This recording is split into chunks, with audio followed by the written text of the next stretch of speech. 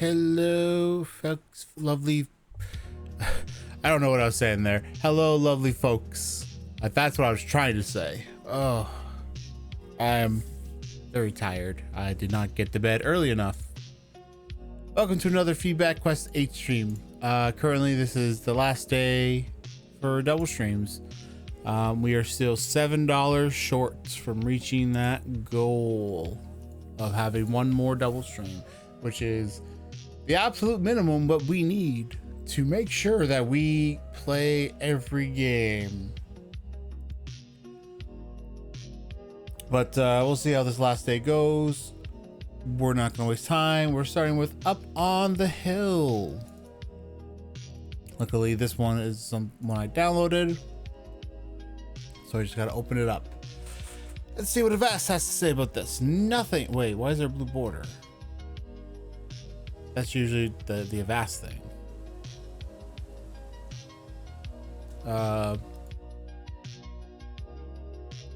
You see, like, you can. Nope, there it is. Wait, what the heck? Avast didn't even pop up that time. Interesting. Up on the Hill. It's a visual novel. Oh boy.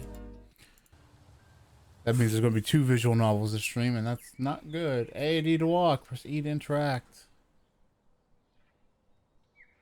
Wait, a visual novel with movement?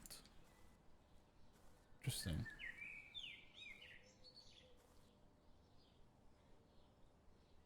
Oh, hey, sweetie. What are you up to?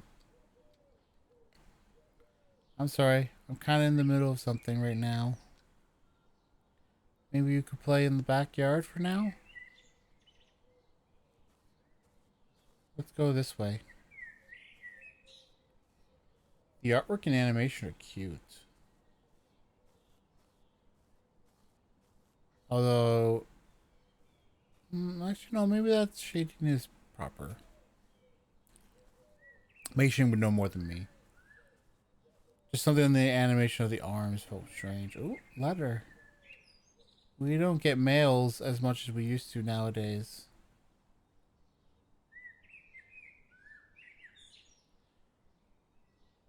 Why is that such a strange sentence? Well, mail doesn't need to be pluralized. That's why.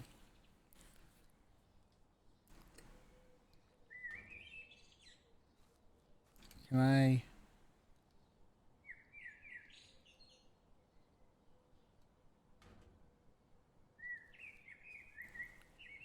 I guess I'm going inside.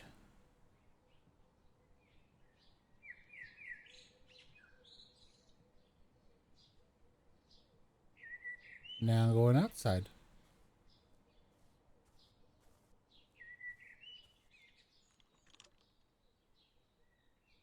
The gate seems to be locked. Maybe I'll ask Dad about it.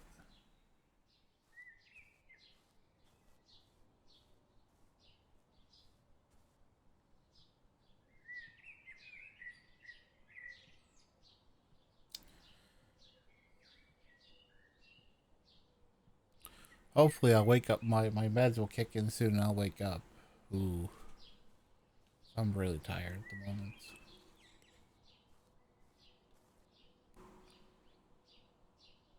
Hold on a second. Yes, sweetie? What's wrong?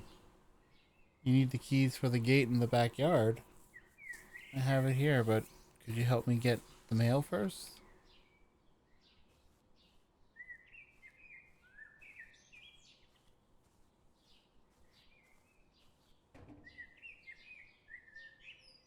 There is a mail inside. I got the mail. You obtained a mail.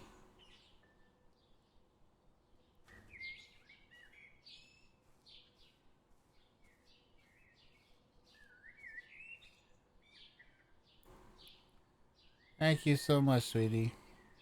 Here's the key for the gate. If you're going up the hill now, did you pick up some flowers on the way? I'll catch up with you once I'm done with this call.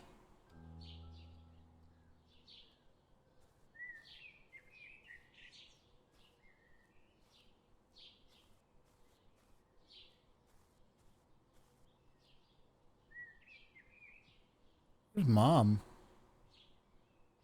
Huh? Guys, where's Mom?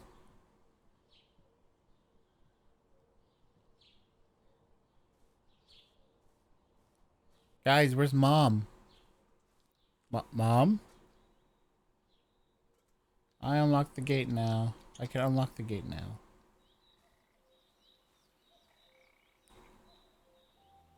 You obtained a tulip.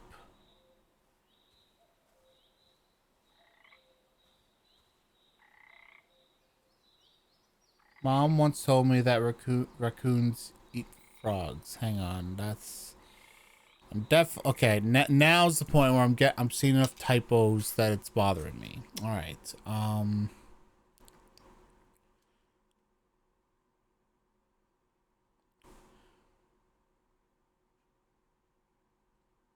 Because I was going to let it slide because maybe it was the mind of a child, but the child clearly can talk well enough. So,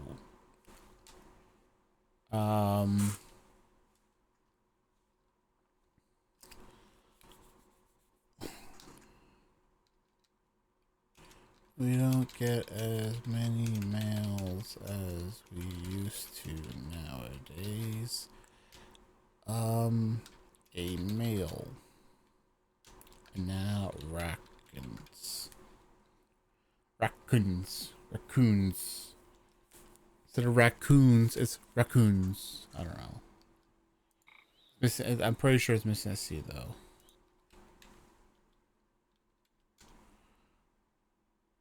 Yeah.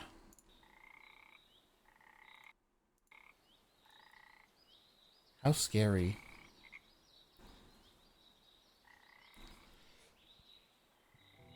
Got a flower.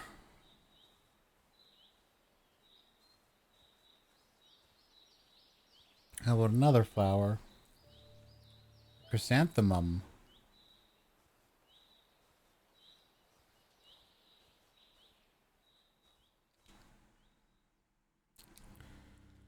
A sweet pea. All these different flowers I'm encountering.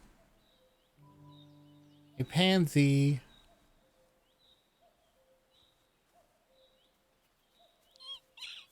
The raccoon stole my flower. What the heck? Oh no, my flowers. Darn raccoon. I've got to get it back.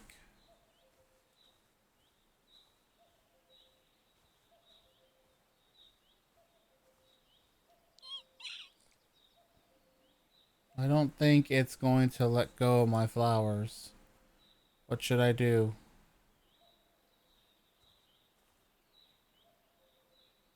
I need to get my flowers back. Yeah, I need to...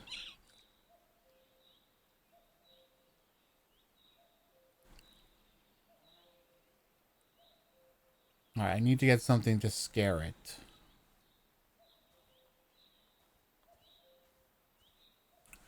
Oh no, am I going to give it the frog?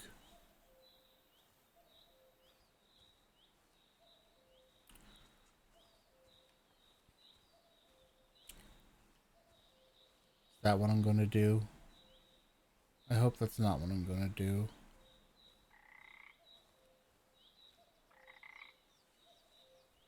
Ribbit, ribbit. Eh. You obtained a frog. No.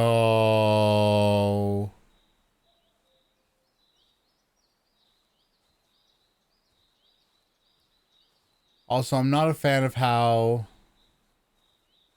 the shading on the hair doesn't move, although all the other shading on her does. Like the shading is stationary on her hair.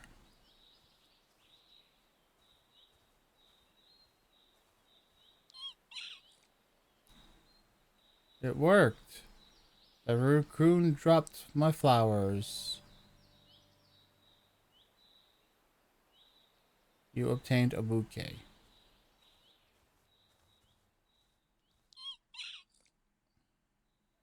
Kiki.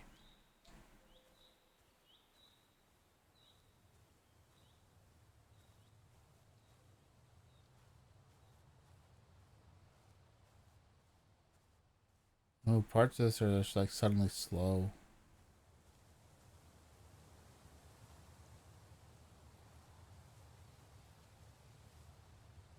How in the world did you get here?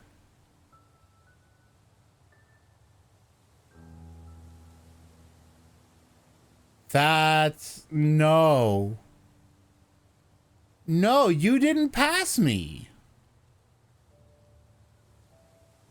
No, no, no, no, no. You didn't help me with the fucking raccoon problem. How did you get here?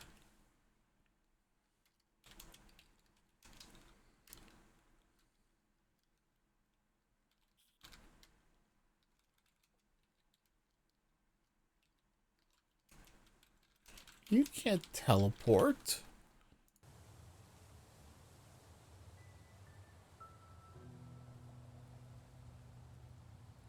You're finally... I'm finally here. No. No, no, no. That's not how that works. That's not how that works. I came here first. You're the one that shouldn't be here. Go ahead. Just place the flowers on the grave. Well, I know where Mom is now. You place the flowers on the grave.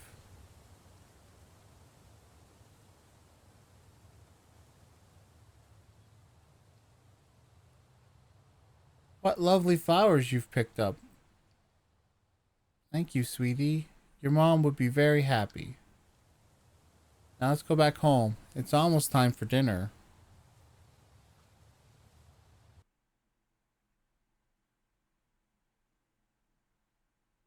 Wait, what? That's it? Wait, wait, what? That's it? Wait, that's, that's, but that was like 10 minutes. I know,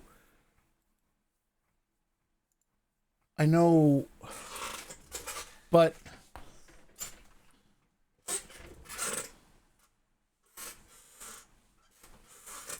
what? Yeah, I gotta do one thing before I forget. There we go.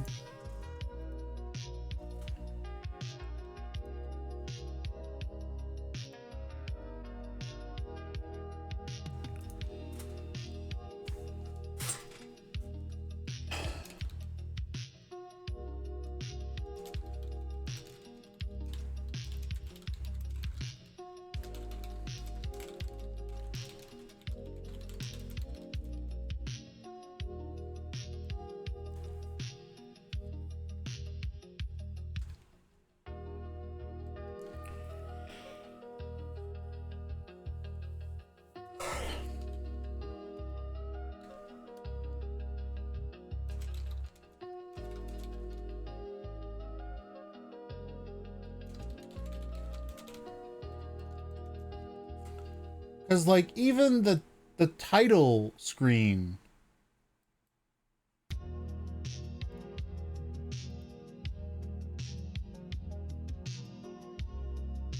I don't know.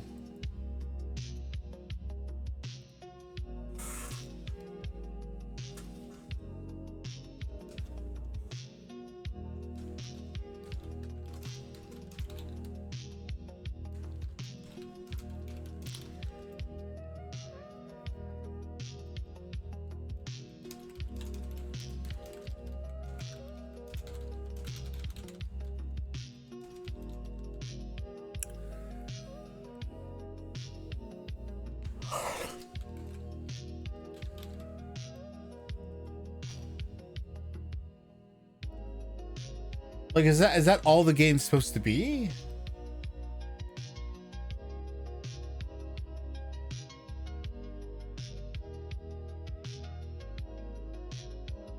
I guess it is. That's all the game's about. I kind of expected there'd be more.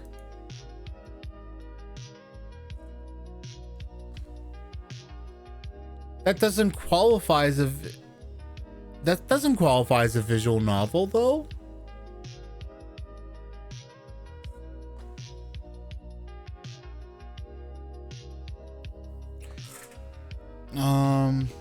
All right. Well, let's see what I can do.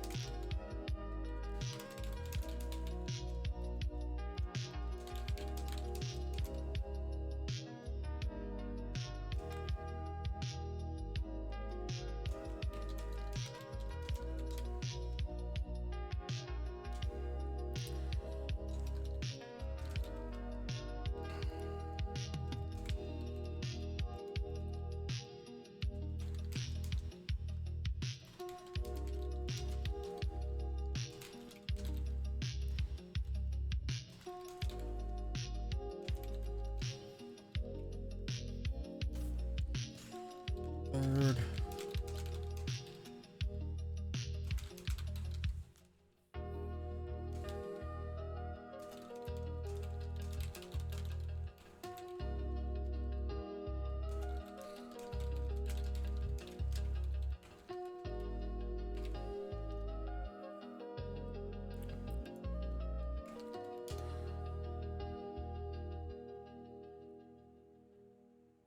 Interesting that that doesn't get flagged as a spelling mistake, though.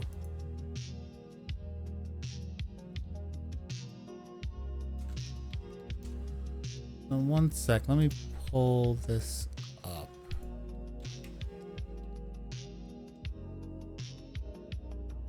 Oh, it is a less common spelling, but where is it from?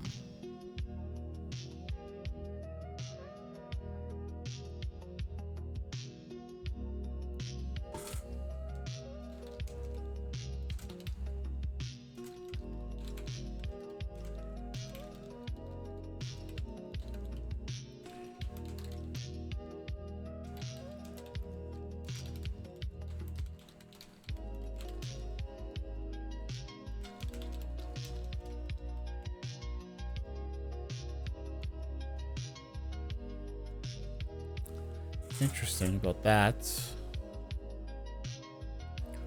Ooh. It's the mission. She wants to do a stream together. Okay.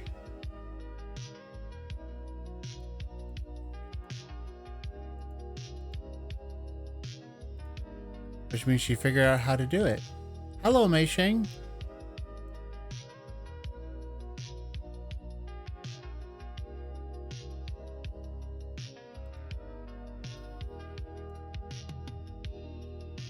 Okay, I think that's that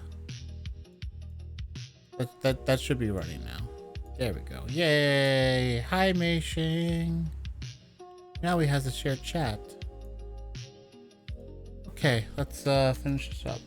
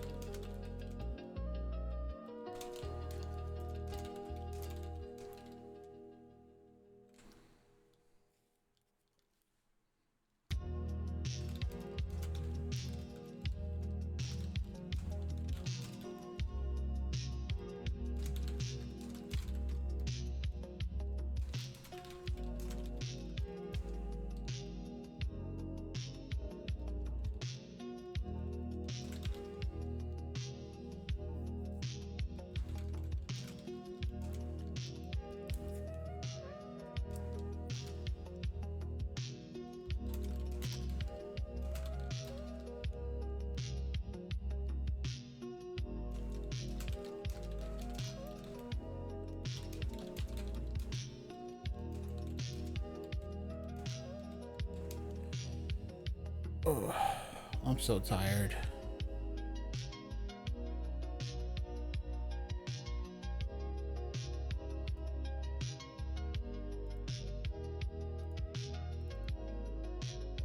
Wait. Oh, why did this not go? Oh, I know why this didn't go off. Hello. Hello. I apologize for my delay. No. Discord didn't notify me because it's in streamer mode. No problem, no problem. Okay. Oh.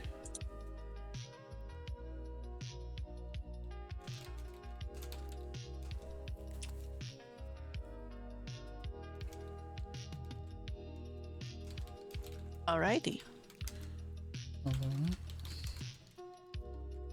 Rating to you after I'm done. You'll probably go longer than me, right? Probably, yeah. Me rating into you tomorrow will be like very normal. Very normal thing to do.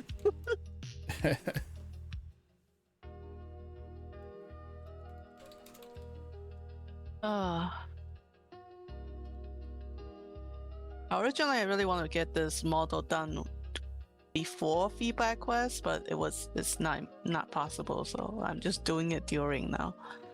See if I can finish doing feedback quest.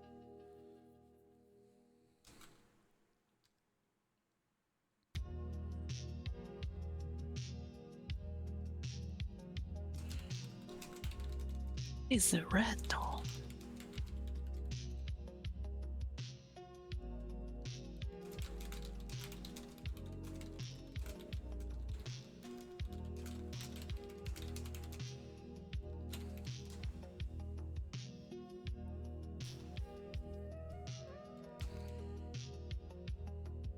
I don't know.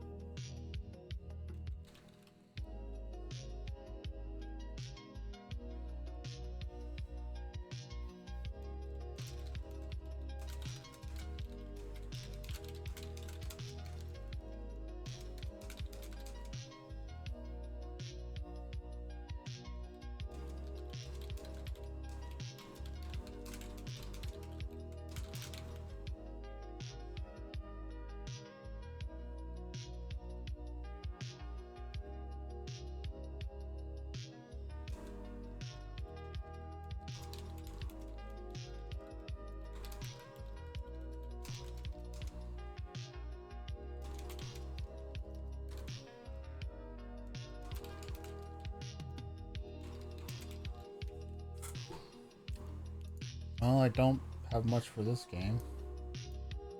That went very fast, unfortunately. Or, I don't know, depending on who you are.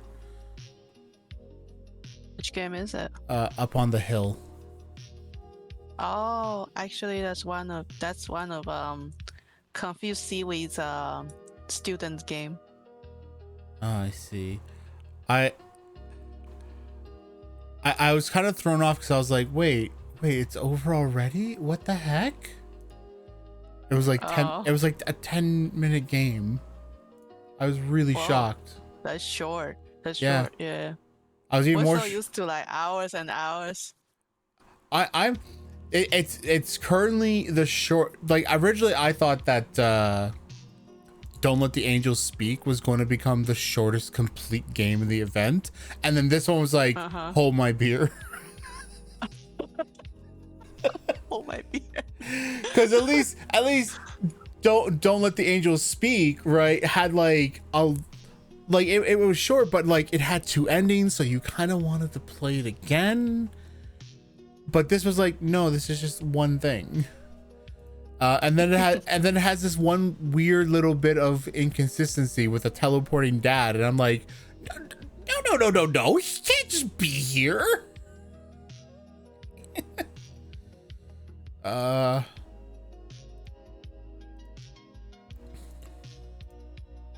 It's a very sad story though. Oh. Yeah. If you've not played it, over the up on that hill, it already sound like one of those like the title already sound like one of those feel the feels story. You know? Yeah, that's 100%. I was thinking to try that one. That's 100% what it is. It is definitely a feels story. Hi. All right, moving on to block now. Block is all about reversing or reflecting chunks of the map wherever, whether that be to create gaps in walls or to build new paths in order to advance levels. All right, let's take a look at this. Why won't you paste in place? Oh my god.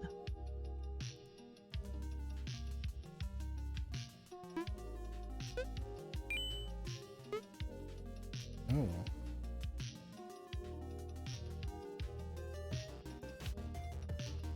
On the X, press E. This is so frustrating.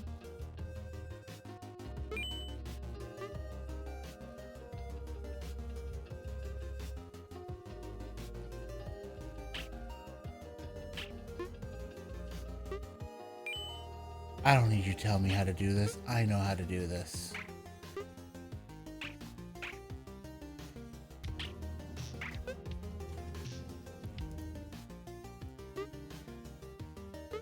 I get this game immediately. Ooh.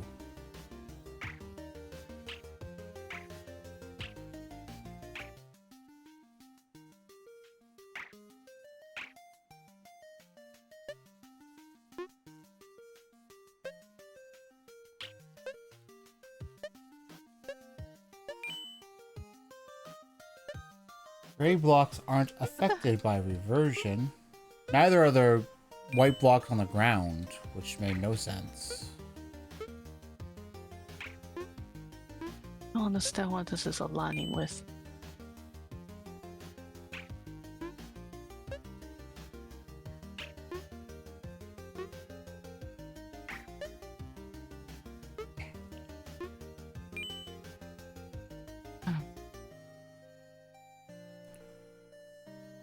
Oh, I see. Hmm. Um...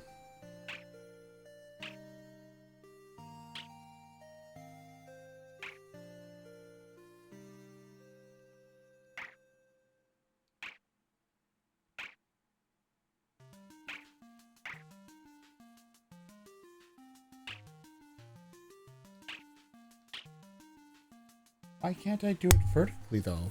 Oh, that's I hit my mic there, sorry. No problem. Save, save, save.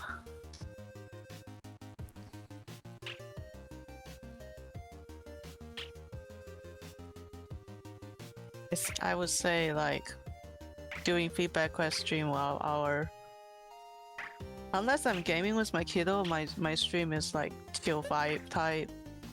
Yours too. Surprisingly similar energy.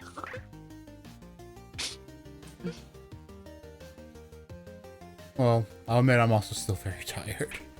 I did not get to Aw. bed anywhere near early enough last night.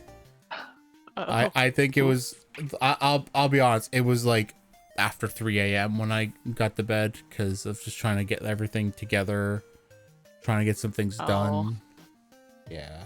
Right. Ah, shoot.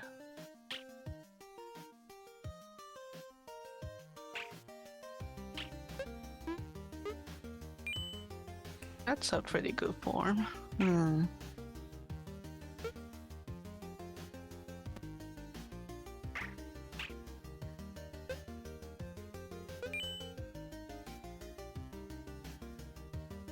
Thank you for the alert.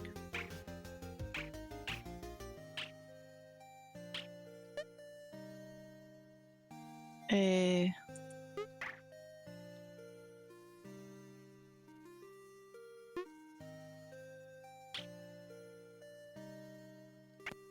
I need to eat, man.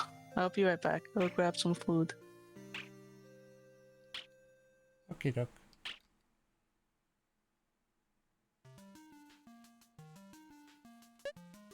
No, no, I'll keep doing what I'm doing. Unless I mess up.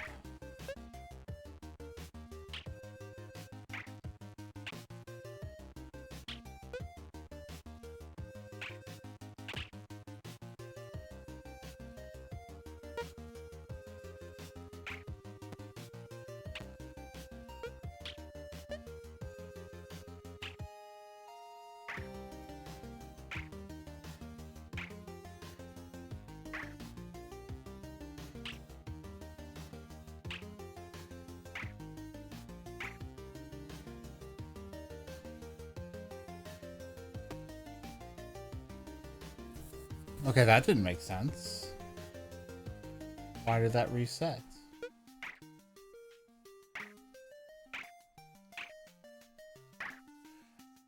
That would be why.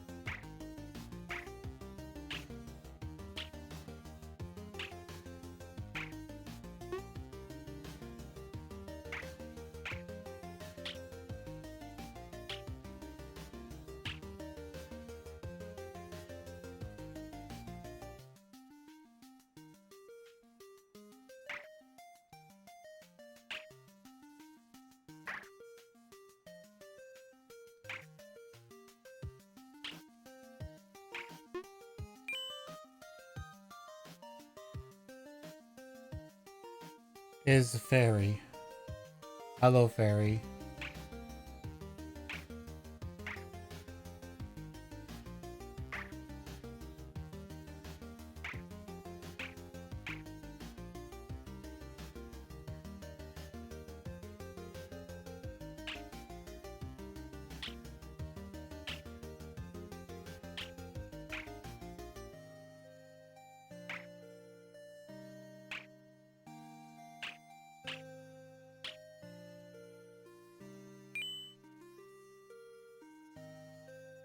Oh, interesting. This is quite the final level.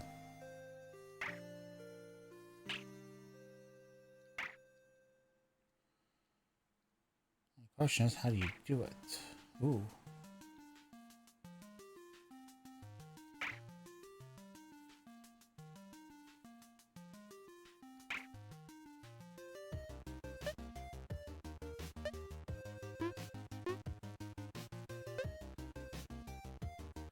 Hello, One Peak.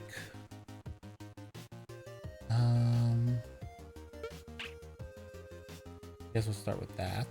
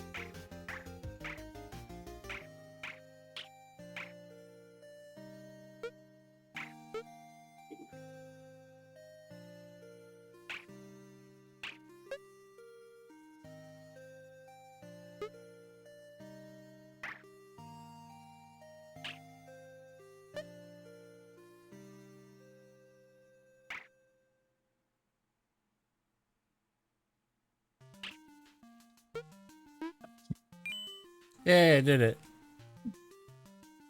I'll Cool. be eating for a bit. Oh, Probably should mute myself. okie doke.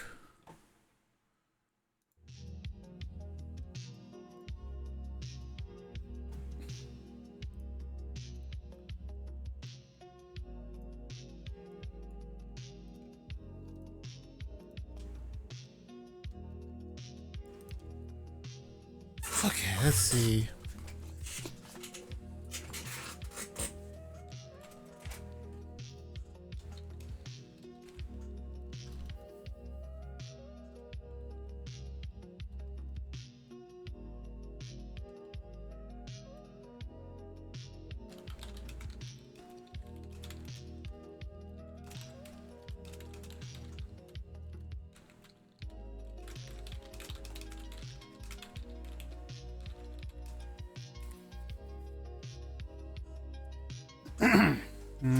Let's see.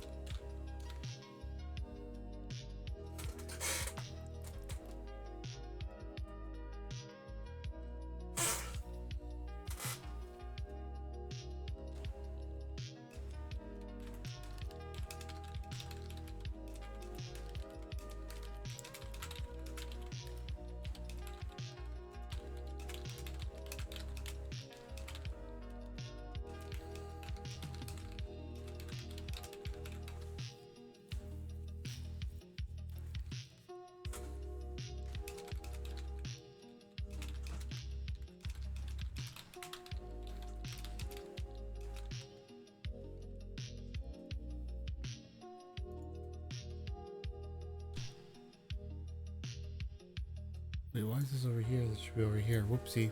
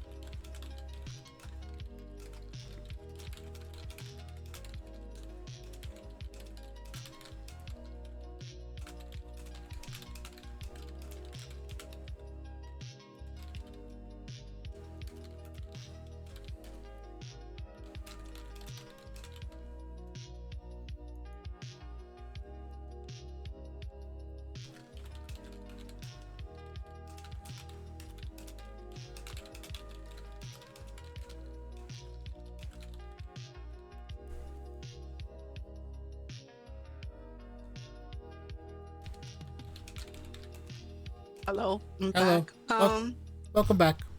That's weird. Your stream keep on stopping for me for some reason. It's stopping? Mm, I did have well, it's moving. I did have some drop frames early on, but not hasn't been in a while. Looking at the numbers.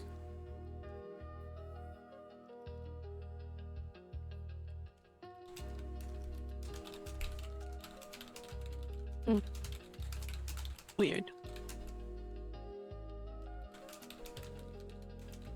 It's moving now. Okay. Alrighty. I'm done with my lunch. I will resume. Realize with 180 the hair have to be handled completely different. Yeah.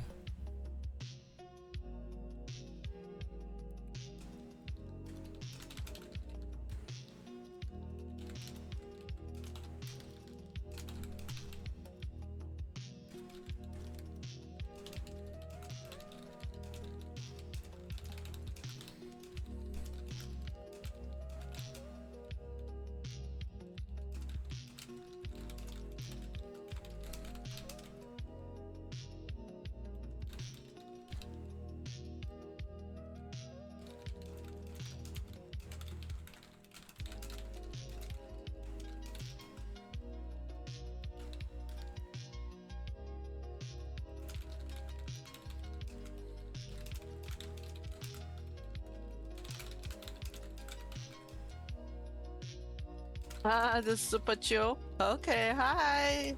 Good to see you, Amalia. Sorry I missed your earlier stream.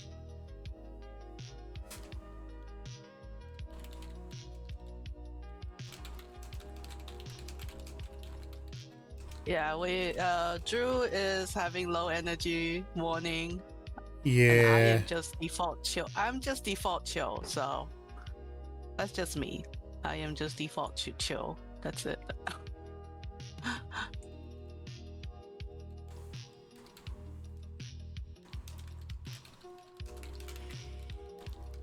Chill vibe is my vibe. I actually personally prefer chill vibe myself.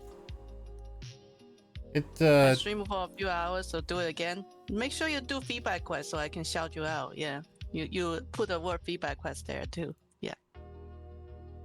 And so if you don't do a feedback quest, I wouldn't know if that's like a test stream or is that a feedback quest stream. You know. Yeah. But I don't want to pin devs more than once a day. They get annoyed, I think. And if this keeps up, I might have like 2 hours to use for Ikamasho. Because I'm already done 2 games and it hasn't been an hour. What the heck?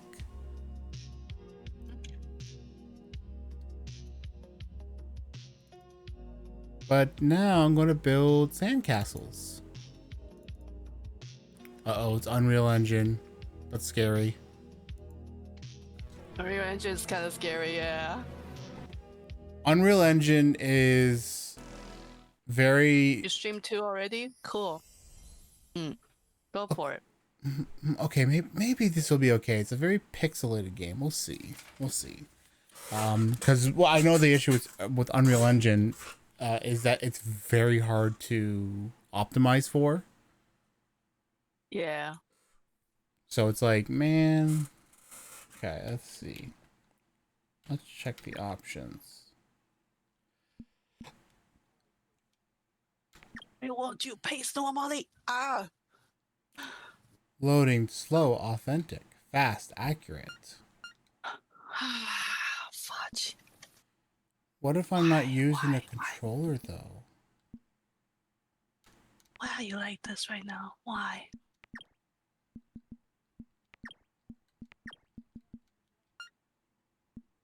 Fine. Hey.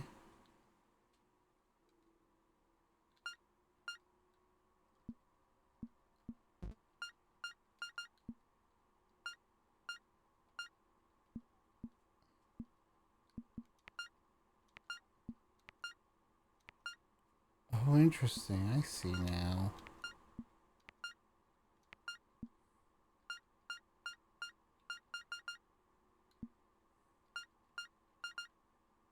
I think I'll just...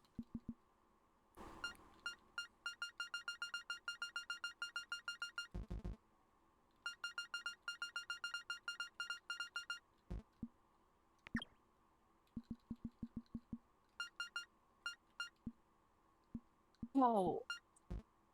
Yeah, they...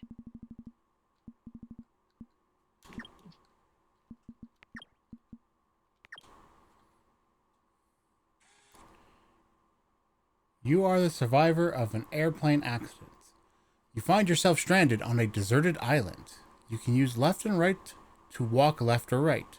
Try to make your way to the bright red lifeguard chair. Oh, this is actually not pixelated. Not. It has a pixelated look, but it's in 3D. Interesting. Oh, I've seen those before. They still take up a lot of space. Yeah.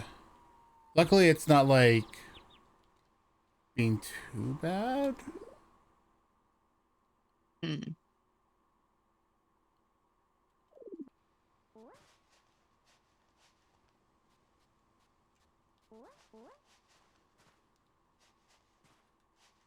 Yes, I know.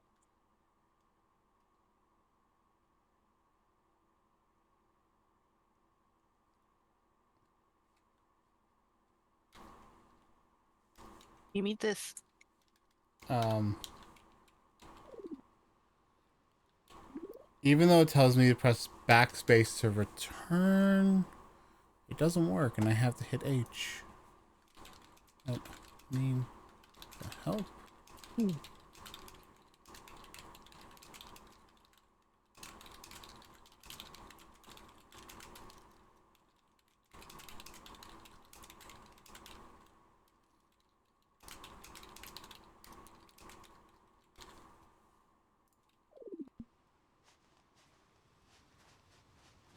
I thought this was a game about making sandcastles.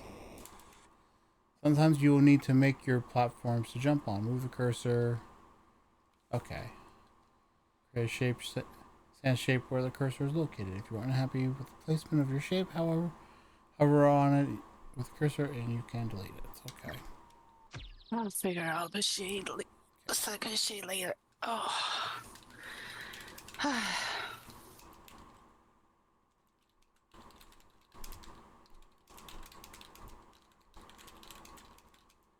Rigging just used so much of my brain power. That's why I haven't offered anything related to working as a rigger.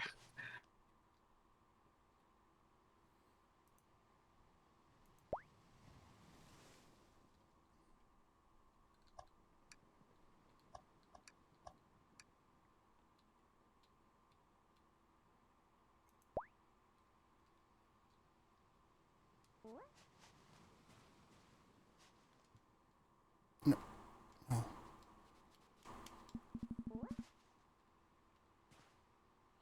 All right, get in there. I don't feel like that's how sand's supposed to work. Call me crazy, but I don't think this is how sand is supposed to work. What do you think, Mei Shing? Hold on. Your stream stopped on my side again. What the heck? Oh, I know what's going on. I'm doing very well, apparently. But,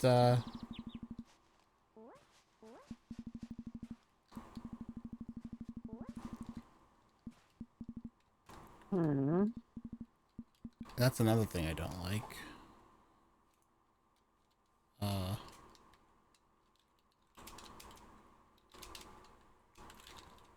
Thing is, oh, I hit your stream's ad time. That's why. Yes. Wait, what the heck?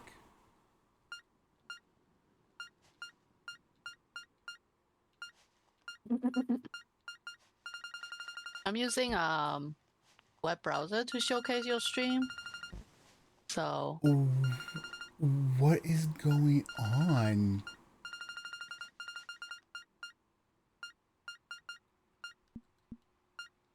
I see it now.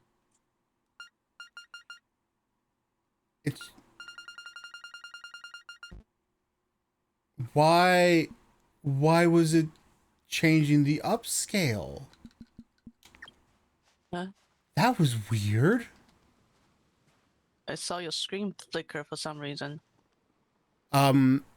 So for some reason, just now, I tabbed out to write a note, and brief note, whenever I tab out, it probably does flicker. Because that happens with a lot of games. But then when I got back in, I was hearing sounds and the graphics were constantly changing on me. And I was like, what's going on? It turned out that somehow the game had gone into the menu, into options, into video, and was on upscale and was changing upscale.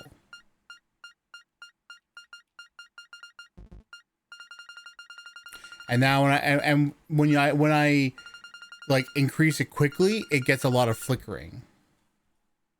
Oh, I see. That's what's going on. Flickering when changing upscale quickly.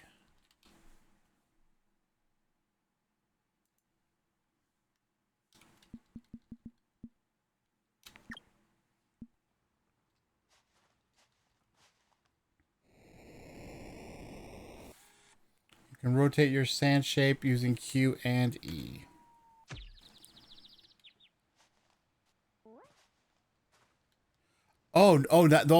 That weird sound input's no longer going on though. Interesting. Had a bug where my input was connected to the menu.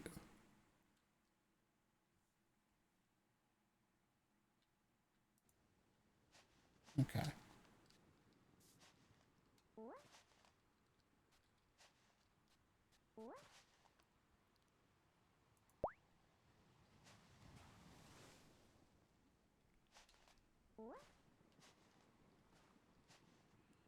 May have, nope. Okay, I'm good.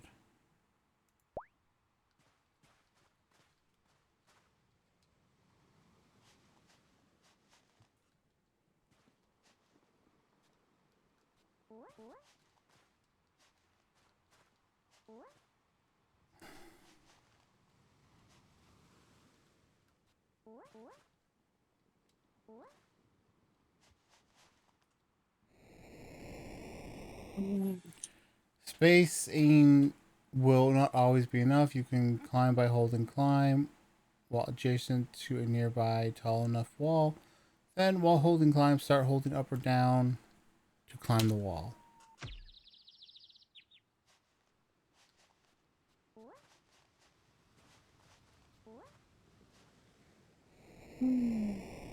Combine. Great job so far.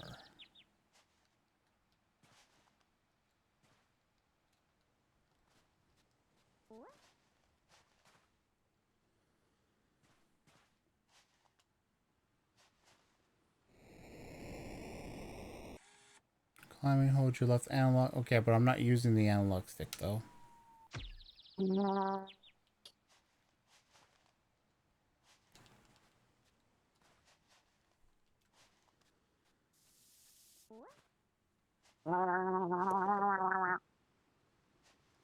What the heck? I'm just expressing vocally my frustration. I see.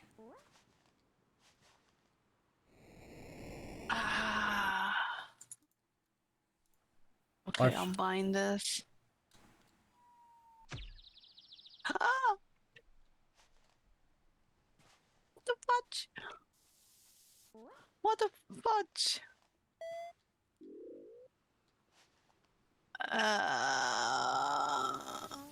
No, Tide, go away. What did you do? I think there's a bug. Uh-oh. There might be a bug inside this software because it's still in beta. Oh. Maybe I should. I don't know what's going on. Maybe they can tell me if I submit a bug report. I don't know if it's a bug or not a bug. It used to not happen like this. Okay, here. Okay, perfect. I got it now. Does it not feel like this is not how sand should behave? Everything in the game world is, well, It's magic. No, but it's sand. But it's sand. It's sand bricks. It's sand bricks. Yeah, but when I put if I don't attach them to another piece of sand or onto a surface, they'll drop down on their own. Oh, I'll show today? I'll show you on another level if it lets me. Okay, so here we go. So I'm just gonna put a block here. Ready? Boop, false. Mm-hmm. Another block. Oh, false. Oh, falls. But these two blocks don't keep falling. What the heck? Is this supposed to behave like Tetris? Yeah, kind of. Which is why it's so strange. Uh-huh.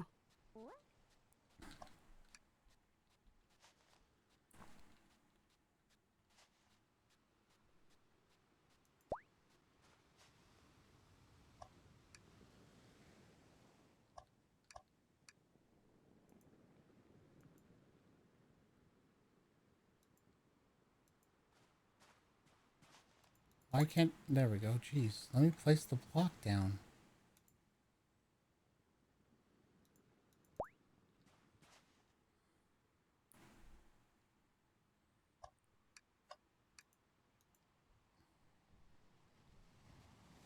Let's get up here now.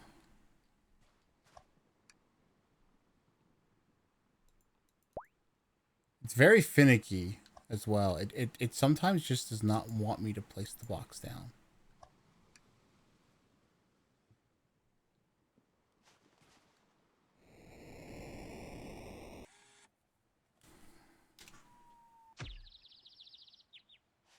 Oh, wait. How am I supposed to do that? Wait a minute.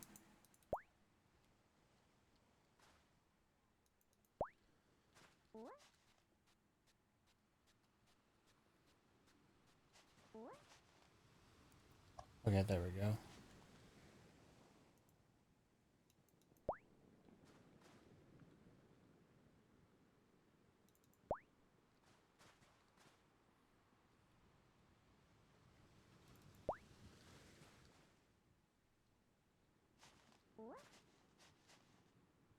Combine?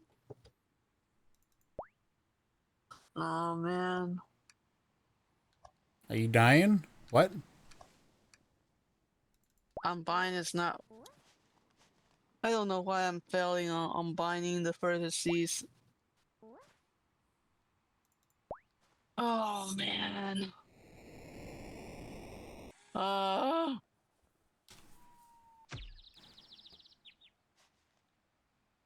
Unfortunately, okay, this is than I expected. Unfortunately, this is a struggle I have no understanding of.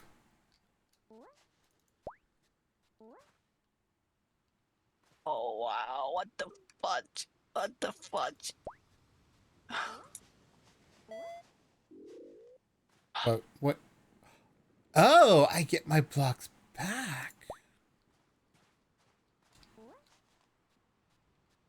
Okay, okay. There we go. Yay! Congratulations. Did it. In this really strange game. That is not about building sandcastles, and I'm really upset by that because I was looking forward to building sandcastles.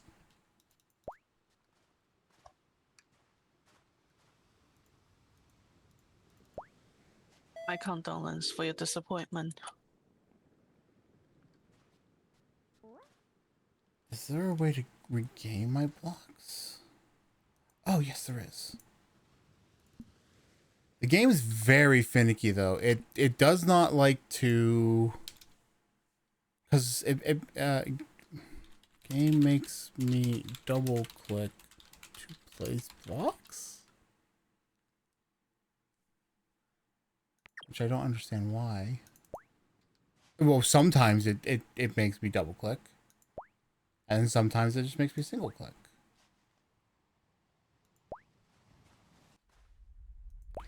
What the heck? That's a get out of here. No! I fell.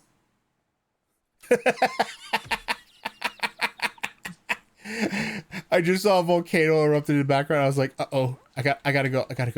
Oh no. Oh no. Oh no.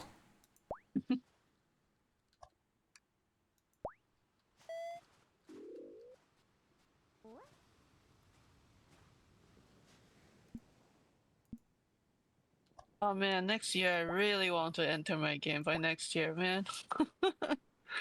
I've been struggling to finish my game. And Speedback Quest has been how many years now?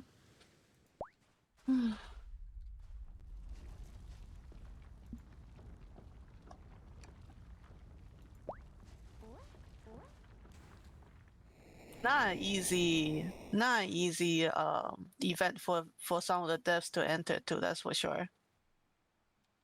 Oh. Especially if they're Oh. having Oh, I beat it. Game's just over Oh, now. congrats. The game's just over Oh. now. It just restarts. I was like, oh, Oh, I okay. see. That was another very short game. Okay, finished. Why does Twitch know that I mute you? I don't know. I'm doing it from the browser. They're not supposed to know. Who knows? Like with the kind of software that freaking the kind of stuff that's now possible in web browsing, who the heck knows what they like can keep track of? Yeah, I don't know. Well, I can always ask one of those software engineers, which we know a ton of because they're all game devs.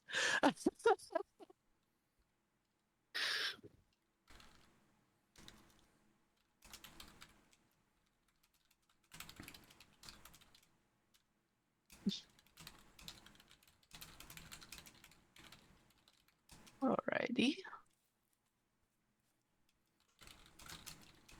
I'm gonna get my hair in slowly but surely. Okay, I need to think about how to start this comment in the most comedically rage bait. No, the most comedic rage way possible. There we go. I got it. False advertising. This is not a game about building sandcastles, and how dare you get my expectations up. Put a smiley face to show that you are joking. No. I know. I do this a lot. I just have to think of the right words. Okay. Because some people I was read all it very excited about building a sandcastle, and I was robbed, I say. No sandcastles were built this day.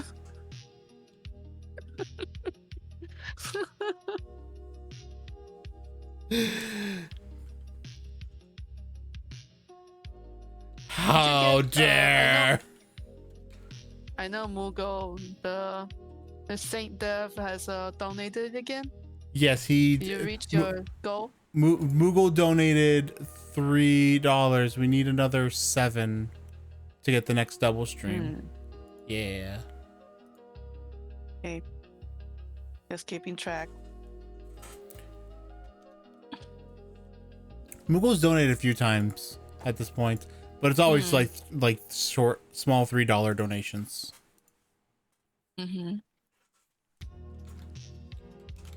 Well, it's not that his game is making him money, so.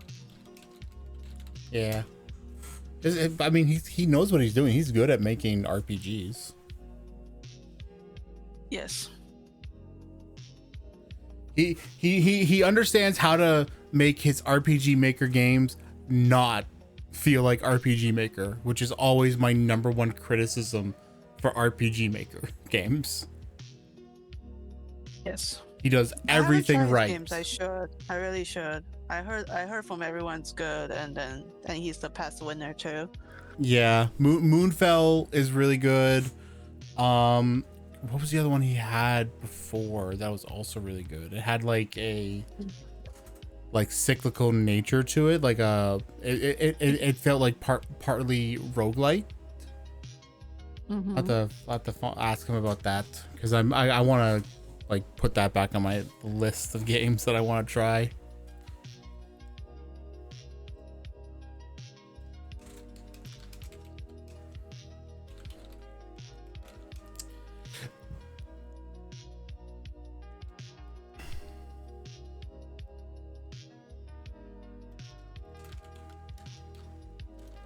Hmm.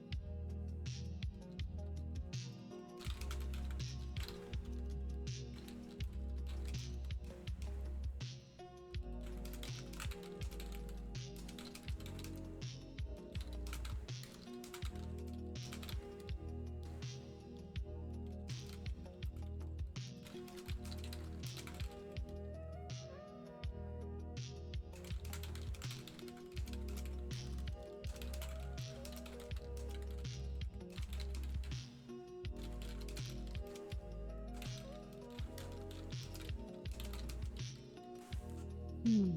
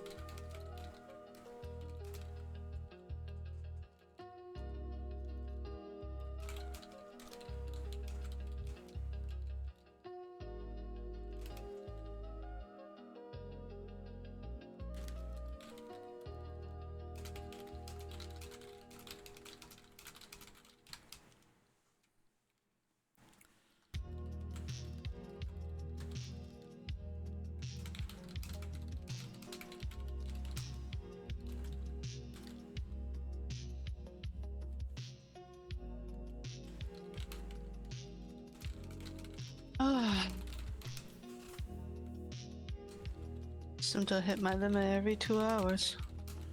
Was rigging.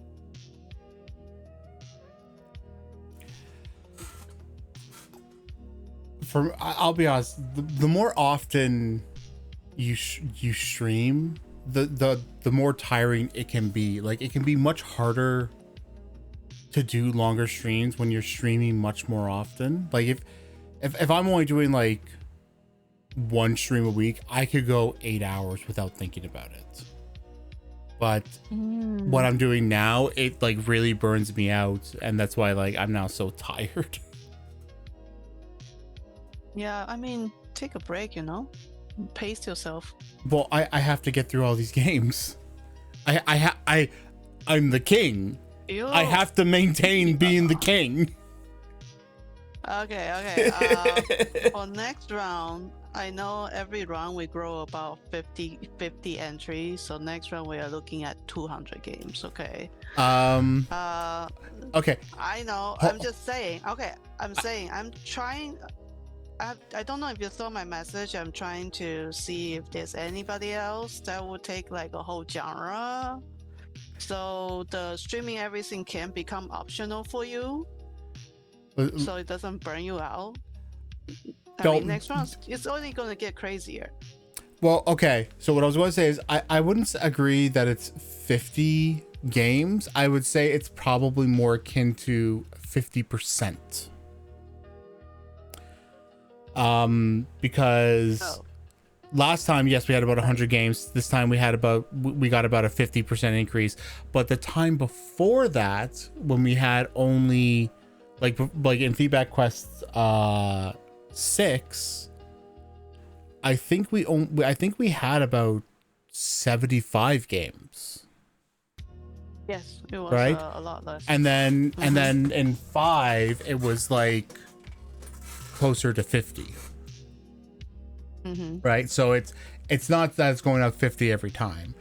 That said, I also don't know if like I don't know. I feel like we won't hit 200 that fast. Like, and in all honesty, I think it'd probably be good if we didn't hit 200 that fast, because, like you said, that would get really crazy. Well, I am guessing we could, because this time we reached top 10, right? Did we? Next time we start. Oh, yeah, wow. we reached top 10. The whole platform sees us. Oh, dang. From now on, the moment we launch, the whole platform might see us. Interesting. Okay. Okay. It's different now. We're famous. I think if that's the At least on case, each.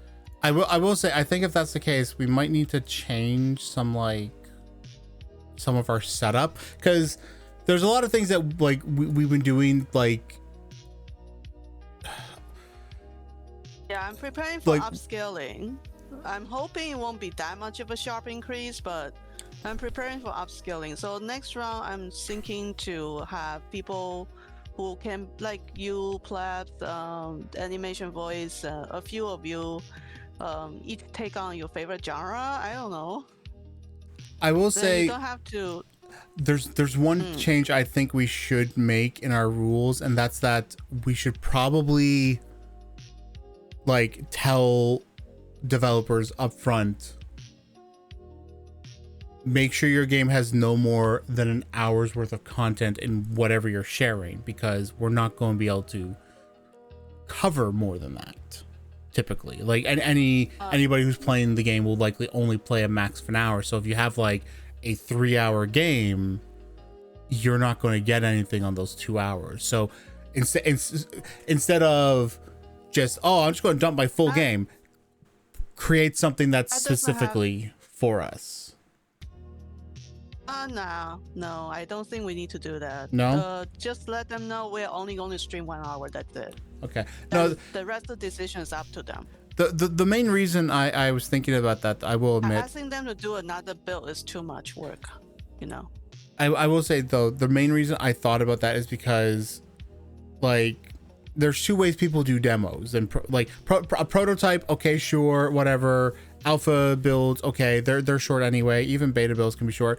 But if somebody's doing what they say is a demo, then if we tell them, if we ask them, consider making like a build for the event, we can then tell them, place it in a point in the game where the player will get the most experience out of your gameplay that you want tested, out of your narrative that you have going, if you have a narrative based game, and that way it's more focused, and then it's not a thing where the player is not seeing all the mechanics because they're not getting far enough, and then all those like later game mechanics get covered that way. If they like say, oh, okay, well, I'll try and do this build to be like 2 hours into my 5-hour game, where you'll have access to all of the mechanics, as opposed to the first, where you only see the first hour and you might not have half of the mechanics or half of what's intended. That's the only. I won't say as a rule, but make a suggestion. I won't. Yeah, I'll make a suggestion, but not a rule. Yeah. I would say we should definitely suggest it. Yeah, I would say then I can make it clear on the streamer side that we only need to do 1 hour, and doing more than that is optional. Yeah. Or less, you know. Yeah, some games are just less. There's also another thing I'm noticing. There's also another thing I've been really noticing about the event this time around. There's a lot of these games that, even if like the game itself is not going to be updated, it's not going to be changed. What it is what it is, right? I got that out of Up on the Hill. I got that from Don't Let the Angels Speak, and it almost feels like these like games that are in that position, I don't know. I feel like I feel like we should be asking that the games being submitted are like in development stuff, rather than, okay, this is done and moved on. I don't know. Maybe that one doesn't make sense, but that's just how I've been feeling about it. Of course, I say that. As I say that, I also have to admit that Don't Let the Angels Speak is probably my favorite game in this event this year. Oh. Yeah. I loved it's such a short experience. There's a whole lot there. It's a very short game. And even the way it looks is very static, because like most of the game is one screen and text. That's it. And yet something about the whole experience, the combination of what it was telling, of the situation that the narrative was in, even the music, even though I did find out that the music was AI generated, and I'm upset about that. Which is why I am never ever like I'll say right now, I'm using that song on my stream. I found the song. I will never give credit to this person because I don't agree with AI at all. But I'm only keeping it because I really like the song. It does really. If somebody could point me to some 80s retro vaporware that has like the same sort of like bubbly light feeling, because whenever I look up trying to find like vaporwave music, I find it can be very like the way it can sound is very, very different. Sometimes it can sound a lot darker, and if I could find something that gives me the same sort of like happy, whimsical, ethereal feeling that this song gives me, I'll replace this song. This is probably going to be like my main background song now whenever I don't have something going on my screen and I don't have like sound from a game or something. But I would love to replace it, because the only reason I'm keeping it is because I like the sound of it, and it would take way more effort for me to find a replacement. So I'm just going to use it and be like, yeah, I'm not going to say who made this, because they don't deserve credit, because they didn't make it, and AI made it. That's the answer. AI made this. I'll give AI the credit. Well, AI stuff has no copyright anyway. Which is perfect. There's no protection. Which is perfect. Yes, there's no protection. Yeah. Because then I don't have to give credit. Yeah, exactly. Although I will say, I looked up the person, and when I found the person who made it, I also found out they have a Patreon. They're making $20 a month from it. Oh. And I was like, guys, come on. It was upsetting. That was why it was so upsetting for me to find out that this song was AI. Oh. Ah. All right. I need to continue this now.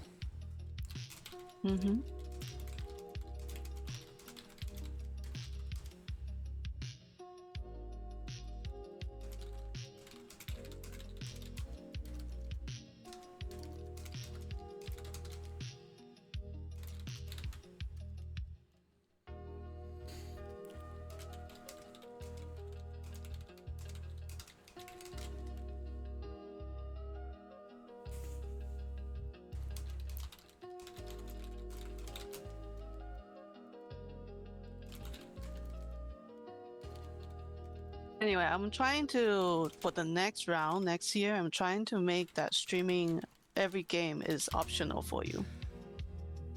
And still get to keep your king title, okay? The thing is, I still might be crazy and do it. What?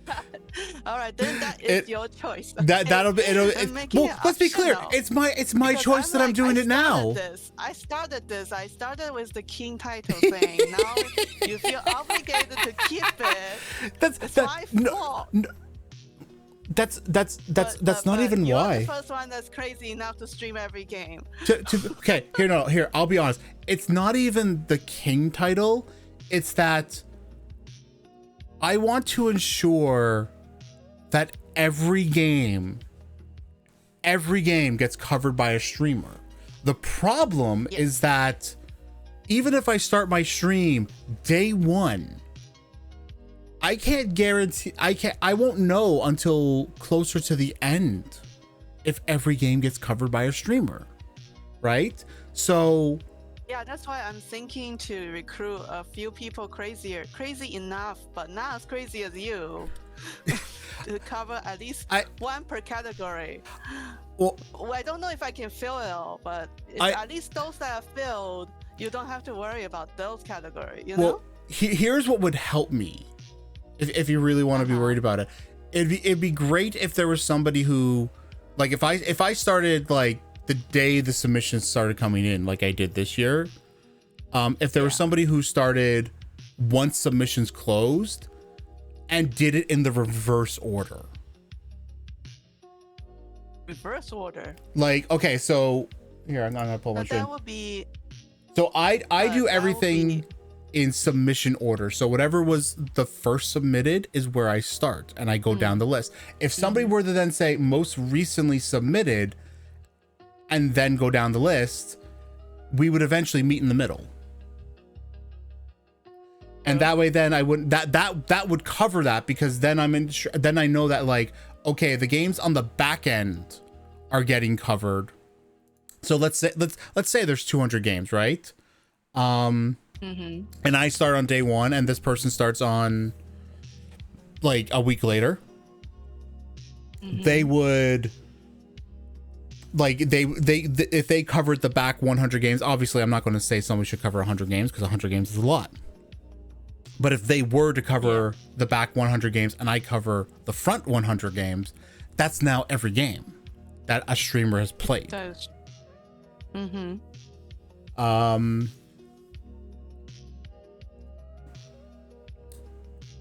But like, I think what it really needs to be is that we need good tracking to know what games have been covered, so that it does happen. Because there's also the whole, like, least rated title. Hang on, let me check something. Yeah, there's at least one. Hang on, let me keep going. There are. I can be the one that doesn't rate any games. Then I will see every game being rated. There are 3 games still that have not been rated at all. Yeah. Right. And on top of the fact that, like, there's a good chance, like, that's the other reason I do it. If I don't cover every game, then it's quite possible that some games will only get 1 rating. And that's kind of upsetting for me, because I would like to see it that every game gets a rating. Yeah.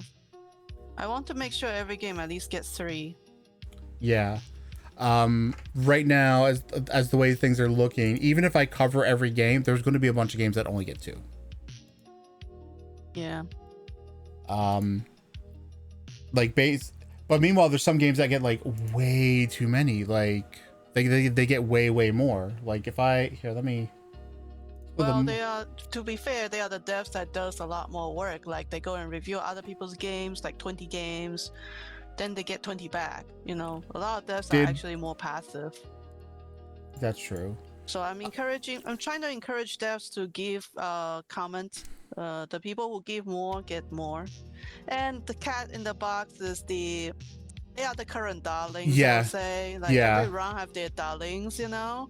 That one. It's just like the what was it? The office chair racing game was a darling one round, and then now it's not.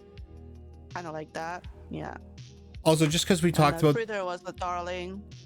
Just because we talked about the AI thing earlier, I had a friend of mine who asked me, would we consider banning AI?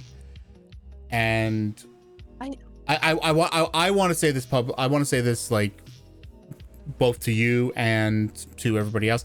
I don't think we should. As much as I am opposed to AI, I don't think we should.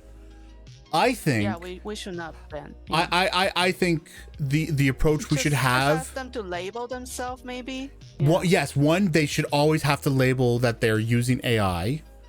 But 2, and this one might be a bit more controversial, but I'm going to explain this too. I think we should ask them to label if they are using AI, is their intent to just make a game and put it out there and it's, like, free for people to play, or is it a product or is it something they're going to try and sell? Because I will never ever oppose a game that uses AI if the developer has no intent to sell, this is why I love the visual novels that The Last Secret does, because they don't charge for their games, period. They're doing it purely because they want to tell the story. Yeah, it's a creative outlet. Game, but I'm okay. Yeah, it's purely a creative outlet. But on the flip side, I don't know if you saw the VOD yet of when I played the game Versus. No, I didn't see Versus, but I saw World Seeker. Okay. I think World Seeker is also aiming for a commercial value. Yes, but I don't think World Seeker has a lot of AI in it. I do think there's like a lot more there. Versus, okay, so I'm actually going to pull up Versus now on my stream, just because this is something that I do need to cover. I blew up on this game. Moogle was there. Moogle was there in my stream at the time. He saw me. I raged at this game, and you can see on my stream I gave it all ones, and that was because it wasn't just that it was AI. It was obviously AI. It was like excessive with the AI. Yeah. And yet everything that I saw out of it was like, this is just Contra. It's just Contra. Like, everything about it feels like Contra. The main character for Versus looks like an AI generation of like the player one character from Contra 1. Like, if you look at like the box art for him, it does all the same kind of stuff. Like, oh, here's a bridge that explodes in segments. Here are all these different power-ups, and they're literally all the exact same from Contra. To the point where I was like, oh, here's the spread shot, best weapon in the game. And it turned out, yeah, I got the spread shot and it was the best weapon, because in Contra, the spread shot was the best weapon. That kind of thing. And then you get to the first boss and it's like, oh, hey, it's the wall boss. It's literally the wall. I literally grabbed an image of the first boss from Contra, like cut out just the boss, put it over my stream, put it over what he did, and then I fought the boss like that. And then the second stage is literally the exact same type of stage as the second stage of Contra. And it's like, nothing about this comes off as unique. The only things that really did come off were that he added a sprinting mechanic, and he added like this sort of like grapple beam thing, but they're not, the grapple beam thing's not used in like combat or anything. It's just used in like platforming, and like that's not interesting, right? It's boring. There's more that could be done with that. So I ripped it. Like, if you go read my message, this was the first time I've ever said to a developer, even like I do my intro and then I say, okay, full disclosure, you're actually probably not going to want to watch my VOD, because I was not kind to your game. And this review is not going to be kind to your game. And I was really surprised when they responded, and they were very polite about it. And I was like, bro, you did not owe me any sort of response. I feel like I was a jerk here. Now I feel like even more of a jerk. You know, just see it as like it's a fan of Contra decided to make a game that's just like Contra. You know, it's like level 1. Oh, level 1 I just wish it was like not. It didn't go like so far into it. I wish it wasn't a thing where like the first boss is the exact same, and then the second level is the same type of gameplay. Where, because this I don't know if you've ever seen or played Contra. No. Okay, so. But I have seen plenty of fan fiction. Okay. I will just describe it like this. So the first stage is a 2D side scroller, but the second stage, it has like it's like a 3D effect where you're standing in the foreground and you're fighting stuff that's in the background. It's trying to do 3D. It's during that time, yes. Yeah, but this is during the NES era, where None of that, where that was very hard, and it works really well. It actually works. They did a very great job with it. It's Konami, and Konami these days doesn't really make games anymore. It's very sad, but they did a great job with it. So when I see the first two levels as the exact same, and the first boss is literally the same boss as in Contra, as the first level of Contra, it's like there's no originality here. There's nothing to hook me into this. It just makes me want to go play Contra, right? And the developer even admitted that, like, yes, this is supposed to be a game for Contra fans, but it's like, if that's the case, you definitely need to do something new with it right away. And one of the things I think I'm pretty sure I mentioned is that the whole grapple thing, that should be a fight mechanic. You should be able to use the grapple to, like, grab an enemy and pull them to you, and then, like, get and then, like, do a melee takedown on them. That would be really cool. But it doesn't even do that. You can tell. You wrote that down? I'm pretty sure I wrote that down. I because, like, even though I was like, that's a great idea, though. Even though I was hammering it for the AI stuff and the unoriginality, I was still trying to suggest ideas. Because, like, another thing I brought up was, you have this great grapple mechanic, but you set it up where it's only on certain points. Why don't you try and, like, mix a bit of Bionic Commando into this, which is another NES game. But the difference was, in Bionic Commando, you had this, like, arm that you could, like, grapple to things, and then you can swing yourself or off of it and, like, go over jumps doing that. And you could, like, climb. You can, like, use it to get up higher. If you couldn't jump high enough, you just, like, grapple above you and then climb up. And that was another thing I suggested. Allison. Welcome in. But yeah, I ripped that game apart, and I think that's why I like having these two comparisons is probably the main reason why I feel like that should be mentioned. Although it doesn't, I suppose to some extent it doesn't matter if it gets mentioned that yes, they're using AI. Like, tell us being knowing that they're using AI, cool, great. Knowing if they're, like, planning it as a, like, product to sell, not really important. But I think is that would be a great opportunity. Not like, I think flagging that would be great, so that, like, when we get these people who are, like, animators and 3D modelers and, like, just pixel artists, if they see that the game is listed as AI but it's being planned, it's like trying to be developed, and then maybe the developers, like, as the Versus developer told me, the whole reason he's using AI is because he's in a position where he can't afford to hire people. And I get that, because I'm in the same position myself. I would like to make a game, but I'm also the kind of person where I can't make a game using temporary assets or, like, filler assets. I need to be using what I'm going to be working with in order to, like, get anywhere. Otherwise, I'm not going to make any progress, because I'm not going to know if things are working the way I want them to until I get the proper assets. And, you know, that's the problem. But I think that could be very helpful for people. If it's like, okay, this is a product that currently uses AI, but the developer plans to sell it, and maybe then people who have those skills can then be like, hey, listen, I saw your game, I like what you're doing, but since you're using AI, maybe I can help you fill that in and, like, get away from using AI.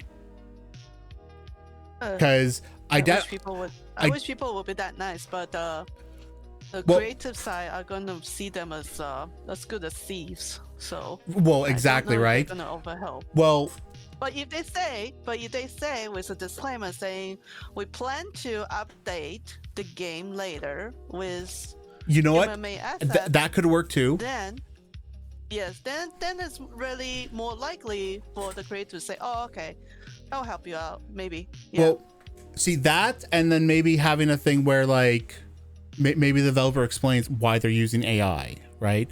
Like somebody who's using AI, if a developer's like, I would say like if a developer who's using AI admits, I'm willing to replace the AI, I'm going to try and replace the AI elements when I have the ability to, then that could like encourage people. And yeah, that could actually be a good thing. Yes. And going back to like discussions that were going on in indie questing, the deferred payment thing could be a way to work that in, because I think like when I was reading those messages related to Kesh, who apparently like really loved that people were doing voiceovers. I'm actually going to tell him right now, listen, if you want me to do a voiceover, I will do it. I'll like if you saw any of the voiceovers I did and there's one that you want done for that character, I will just come do it. And I won't charge or anything, you know, like I don't care. If you want to do deferred payment, we can do deferred payment. If you really want to pay for it, I don't mind, because I just want to be able to help people. That is my whole mentality in everything. It's actually one of the reasons why I wish I wasn't in the financial position I was in, because I would love to just be able to like go to different developers and be like, listen, I'll just help you test your game. I'll help you bug test your game. I'll help you give feedback. I'll help you improve the gameplay. You need a voice. You want a character to have a voice. I'll do the voice, all that stuff. And I won't charge anything. I don't care. If I wasn't in an issue where I need money. And honestly, when the new year comes around, if I get to that point, if I get through everything financially and then I get my autism assessment and I'm able to collect disability, I might just start doing that as like a side thing. And like, yeah, I don't know, I'll help you out, not a problem. I don't know, maybe I'm rambling too much. I would say that this world, everybody needs to eat, everybody have expenses. Yeah. Everybody needs a roof over their head, okay? Yeah. So don't feel bad about needing a financial feedback, you know? No. I it's not even that. It's that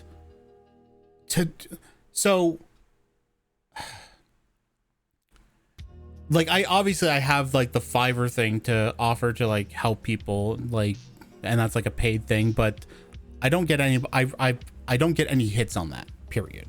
I don't get anything on that. What I'm saying is like I would love to spend more time doing the things I do in Feedback Quest, but I can't because I need to work, or I need to be like trying to find a job and stuff. And if I'm able to collect this disability, that will take a lot of pressure off, and I can probably just do this as a like regular thing. I would honestly love it if I could do a couple streams every week where I just take somebody's game and I just play their game for the stream, and I do what I do for Feedback Quest 8 for the Feedback Quest events, where I just play the game, I review it, I look at like what things work, what things don't, I give feedback on it, I give them ways to improve it, that kind of thing.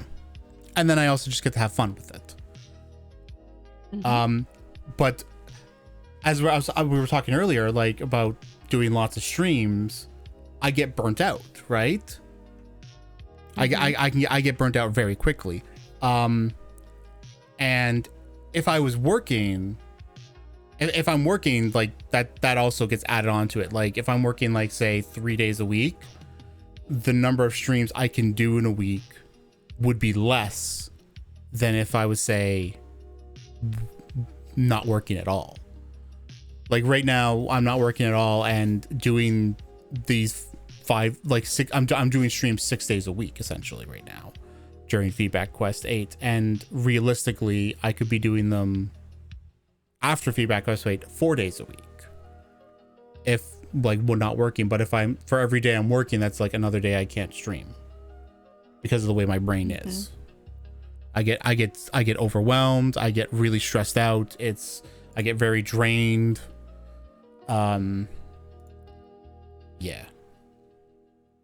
Yeah, So- I mean, honestly, testing even 15 to 20 games is very tiring already. Oh yeah. What you're doing is way above and beyond. I That's why I I'm trying to give you I- so much, trying to direct people to you a lot. Yeah. I will say that what I will probably do for the next event, like if everybody gets the ratings, cool, great. I don't have to stress about that then, because I want every game to get a couple ratings. And then if that happens, then what I can then do is be like, okay, so here's the deal. I'm still going to play every game, but I'm not going to play it within just the time frame of Feedback Quest 8. So if your game doesn't get covered during the event, don't remove it from the jam. It will get covered afterwards, because there are definitely some developers who, when the jam ends, they remove it. And that gets really frustrating, especially when I want to go back to a past Feedback Quest and be like, what was this game? What was that game? Last Secret does that, unfortunately. It took me Don't do it. it took me every time a new Feedback Quest 8 a new Feedback Quest event comes up, at some point the AI thing comes up and I think about Sweet Science. But I never remember the name of it, and I have to go on this big hunt to find it. And that happened when I played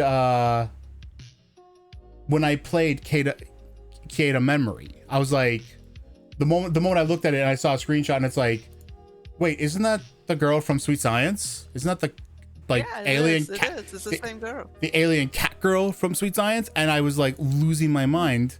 I just did something. Oh, there we go. And I was trying so desperately to remember what the game was from.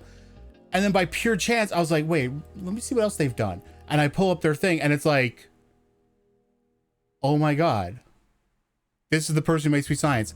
But then at the same time, I then noticed they also did The Beautiful Island.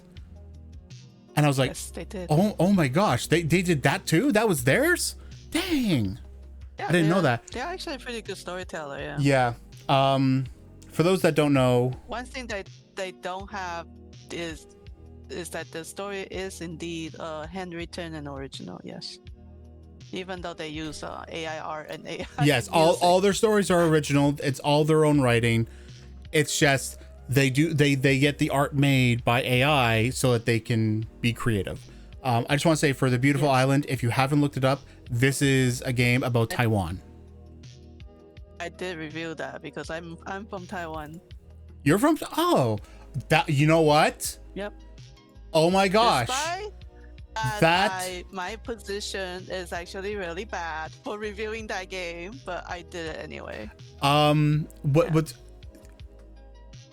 all of a sudden, Because lot of the things, story is really on point. a lot of the things you've now told me in the past about, like, I'm not gonna get specific, but a lot of things that you shared with me, now they make sense if you're from Taiwan. They totally make sense. Exactly from Taiwan only. I mean, I would just call myself an international Chinese. Yes. Honestly, that whole situation with Taiwan is so garbage for the people of It is very Taiwan. garbage. All it take, the funny thing is all it would take is for China to go, okay, you know what, we're not dealing with this anymore.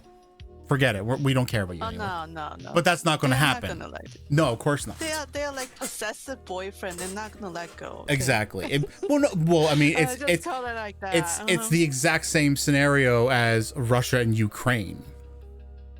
yes.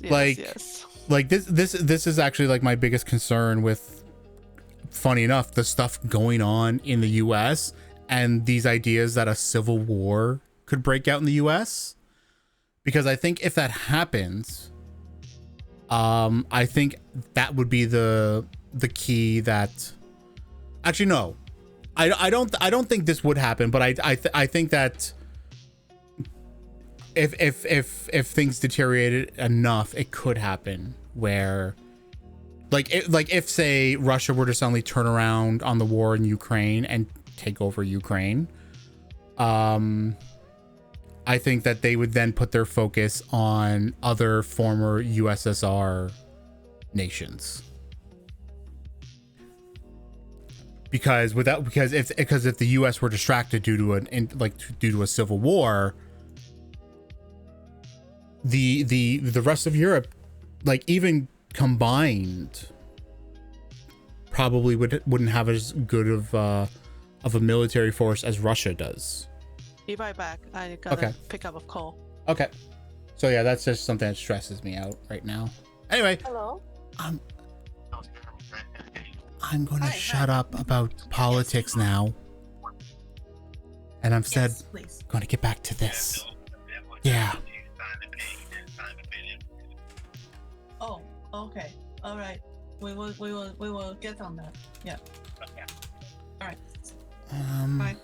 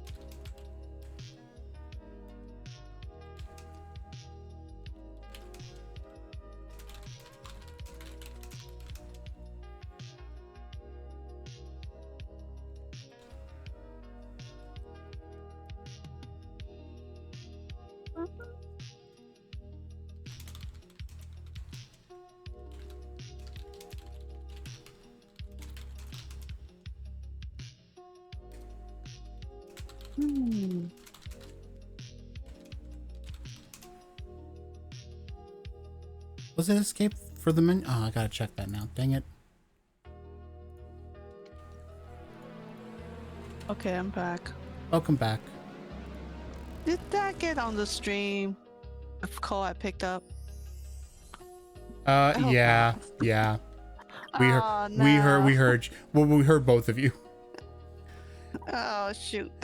Yeah, I don't. You probably couldn't hear me, but I was like the whole time just like talking like, okay, I'm not going to talk about politics anymore now. We're just going to move on from this and continue with this review. And I was like trying to cover it up a little bit. Okay, so it is escape. Sorry about that. I should have muted. Yeah, no worries. It happens. I actually, I'll be honest, this is probably one of the reasons why I'm glad I have a Go XLR, because I just have a little dial right in front of me. Like I have like volume, like 4 little, on sound, on professional soundboards, they have all those like little things that go slide up and down for like affecting for controlling different things. Hopefully that sounds familiar. I have basically 4 of those, and I can set them to what I want. And I have one set for my mic. So if I want to make my mic louder, I can turn it up and it'll affect everything. It'll affect my stream. It'll affect Discord, everything that uses my mic. And then if I turn it down, it'll mute everywhere. And it's really nice. It's actually how I do a lot of my audio control now. It's why, like, when the game doesn't let me have in-game, like, what I'll try and do is I'll always like have like a default in-game, like a default setup for my audio, so that like everything sounds at a certain level.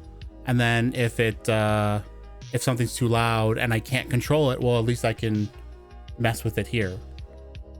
Like I can even increase the how loud you are. I can make you way louder on my stream. And it's really nice, because then when I end my streams, what happens is I'll be like, bye-bye, and then I'll hit the thing to switch to my ending screen, and then I'll lower my mic to completely mute it, and then and up the audio, so now that gets focused on. I'm getting better at doing that one. That's good. It's very nice, even though I probably should not have gotten this when I did. Okay. Well,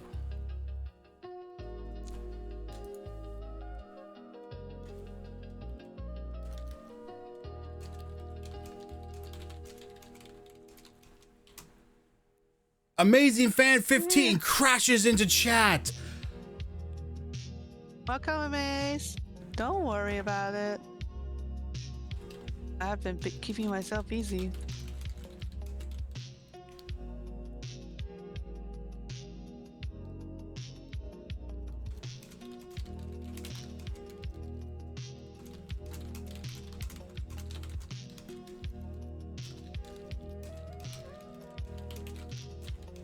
How's things? Doing good? I'm actually doing way more collab than I thought I would. Not that they introduced the knock feature. Oh, friends are on. Alright, knock. I came from having a joint stream with Binder and then jumped right into a joint stream with Drew Hyren. Hello. Hyren? Hello. Hi, Sven. I've had a lot of people who like will say it's like Hithrain, and Hithrain was never the intent. The whole name was supposed to be like, when I came up with the name, like the way I came up with was I was taking the words high and train, high train. I was turning the word high into like just HY, and then I was turning train into thrain, so just taking the H from the high and throwing it in between, because I was using it as a name for, like, the last name for a character in one of my early stories. I don't think I've ever talked about that story with you in any capacity. It's really funny. I just realized that, yeah. It's like it's one of the only stories I have. Like I have a couple of them, but there's like one of the only stories where there was apps where like you had no art contributed to it. It's really funny when I think about it now. That happens though. We all have a lot of ideas. Yeah. I have too many ideas. Are you kidding me? Oh my gosh. Well, like I'll put it this way. Being you. I'll put it being you. I will not be surprised. I have. Okay, here I'm just gonna throw this here. Okay. So this is just in terms of concepts. This is not in terms of like every story that's more fleshed out. Most of these are fleshed out, though. I'll just say that. 1, 2, 3, 4, 5, 6, 7, 8, 9, 10. Let me check what this one is. Oh yeah, I'm not going to count that one. So I said 10, right? Yes, 10, 11, 12, 13, 14, 15, 16, 16 stories. Actually, no, because that doesn't include that actually doesn't include certain things. So it's 17, 18 different stories, and that the last one on the list is actually probably scale wise the biggest one, because it's like technically 8 different stories that are all supposed to connect together. That one was me trying to make like my own like Zelda universe. I gave myself a strange exercise back in like late December, early January, where I was like, I want to try and create my own like an original story, but doing what I felt, doing the things that I feel like Nintendo's doing with the Zelda franchise. And that's what I created. Oh yes, I know about this one. Yeah, I probably told you about that one. Yes. And I got that to a point where I now have, it should be 8. Let me, hang on, I gotta minimize a bunch of stuff here. This is gonna really mess things up because of my VTuber, because I can't get to my desktop well enough. Don't mind me, guys. Sorry, you have to put up with this for a sec. Okay. Let's see. So it's 1, 2. Need to get a drink. 3. We ran out of drinks. All right, you look it up. I'll be right back. Okay. Gotta get my tea break. Oh my gosh. 3, 4, 5, 6, 7, 8. Yes, it's actually exactly 8 right now. And that's only if I were to never ever do the full scope of that particular idea. Welcome to the party, amazing fan. Things are great. Things are fantastic. At least for me. Can't speak for Mei Xing because I don't speak for other people. And I know you're talking in Mei Xing's chat, but it's a shared chat, so I know what you're saying. Ha ha ha. All right. Let me finish this now. I'm getting so distracted. Having somebody to talk with actively gets me really distracted.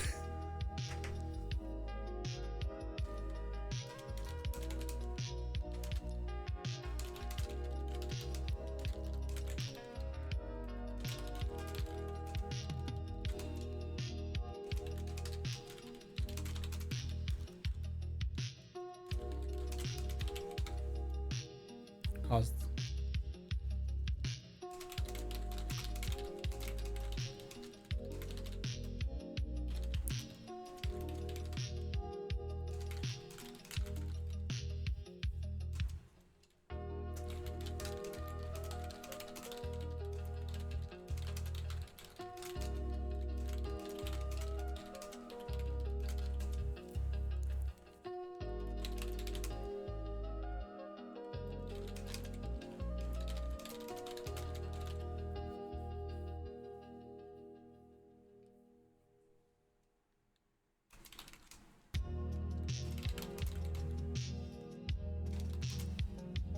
Okay, let's get the next bug listed. Okay.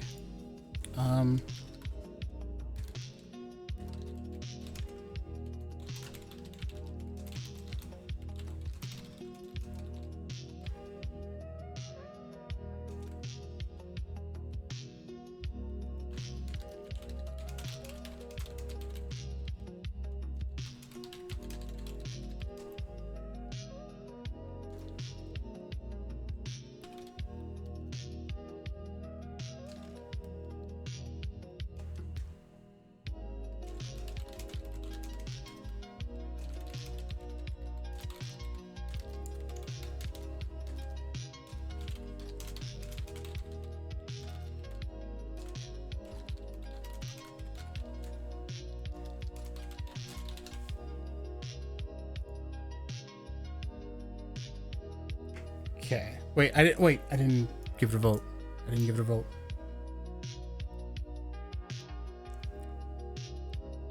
Don't mind me. Okay.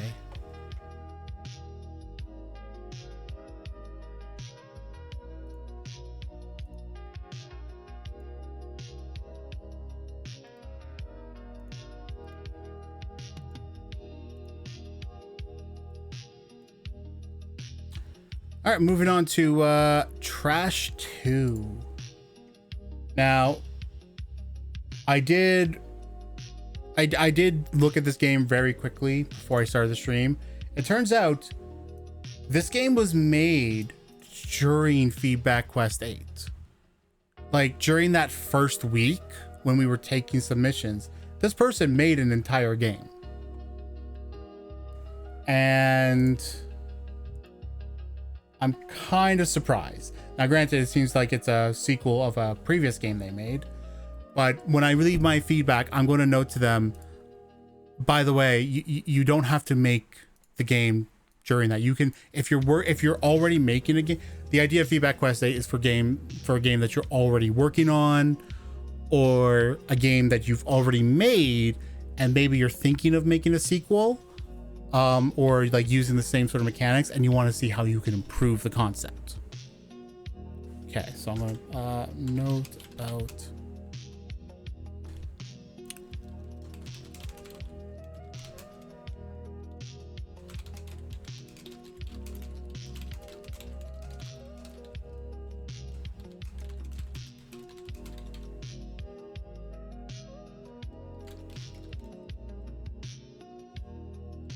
I don't know why your stream keep on pausing. stopping. That's weird. I have no idea. Because it's not like. Although I will say I noticed this yesterday. There was somebody in your chat who had an icon next to their name that indicated they were audio only. Oh. So it could be that something that they are tracking. And I'm wondering if the pauses come when, like, because Twitch trying to save their own bandwidth. Yeah, I could see that as a thing. Like, oh, you don't have the audio going, and maybe you're not showing the video, so therefore it's not. It pauses it. That could be what's going on. Yeah, I think so too. I didn't pause the audio on Twitch. I only paused it on my browser. That means they're tracking browser too. If they notice. Because they notice people are doing this. Yeah. Here's what you could try to do as an alternative. If you're trying to like mute. No. If you want to mute the stream, but not do it through the browser, in any capacity, you use Windows, right? Yes. What version are you on? 10. 10? Perfect. If you go to your task, the start bar, and wherever it shows like the time and all the little icons, if you get like it might not be there. If there's like a one for sound, if it's not there, click the little arrow, get it up, right click on it, go to open sound settings. Yes. And then go to app volume and device preferences, and you can literally find your browser and just mute that from there. That should not be trackable because that's not even in the browser. That's just in Windows, and they should not be able to track that. Yes. Smart.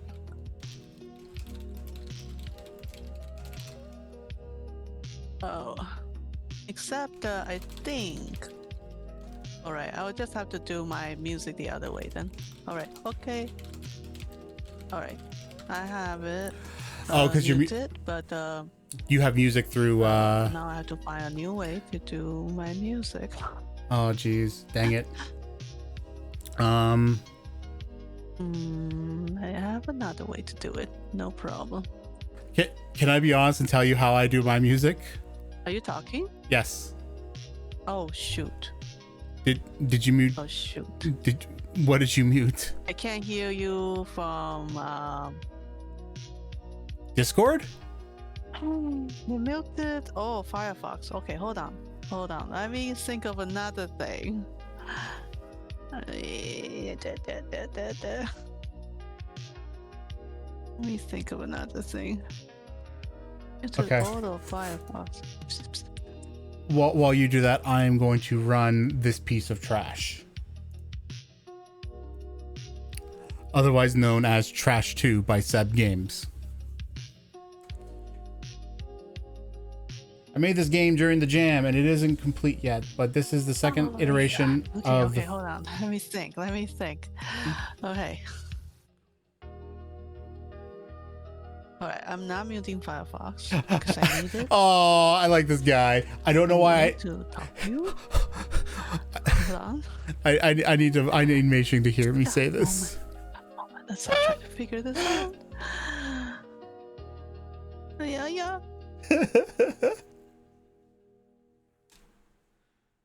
So I guess she somehow managed to mute Discord too? Okay. Is that what happened? That she muted Discord? Yeah. Yeah, I muted the Firefox and it just muted all Firefox, so I can't hear you anymore. Well, I'm gonna try to do a different browser, then it shouldn't mix it up. Yeah. Okay. But wait, you're using you're using Discord through the browser. Yeah. Oh. Yeah. Oh, I use the standalone app. I know. I don't do it through the browser. I will go download it. I'll go down. It's much better to do it through the app. I'll be honest, because fine. Because it was giving me issue with another Discord server. Oh, interesting. So I uninstalled it and I just been doing through browser since. Interesting. All right. I'll go down. No worries. Okay, no. Okay, I just want to read this for you before I continue on. This is the game Trash 2 by Seb Games. The game that this guy made during that submission week.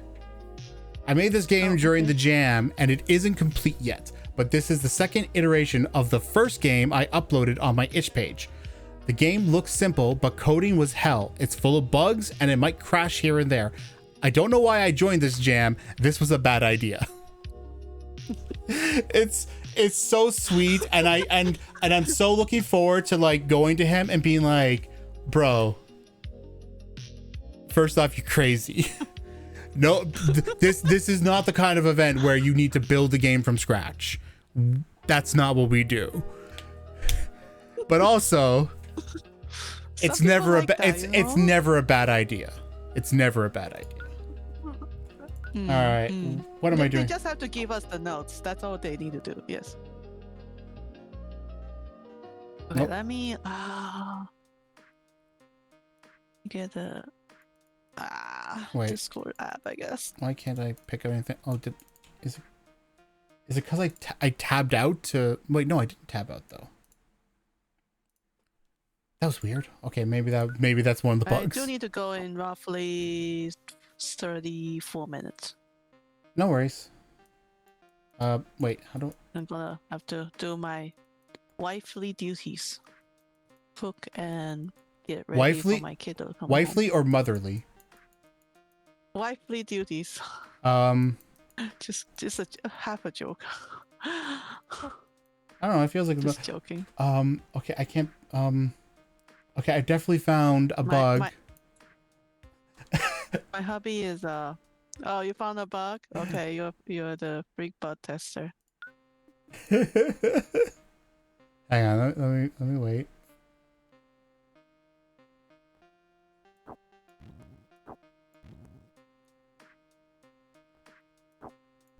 Okay, that worked. I fixed it. So I guess there's something about the banana bean first.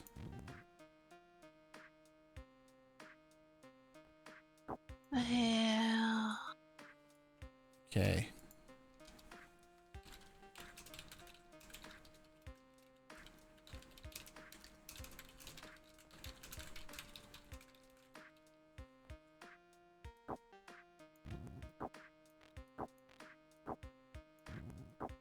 Wait.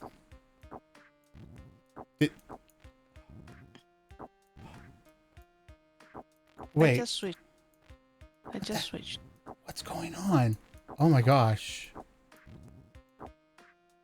Okay. What? Oh, What the?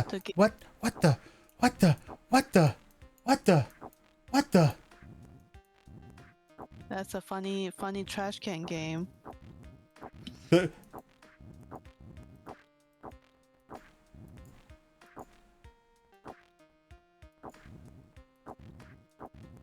Okay, I need to get my ambience back. Ambience. G. Wait. Oh, interesting. Okay. There's that. Okay, I'm definitely seeing a bug where I guess if something it falls when you click, it causes problems. Alrighty. Oh my gosh. There's so much garbage. Changed. I'm back. Oh, so much garbage. Oh, I think it froze. What? It got to, I guess this is like the game over state. Yeah. Interesting. Let me do it again. You can kind of see like a lot of developers are kind of scared. I'm kind of scared from the critical feedback they're gonna get. See, that's why like I will always try and like I do try and not be critical all the time. To be fair, this is probably because of how many games we've had, this is probably the most critical I've been. Because I've definitely had like multiple games where I was like, yeah, there's a lot of problems here. There's a lot of problems here. There's a lot of problems here. So on and so on. This game I'm definitely going to be like very kind to because I know that the guy who made it literally made it within a week. Yeah. Right? Because yeah, like normal itch.io game jams are you get like a couple of weeks to make a game. Well, there are like 48 hours ones, you know. Oh 36. Yeah. But oftentimes like the people you have in those are like groups of people where like people are doing different things.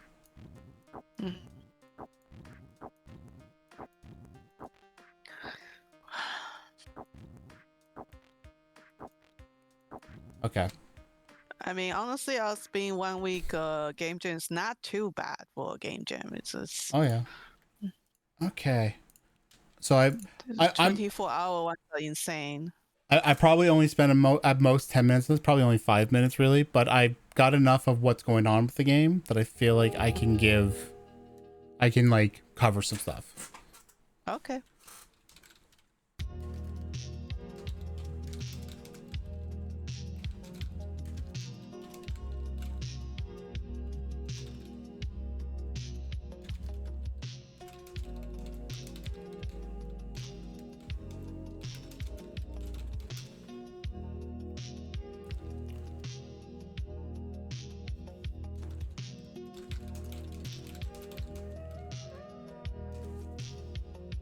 We've never had someone who built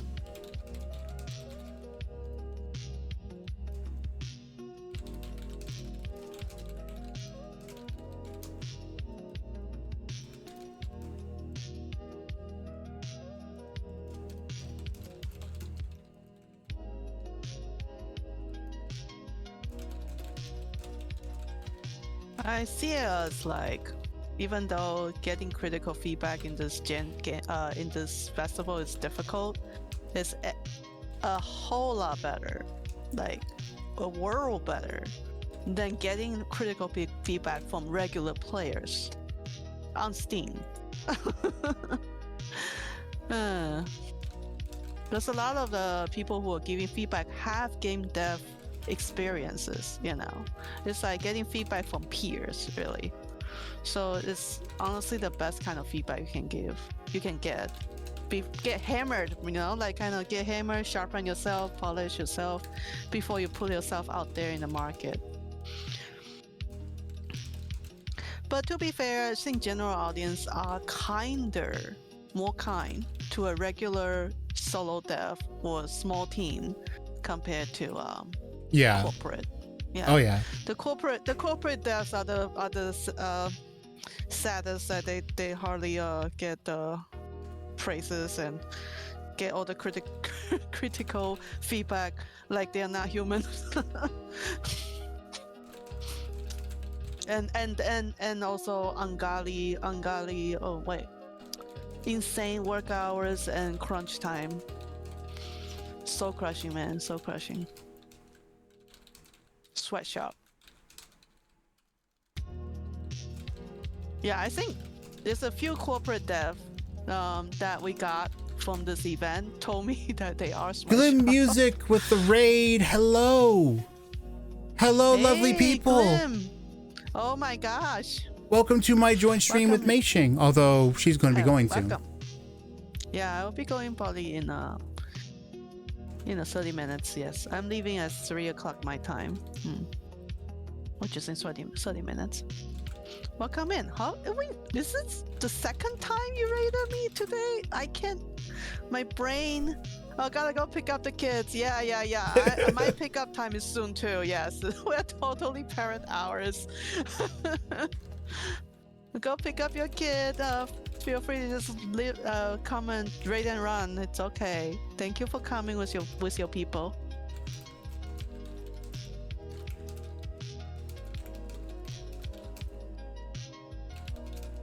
And I am. Hi, I'm Meishi. Do you guys already know me? Do I need to introduce myself? Yeah, I have a 9:30 stream that ends at 11 for lunch with the baby, then another 1 p.m. stream which ends to pick up the kids. Yeah, I totally get you. I totally get you, Daddy.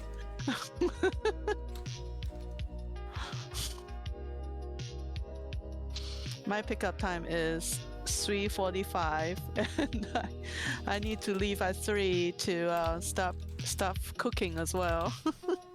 All the parental duties.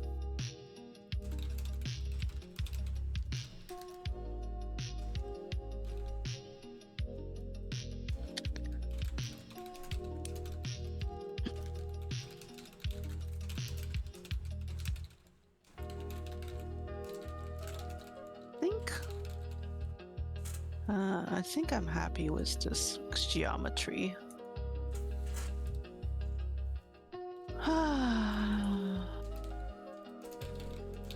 Alrighty, be good. You're gonna paste weird, aren't you? You pasted a lot of weird, but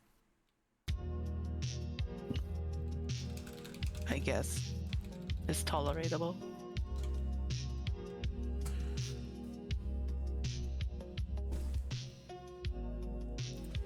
Actually, you know what I realized? What I should do really quick, because this was a sequel game to his first game.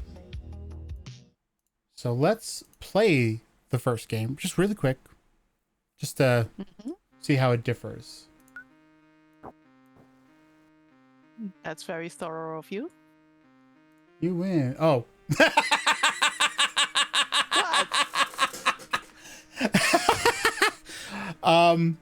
Just watch. Just watch for a moment. Just let me know. Let me know when you're watching, and I'll start it.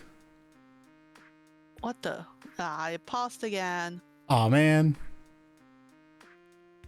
What the heck? Dang it. Do you have the? Okay, I see it now. Okay. So you press play. All right, here we go. Wait. You win. That's it. That's his first game? That's his first game. That's it. You pick up a banana, put it in a bin, and you're done. He got the core game in. Oh my god, I love it. That's cute. Oh, I'm so happy. Now, I really. Oh, Seb, you sweetheart. I love you. You're fantastic. All right. That's hilarious. Okay, so now that I've done that, I can give proper. What? Did the geometry change? Come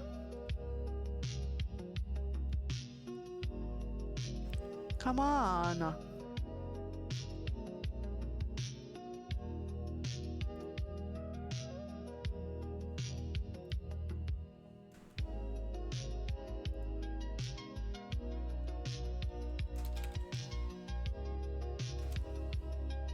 It did.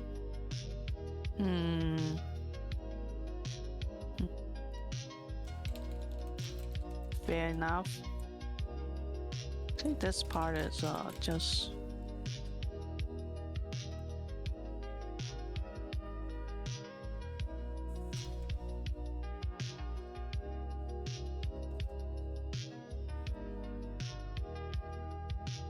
Okay.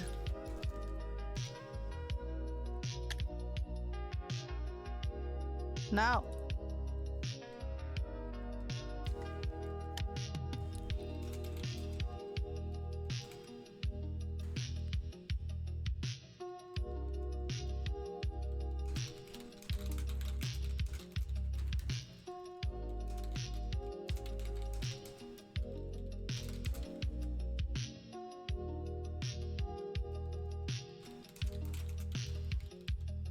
Oh my god.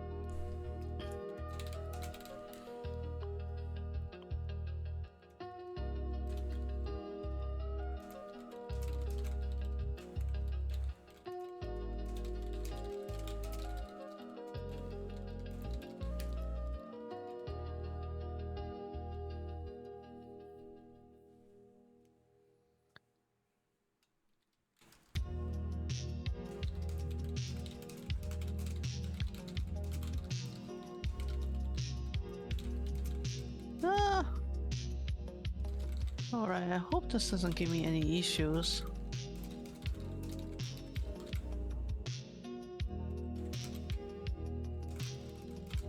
I feel like my OBS is not picking up the crowd very well. The crowd? Usually when the people raid in, I will see my numbers in change on OBS. Oh, yeah. But with the join stream, I actually don't. Yeah, so... it does mess with it a bit because it when you have the join chat, it then doesn't track it. It just doesn't track it then. I've noticed that. Yeah. Because what happens is that when you check who's in the chat, it'll show you people from both streams, right? Yeah. I think. Anybody who's in Meishing's stream, can you speak up real quick just so we can see if your name, just so I know who your names are, so I can see if it pops up. Actually, no, I don't. Actually, no, I don't see Moobot, so no, it doesn't do that. Interesting. Huh. Well, we can check on the join stream. Oh yeah, that's right. There's the status of who has what. Yeah. Yeah. Okay. Yeah. That. I think yes. There is 5 people on your side and 2 people on my side. Yes. Oh, okay. So when I checked it on, so I have Stream Elements, and when I checked it on through OBS, it doesn't show me. When I check the users, it doesn't show me the people in your thing. But if I pull up the chat in the joint stream Twitch window for Twitch, and then I look at users there, then it says it. Then it includes it. Okay. Okay, never mind. Then my OBS is correct. But even then, it's not saying the people in my stream. It's only seeing the people in your stream. Huh? It should. You can switch it. Yeah. Okay. So, wait. I can switch it? Hang on. You should show both. If you go on your Twitch status, your Twitch page. Well, no, I'm doing it through the. Oh, if you're doing it through yours, then you only see yours. Okay, no. I'm looking through the Twitch joint stream window. That's what I'm looking through. Oh, joint stream window. Yeah, because like you can go on there and you can see you can do it's the manage or chat, and when you pull up chat, you get to see like all the chat. But if on that screen, if you go to top right and you click the little icon to see who's in the chat, hang on, it's being annoying for me now. I just let it hang there. I kind of don't use it. Yeah, no, that's how I keep track. I'll because of having Stream Elements in OBS, I have the ability to see the users in chat, and that's how I know. Oh, if I pull that up, I see me as the broadcaster, I see a couple bots as moderators, and I see the users: Char Mavis, Glim Music, Ophalim, and Yasnato. But then if I pull that up, if I do all the same stuff on the joint chat on like through the Twitch window, it shows me that you're the broadcaster. It shows me amazing, your moderators, amazing fan 15, stream elements, Moobot, some bots, and then Fairy, Craftium, Kuronato 45, and U4 Godlike. So it shows me like the people in your chat, which is interesting. Huh. And I can't see, because like it seems like that's just showing me your chat instead of yours and my chat, because even on the bottom it doesn't show like say my channel points currency, it shows just yours. How odd. That's interesting. Okay. Learning more stuff.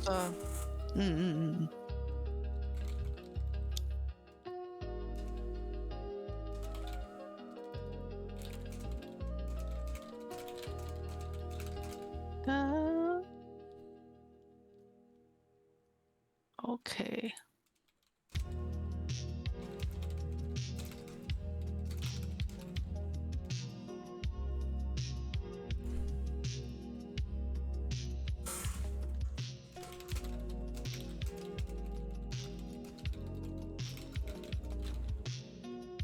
Huh?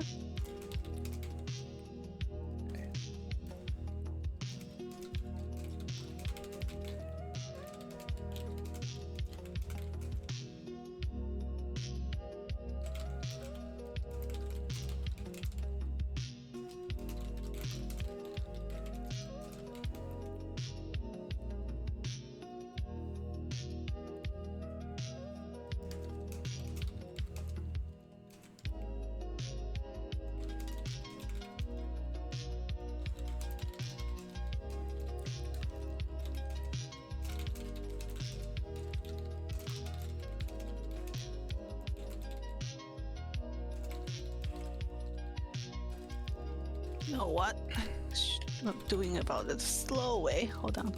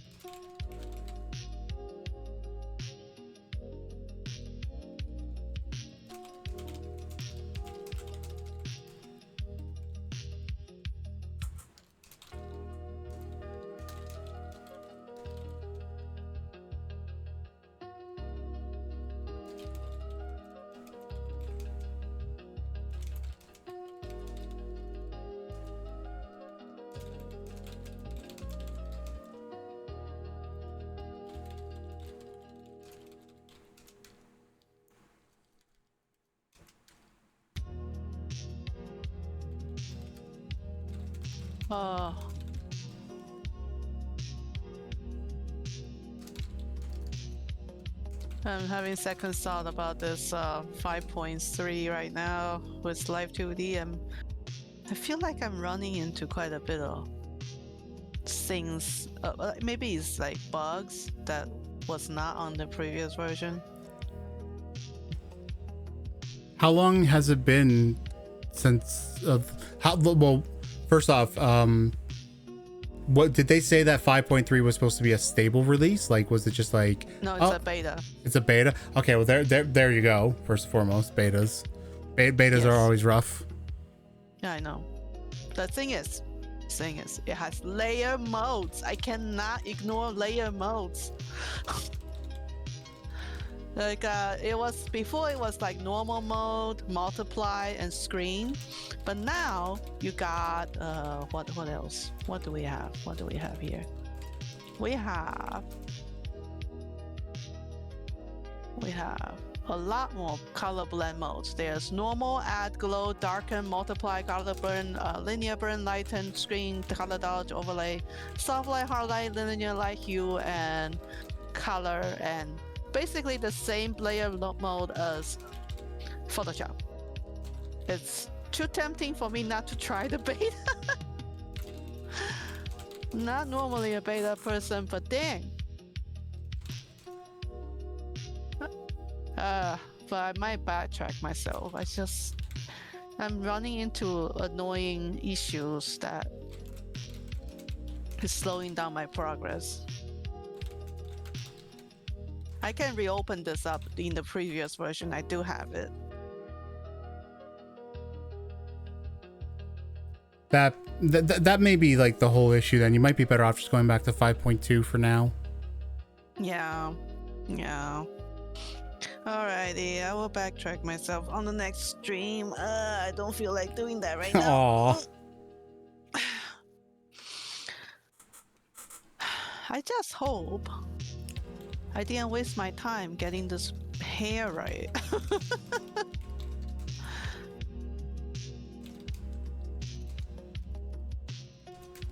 Pain in the ass for 180-degree turn on hair.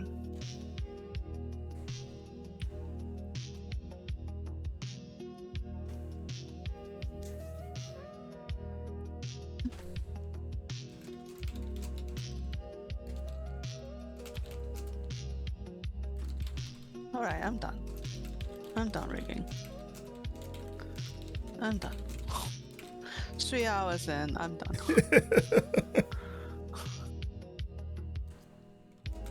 Our brain can only handle about 4 hours of intense workload. I think. For the day. Outside of that, you need to do something a little bit easier. Otherwise your brain go like, strike! Yeah, pretty much. I know that feeling a little too well. The 10 minutes to 3 anyway. My brain's been doing that for days. Strike. For like striking for days. I'm like, no, sleep! Sleep! What are you doing?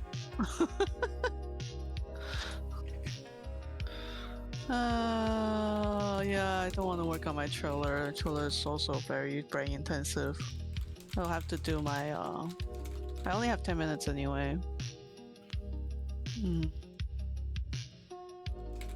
I only have 2 viewers. And probably one of them is on your stream. You know what? I'm gonna just save the raid. Okay. Save the raid for now. Yeah. I'll come lurk on your stream in a bit. Okay, no worries. I'll just say goodbye, everybody. Adios.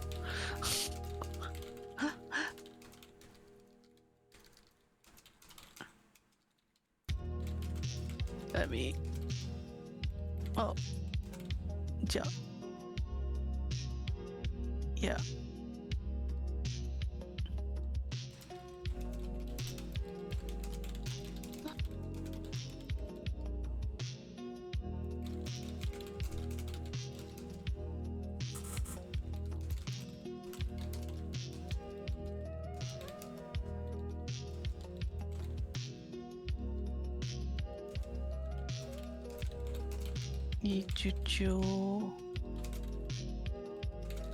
Where's my desk?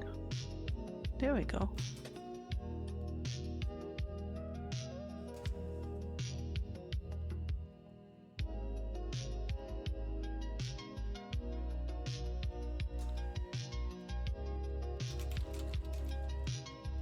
Alrighty. Thanks for coming by, people.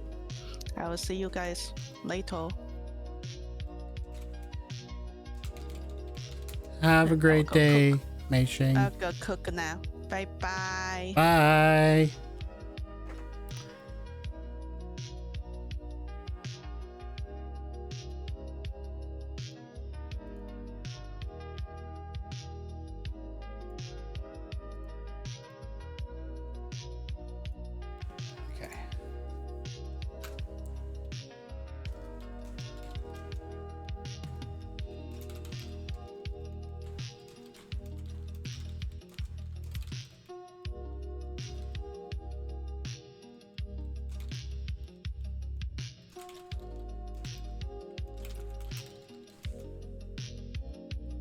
That was fun. Hope you guys had a swell time.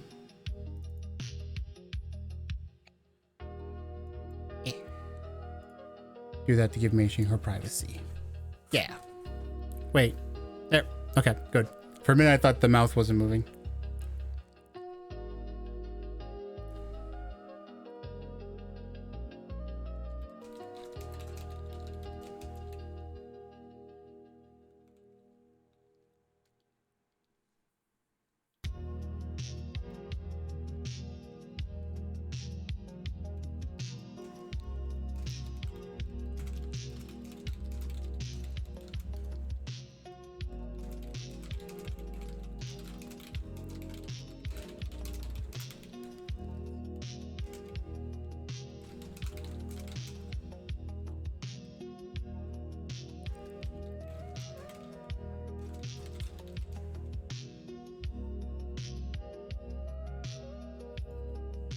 Bizarre data.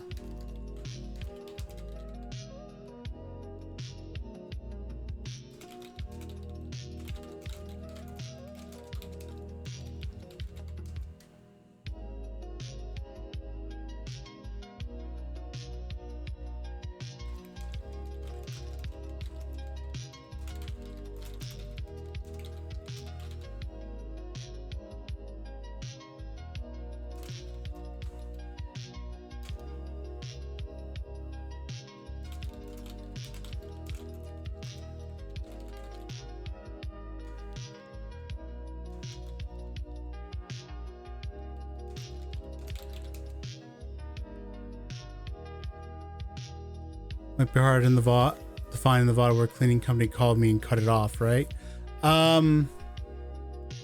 It might be. It might be, yeah. When it comes to the VOD I post on YouTube, that might be something I have to do behind the scenes. If you remember approximately what time that was, I'm then more likely to be able to find it. Like if you say like, oh yeah, that was around 1:30, then I can go, okay, so that's around an hour and a half into my stream. So I can probably work off of that to find the spots and mute the audio.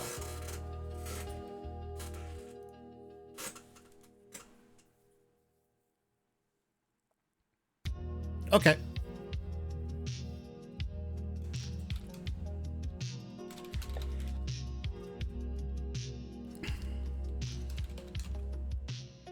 $203. Okay. Let me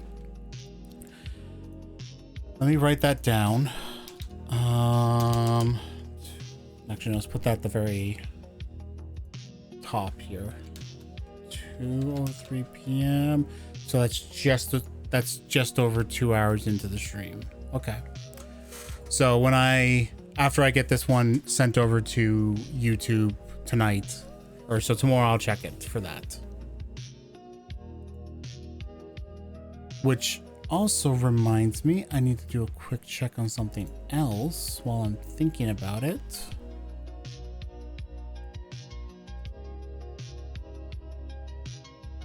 That is still not uploading. Why is that not uploading? I'm going to cancel that and redo it. Sorry, don't mind me. I had set things up to like export all of the all of the streams I hadn't done yet to what's it called? To YouTube. And normally they'll be there. Wait. Oh, this, okay, no, I see what this is. Okay. And usually like overnight they'll like show up and be there and I'll be fine. But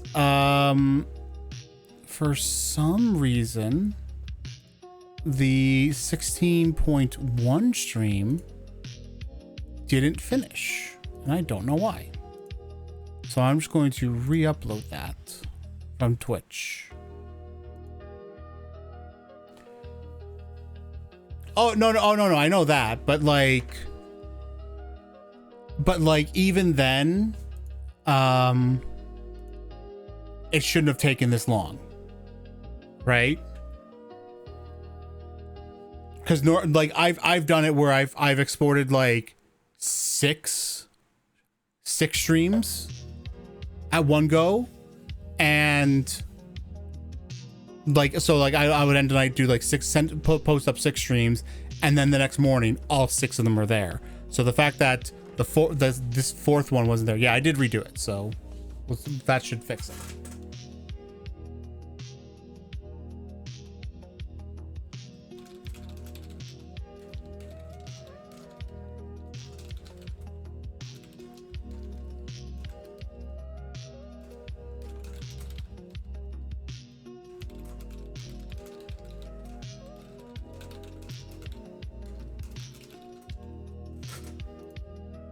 There we go. And there's trash too. Now, obviously there's no music or sound for that. It's pretty basic. Okay. I'll do that. There's my rating. There's trash too. And now, oh my gosh, we basically get 2 hours to play Ikamasho. This is the most time I have ever gotten to play Ikamasho.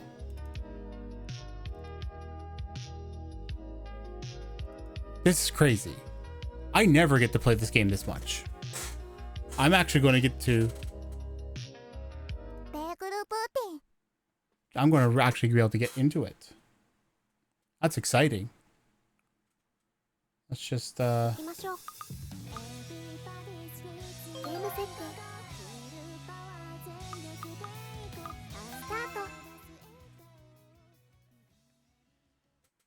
This story is purely fictitious and is not relevant to any persons, events, or organizations.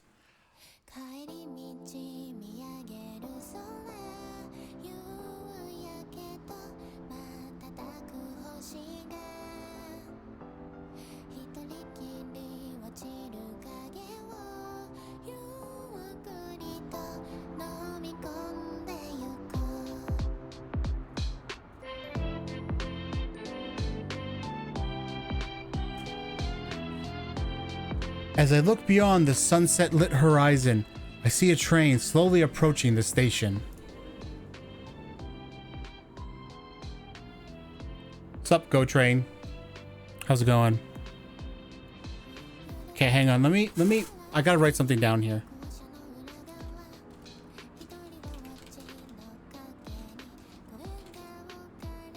Because that's something I've been wondering for a long time. Hey, you coming? This is the last train of the day. Hurry up, or you'll miss it. I'm ready. Let's go, everyone. Getting aboard a train and heading off to someplace far away. It was the opportunity of a lifetime.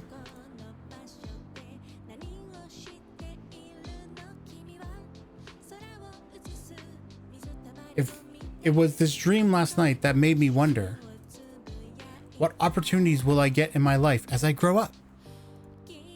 I've received many thus far, but I feel there's one that will dwarf them all. The opportunity to go on an adventure. My name is Zinnia Jackson, and I'm embarking on the ultimate adventure across Canada. I'll travel from my hometown of Montreal, Quebec, all the way to Vancouver, British Columbia, stopping at the towns and places in between. Firstly, I intend to stop in Toronto, Canada, Canada's largest city. I intend to stay there for at least a month or 2.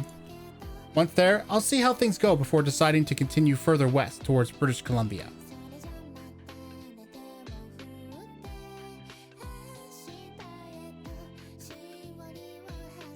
Ever since I was little, I dreamed of going on an adventure. Back then, I used to live in a small, isolated town up in northern Ontario. As time passed and I grew older, my desire for adventure only grew stronger.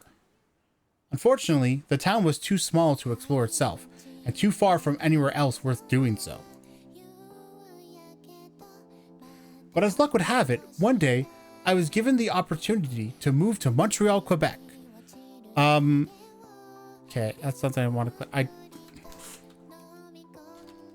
Home. Wouldn't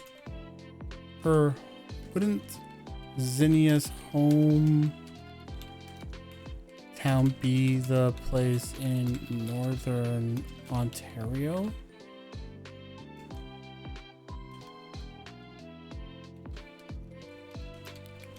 It's where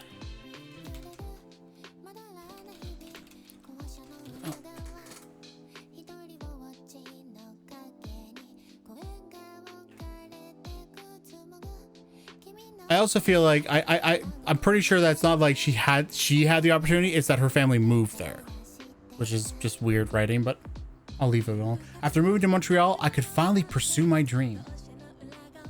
I went on adventures every day, visiting every place that the city and beyond had to offer. From Mile End to Saint Anne de Bellevue, I can't read French. I'm sorry. I'm gonna butcher a lot of these the French words. Longueuil to Laval, and all the way to Mont Tremblant once. I had visited everywhere and anywhere. Day by day, I felt more confident about making my dream come true, seeing as my once boring life took a turn for the better. Thus, I made the promise to travel beyond the city on an adventure across Canada.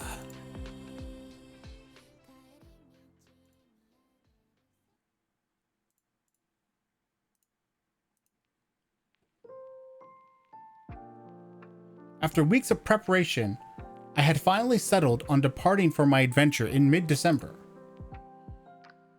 Sorry, I had to like tab out, and every time here's the thing, every time I tab out to write stuff, this is what's going to happen. It's going to first do that once for tabbing out, and then it's going to do it again when I tab back in. So my apologies in advance. This is now interesting because every time I play this game, I feel like what it shows me is different. But we'll see. Because I remember what it was the last time I played it, and like the stuff it covered, and I don't think this is how it started. To start things off, I purchased a one-way train ticket to Toronto, Ontario, with a 9-hour stopover in Ottawa, Ontario. I will stay in Toronto until I get the rest of my adventure sorted out, and hopefully earn some more money while I'm at it. Afterwards, I will resume my adventure, crossing the provinces of Manitoba, Saskatchewan, and Alberta before reaching British Columbia. My final destination is Vancouver, British Columbia, a city along the Pacific Ocean. When I depart, I will be leaving my dearest friends behind, but it's a trade-off that I'm willing to accept.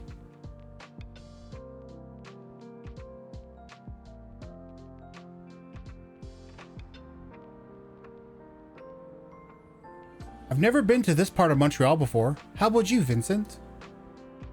After a long afternoon of strolling through Montreal together, my friends Minori and Vincent have just about tired out. At long last, I can finally see the station. Hey, there's no need to run.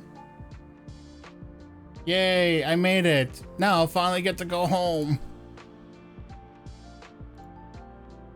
Yes, this is definitely also new. I paused and allowed my friends to catch up because I've had one version of this where it starts off with like her in school. I've had another version where it starts off with her exploring parts of Montreal, and now this version is showing this flashback, which is completely different. I paused and allowed my friends to catch up. All right, everyone good for now? Yes. Going outside after school has long been a favorite pastime of mine, but only recently have my friends joined me on my adventures throughout Montreal. Phew, what a day. Thanks for showing us around Montreal, Zinnia. Now, I'd best be going home. See ya. See you around, Vincent. Guess I should get going too. Thanks, Zinnia, for walking with us. Until next time. Bye. Minori quickly scurries to the bus stop in front of the station and is picked up by a passing bus.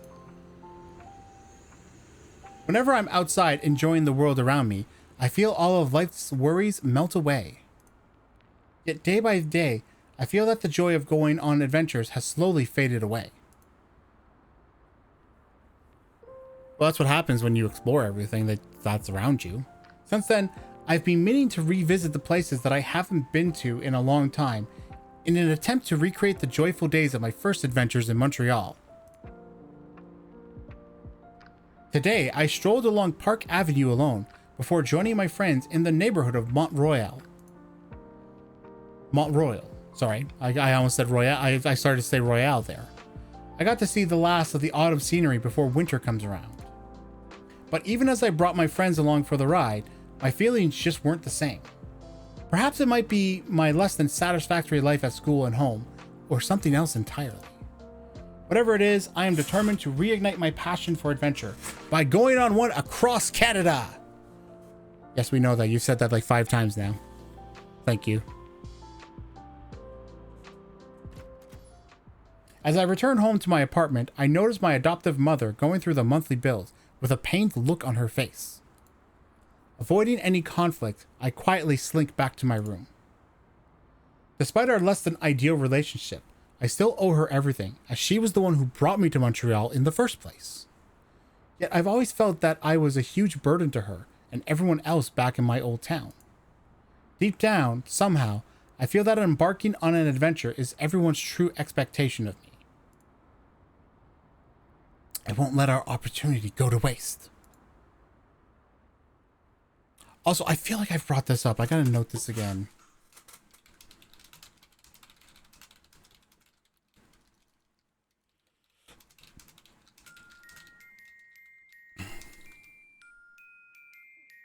Yes, okay, this is definitely different because it's now saying chapter 5.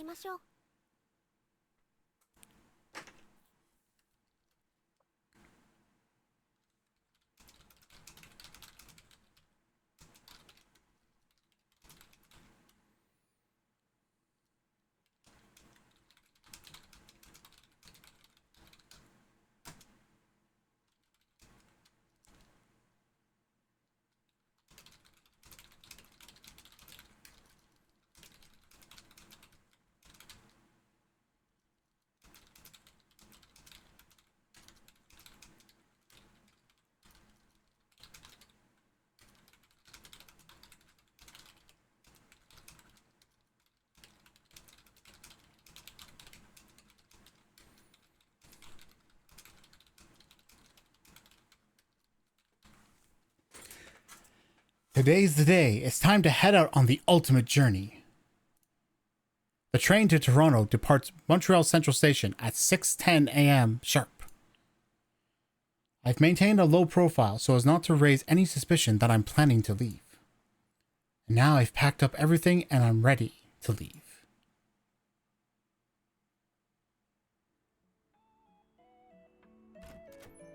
Taking care not to make a sound, I head out the front door for the last time. Well, the last time in a while.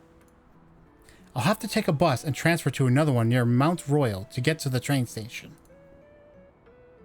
I proceed to the stop outside, where I quickly flag down an approaching bus, which barely saw me in the darkness. Phew!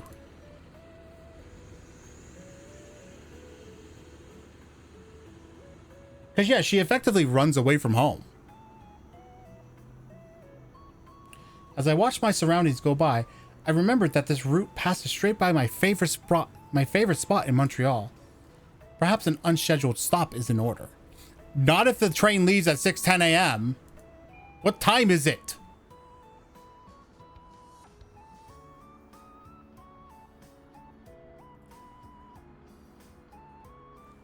My favorite spot is none other than the very first one I visited on my adventures, Kondiaronk Belvedere.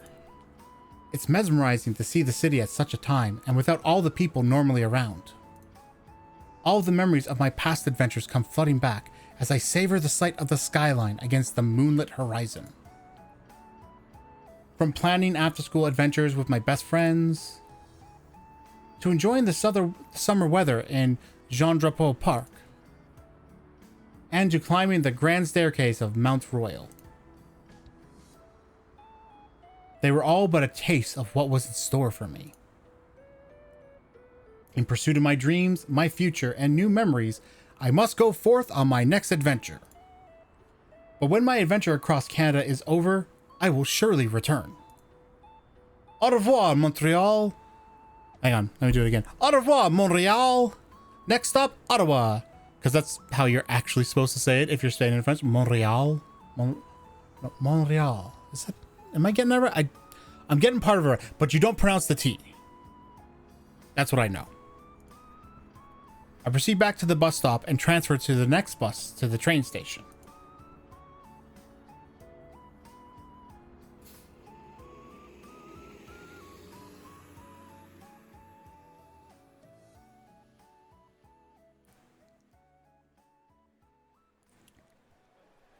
Oh, it's been adjusted to 6:15 a.m. Wait, no, because she's going to...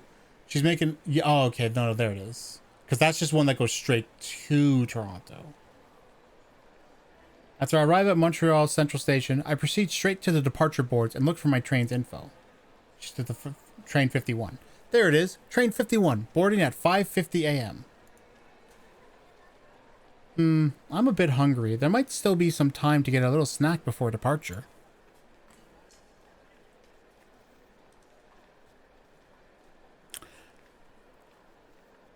I've been to this station, by the way. So I know that, like, this is actually how it looks. Or at least part of it, anyway. I spot an open establishment at the far end of the station. A lineup has formed, so I quickly stroll over and secure my spot in the queue. I'll get something light for now. I take a look at the menu. They offer Montreal-style bagels here. Also, I'm pretty sure that... Okay.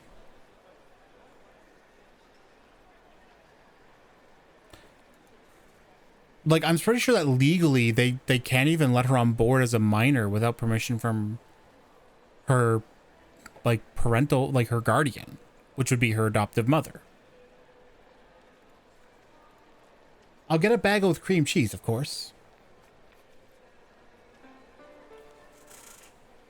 Before long, another announcement comes up. Your attention, please.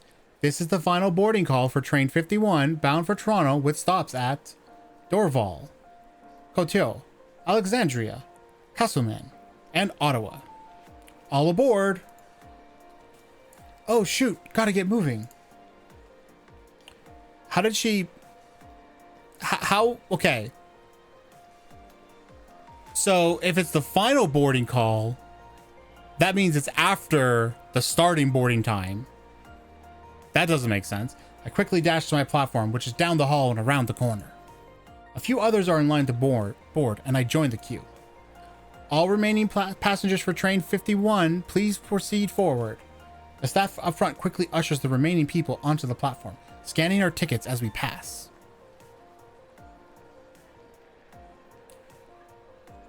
Oh, So with what I know from doing this, because I've gone from Toronto to Ottawa to Montreal and then the other way. So I know that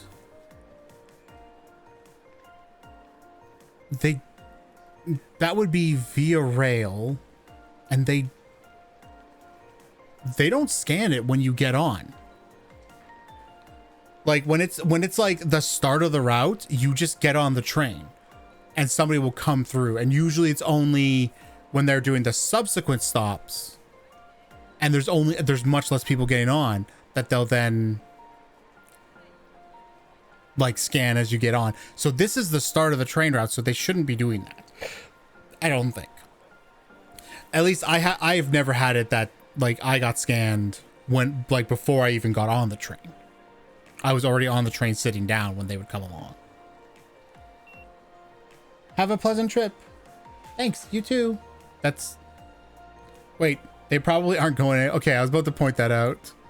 They probably aren't going anywhere. All aboard. The staff representative finishes checking in the last few passengers and closes the gate behind them. I don a face mask that was offered to me by the representative, probably given the fact that it's the middle of flu season. Afterwards, I proceed down to the platform where the train is waiting. Wait.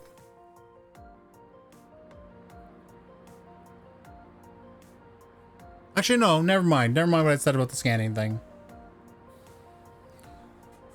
Just in case. The train I'm taking is on my left. The one on the other side is headed east towards the city of Halifax, Nova Scotia. Not where I'm going today, but I hope to pay a visit someday in the near future. Girl, the trip you're about to make, if you're planning on stopping in Toronto for a few months, is probably going to be like a year long, girl. Near future, that's now getting into far future.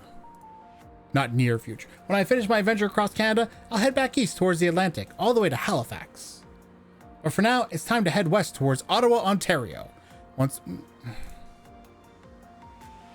I take a look at my boarding pass for my car and seat number. Let's see, car number 2. Ah, here it is.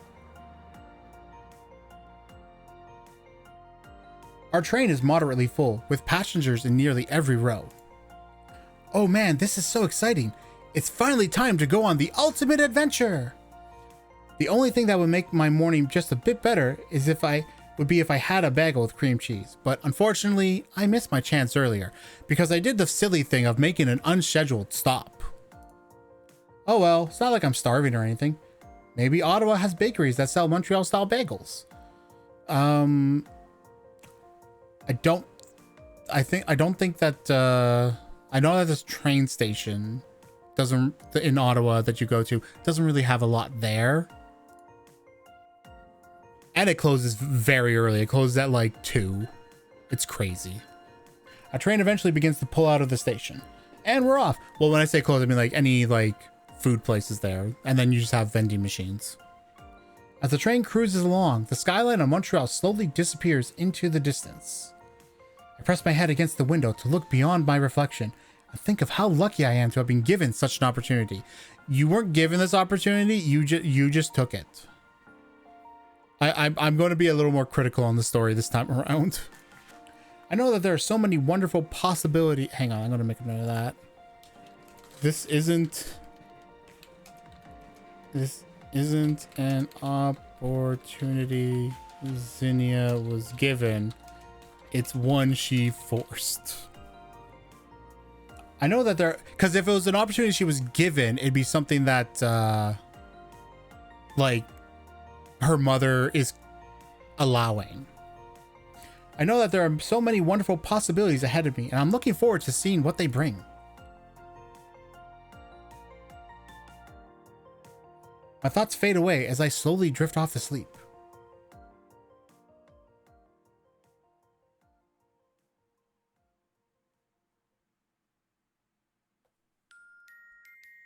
Chapter 6. As you see, the chapters are also really short.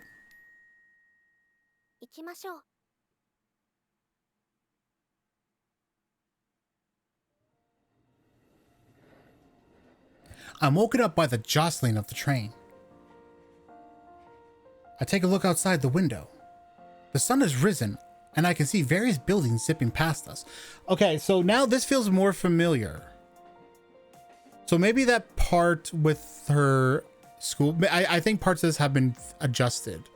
It's obviously not the start of the game because it's starting at chapter 5, but you know. We're fast approaching Ottawa, the capital city of Canada. I'll be there for the day before boarding the second train to Toronto, which is scheduled to leave in the evening. That I can confirm. The train that leaves, the train I took that went from Ottawa to Toronto, because it's worth noting that a direct train from Montreal to Toronto costs like a few $100s more than stopping in Ottawa and then stopping in and then going on to Toronto from there. And the trains I would take, the train I would take to go to Ottawa would be at like 10 or 11 in the morning, and then the train I would take from Toronto would be at like 4 or 5 in the afternoon, because it was always nighttime by the time I got back into Toronto.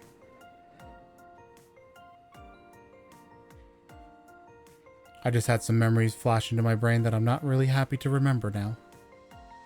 While making thoughts about where to visit in Ottawa, I grow very drowsy and eventually fall asleep again.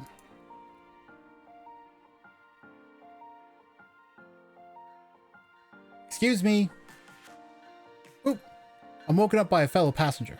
Looks like our train is just arriving in Ottawa. Oh, thanks a lot. As I exit the train, I take a deep breath and look to the horizon. The sun is high in the sky and Ottawa's skyline looms in the distance. The first step on my journey across Canada. What can 9 hours in the nation's capital bring to someone like me? Would that make sense? Okay, hang on. I'm actually now going to check this out for time discrepancies. Because as somebody who's from Canada as well, I am very critical of this. And we're going to say by public transit. Okay, it's about...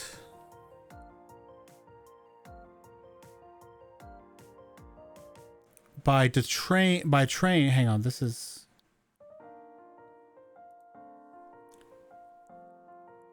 Okay, well, we'll say it's a little over 2 hours for the train. So... train left at 6:15. No, 6:10. And let's say it's the fastest here. Actually, the fastest here I've seen is 2 hours and 4 minutes. So let's say that's how fast it was. That means 8:15 they'd be getting in. Add an additional 10 minutes for getting off the train and whatever. We'll say, we'll just be kind and say 8:30. So 9 hours from then is 4:30. No, 5:30. That sounds about right. Okay. Okay, 9 hours in the nation's capital bring to someone like me. Not a whole lot, because my memory of the station is that it's not near anything for the Via Rail station. So you'd have to like get on a bus. It's not in the city. Unlike say Central Gare Central in Montreal and Union Station in Toronto. The train station that Via Rail runs on is not like in the heart of Ottawa. So you have to travel in to really get to do anything. I head inside the station to recap on my journey and to prepare for a day in Ottawa. It's just been over 3.5 hours since I took off from Montreal. I'll continue my journey to Toronto later this evening. Over 3.5 hours, so that's actually saying that it's more akin to 9:40 at this time. So that's now saying that if it's another 9 hours before her train... Hang on, let me go back.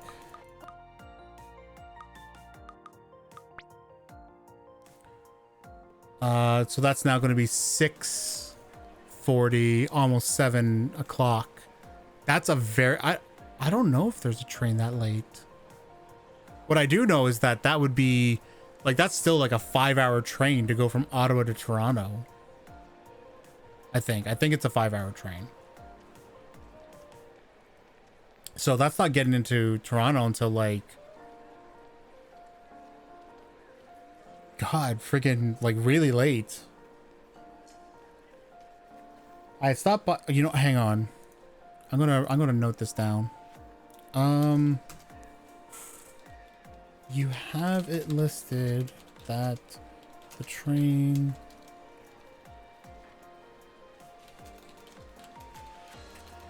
is 3.5 hours, but you can reduce that to be just over 2 hours. Would make more sense time-wise. So yeah, while we're playing this, you're going to get a lot of info that I know from doing this exact travel. I had stopped by an information booth earlier and picked up a map of Ottawa to help me plan my itinerary. Firstly, I'll take the light rail to Parliament Hill and look around. Afterwards, grab some lunch at some reputable establishment. After lunch, I plan on stopping by a museum or two. Maybe even cross the river to neighboring Gatineau, Quebec if I have time. You do not have, I will say up front, if your plan is to like, if the time is, if like you have 9 hours, okay, no, hang on, I'm going to bring this up again. Because now, Ottawa Via Rail Station.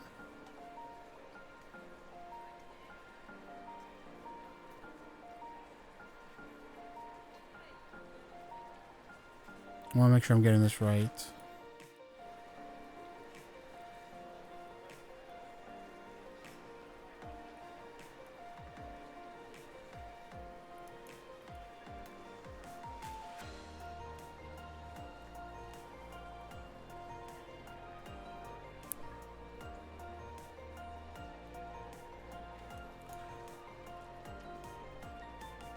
Okay, maybe it's not as bad as I thought then. I guess it's because like when I took these trains, I never had enough time to go do anything. Right? And I also had like big pieces of luggage with me that I needed to stay with. So it wasn't really an option for me to go travel around. So I suppose if you're going from here to Parliament Hill,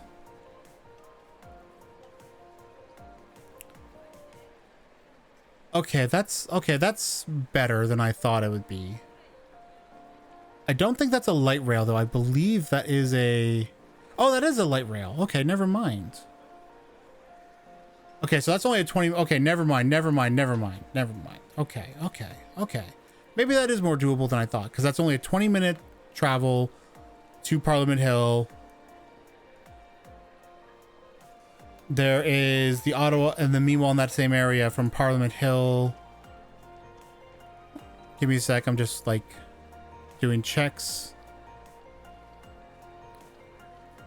There's another 11-minute bus travel to the Canadian Museum of Nature. If you were to go instead to the art gallery,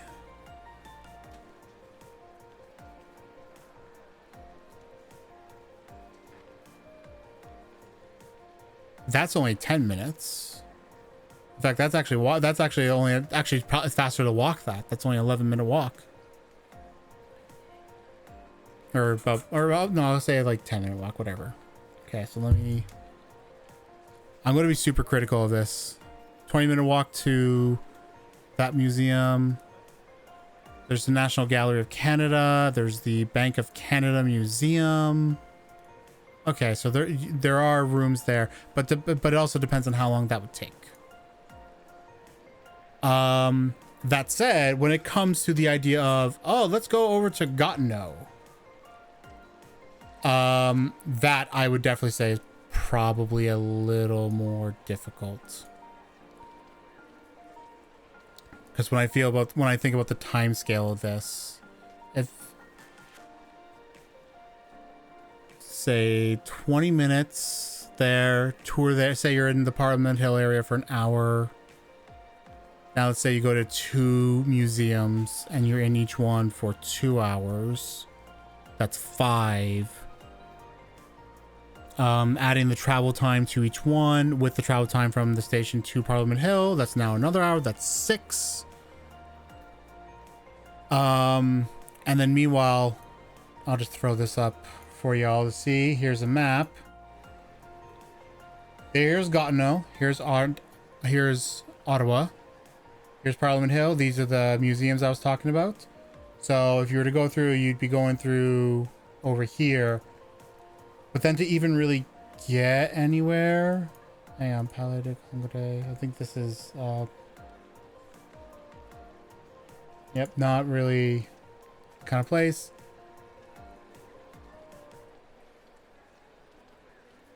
Yeah, yeah, okay. All right. Don't mind me. I'm now doing a more fine-tooth comb over this story than I've done in the past, even though like I have focused on the story in the past too. Once I get the sightseeing stuff out of the way, I'll have dinner here. After my meals for the day are taken care of, I'll head back to the train station. That is a solid itinerary. All the best for today. Also, yes, there's dinner, and that's like another hour. Actually, maybe only 30-40 minutes if you're by yourself, but who knows. After I compose myself, I head towards the light rail station nearby.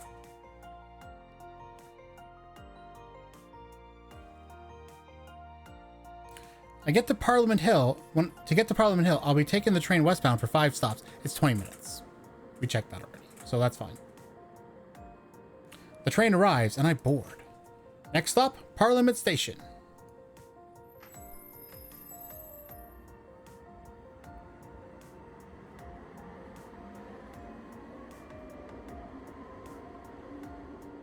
Parliament Station. Parliament Station.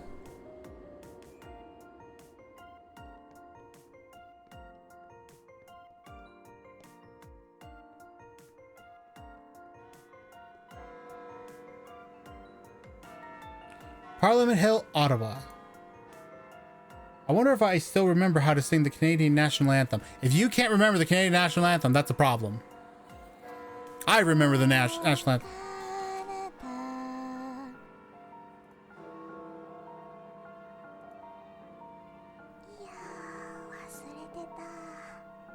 As a okay, let me tell you why that's a problem.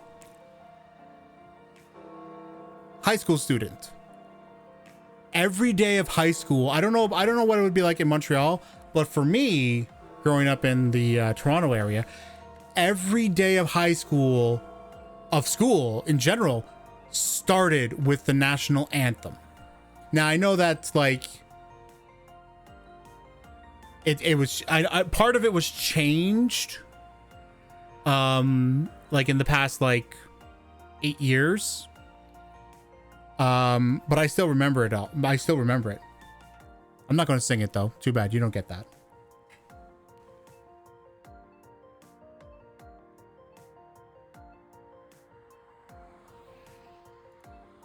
My stomach grumbles as I finish my hastily sung song. Doesn't help that I haven't eaten breakfast yet.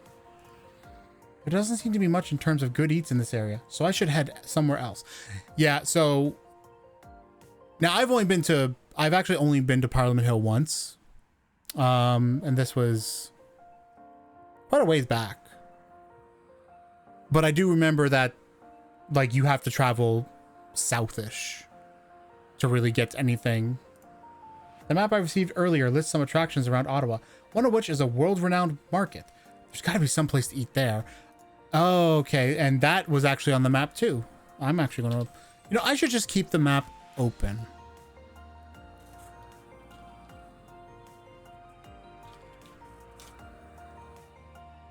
So let's do that.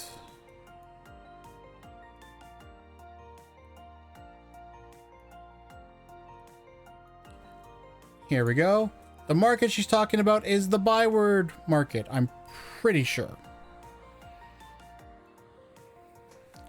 I'm within walking distance to it, so it makes sense to visit it first. It's like 15 minute walk away. So that's actually not bad. Yep. Byward Market. Ha! I called it. I never went there myself though. Byward Market on Ottawa. When I arrive, I look around to settle on a place to eat. Luckily, there's no shortage of restaurants in the area. But whenever I pass by and look at their menu in the window, I am turned away by the high prices. Well, what am I saying? This is the downtown of a prestigious capital city. The prices ought to be high around here. Not necessarily. It depends on the type of, like the particular area and the type of restaurant. And I know that because I used to back when back like a decade ago, Poyo and I would regularly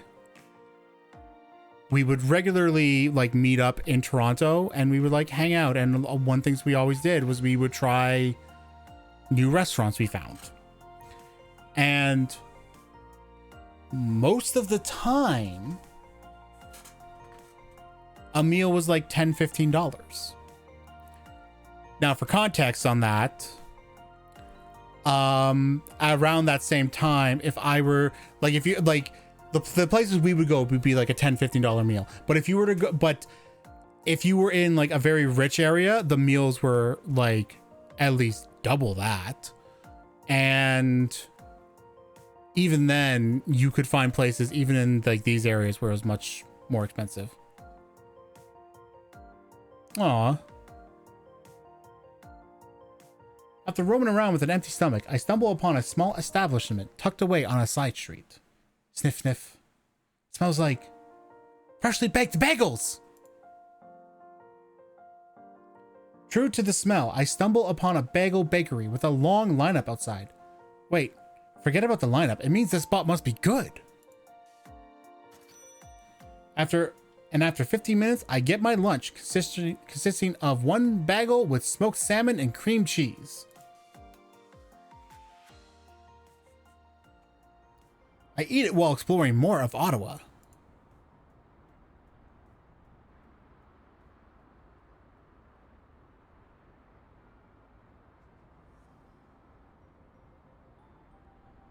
Parc Jacques Cartier, Gatineau. I guess she did go to. Wait, where's that then? If she went to Byward Market.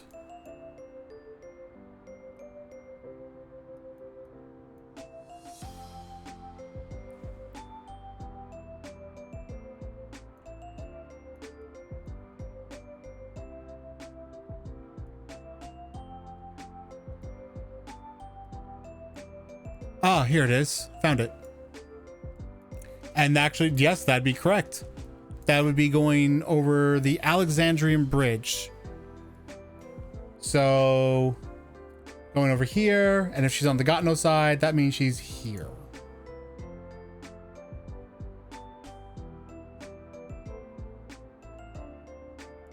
Hehehe. Before long, my day in Ottawa is just about halfway over. After exploring much of downtown Ottawa, I decided to venture across the river into the neighboring city of Gatineau, Quebec. I crossed the ancient it's not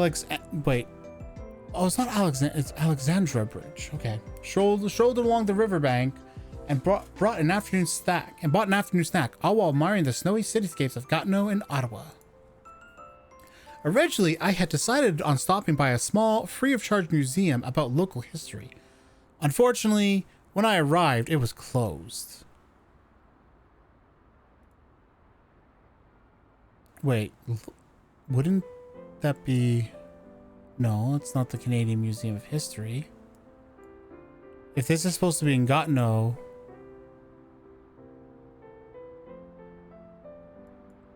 That is the only museum around. Maybe National Gallery of Canada? No, that's the thing you pay for as well. So what free of charge museum was she supposed to go to? There's none in the area. Interesting. As you see, I'm being very critical.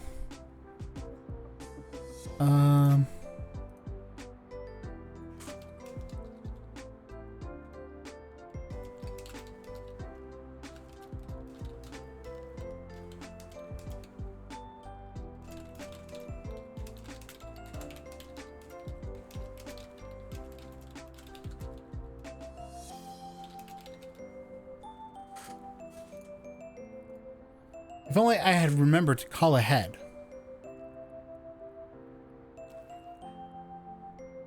You pretty much. I'm just fact checking the game now. Having seen much of Gatineau, I decided to head back to Ottawa, bypassing the downtown and heading further out into the suburban areas.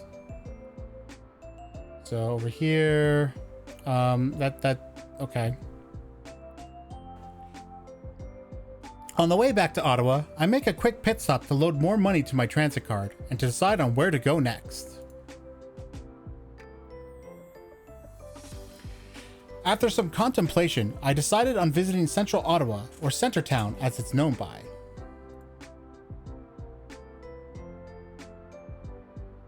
So wait, she went down there and then came back up? As I stroll through this piece of artwork's not done. As I stroll through Centertown, pastry in one hand and a map of Ottawa in the other, a feeling wells up in my heart. How does she... Wait.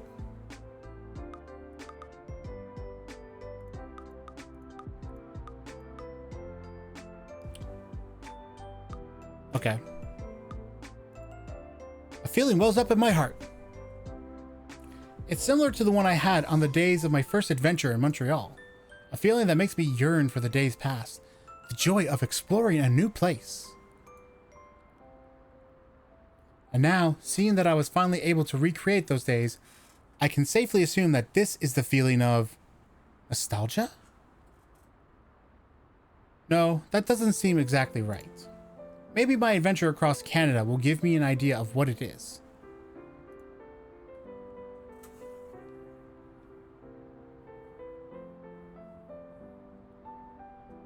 The rest of my day mostly consists of me visiting local points of interest, such as the neighborhood of Little Italy. I find it hard not to stare at every window of every store I pass by, and even more so when they have food on display.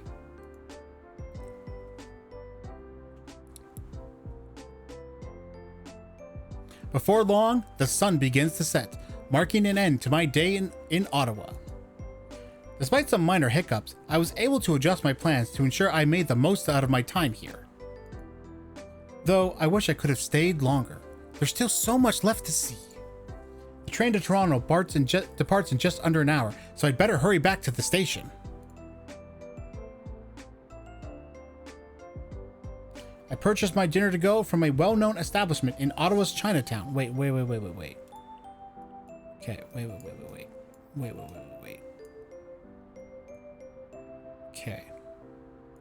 Okay, I see Chinatown. I see Little Italy.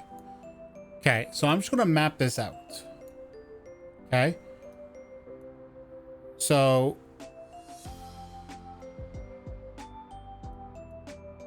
where is it? Oh, here it is. So from here to here to over here to over here to if I were to go based on this screen,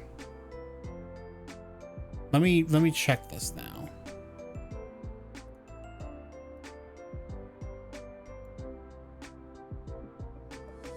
Hang on, I just want to make sure I'm getting this right.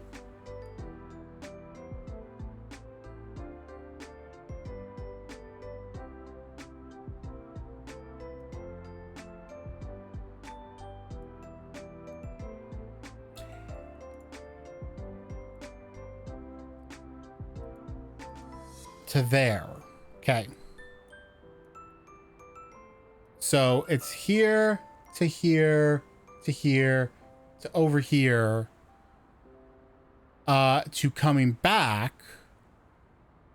Actually, no, sorry. From here to doing the museum stuff, to going over there, then to coming back to over here, then going over here, then going here, and then going back to there. Okay. After some contemplation, I decided on wait, no, I already did that. All right, no, because she goes to center, then okay. Before hopping on board the next bus to the train station.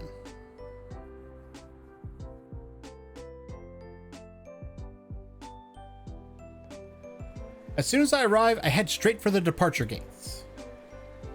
Your attention, please. This is the final boarding call for... Yeah, I know. I gotta catch the train. There are no people around the gate, which means that boarding must have already started. Quick, onto the train. Jeez, girl, almost friggin' lost it. I scan my ticket at the gate and give the staff member a thumbs up as I leave. That's cute. I'm sure I'll be back here one day. Until then, Ottawa, I head onto the platform and board the train to Toronto. These are via rail trains, by the way. After a while, the train departs Ottawa Station. Goodbye, Ottawa. Next stop, Toronto. Via rail is... Wait.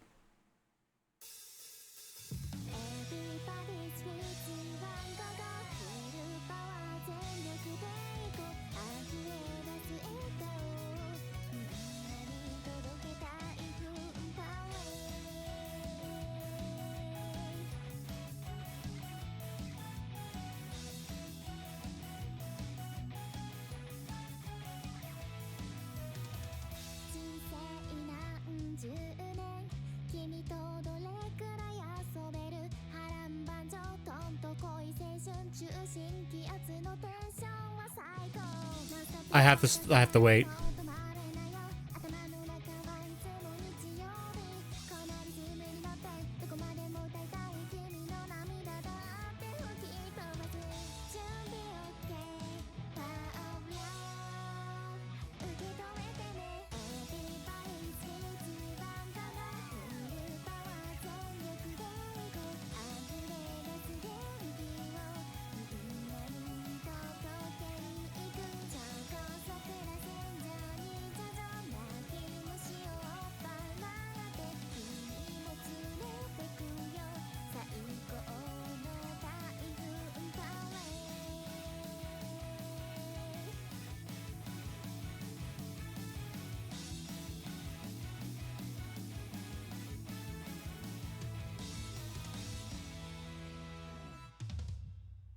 Are you going to tell me there's no more to the game now?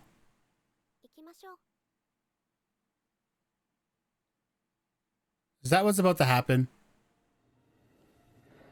No, good. Good.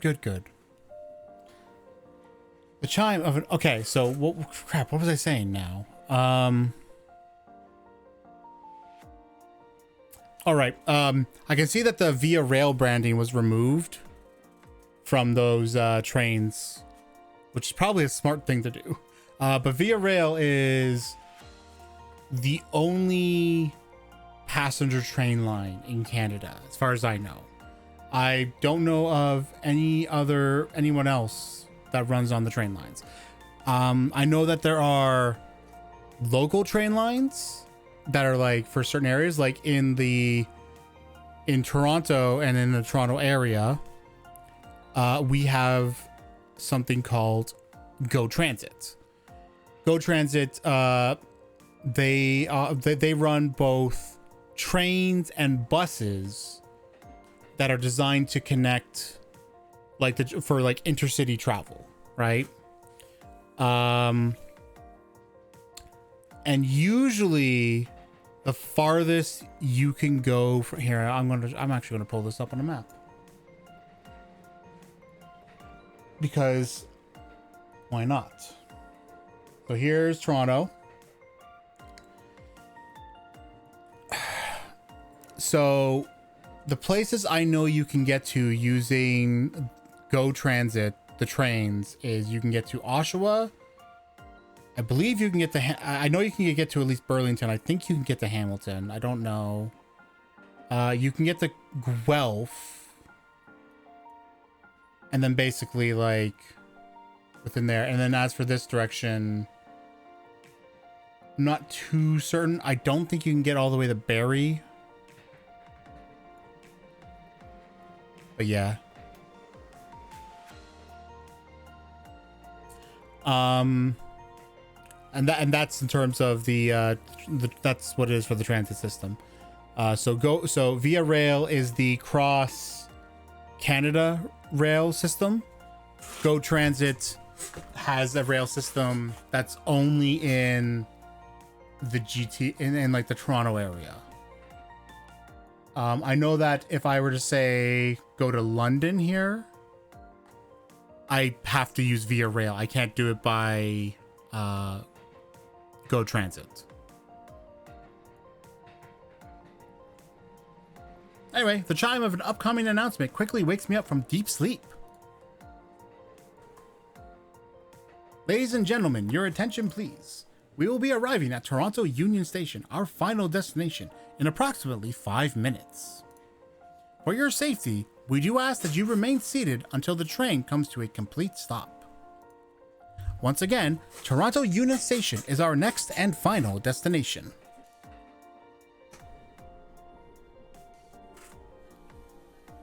A warm sensation fills my heart as I look out the window with Toronto Union Station coming into view. We have arrived at Toronto Union Station, our final destination. If you are visiting, welcome to Toronto, and if you live here, welcome home. On behalf of me and the entire crew, it has been a pleasure having you aboard with us today, and we look forward to seeing you again soon. The doors open shortly after the train has stopped. I, along with the rest of the passengers, begin to queue for the exit. The entire train is in a lively mood, with people talking left and right. I can't help but think of the conversations I would be having with my friends if they were on this train with me. I half-heartedly wish to propose them to come along for the adventure. Before long, it's my turn to exit. Leap of faith! Alright, let's head down into the station. I'm also pretty confident that the developer of this game, they say that, like, oh, this is a thing of fiction, blah, blah, blah, blah, blah. But for them to have all of these photos that they have, because clearly what it is like, these are all photos that are then redone to be drawn, right? Rather than just be a photo. But the way some of these photos are, there's no way you'd have these as photos unless you went there yourself. Right? So I'm pretty sure that, like, this is all based on I feel like, even though I say that, I feel like to an extent they made this trip themselves.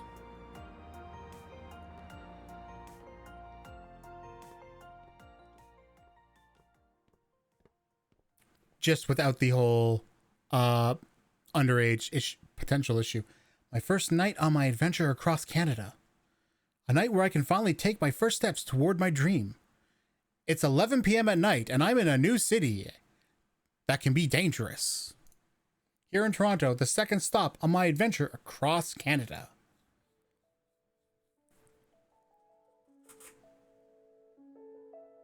Technically, it's the third stop.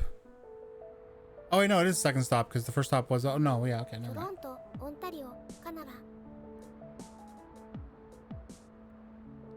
After exiting the station, I take a few moments to reflect on my adventure. Your adventure of, like, 12, 15, 16, 17 hours? Yeah, that sounds about right. 17 hours. The crisp and chilly atmosphere of a December night reminds me of my first winter back in Montreal. Reminiscing about my past is just one way I intend to cope with leaving everyone behind. But it can only do so much. Now that I'm in Toronto, I intend on making a whole new bunch of friends. Now, for my first night, I should find a place to keep warm and plan for tomorrow. I spy a spot that's open 24 hours. I check my phone for nearby establishments. I spot one that's named Cafe 6.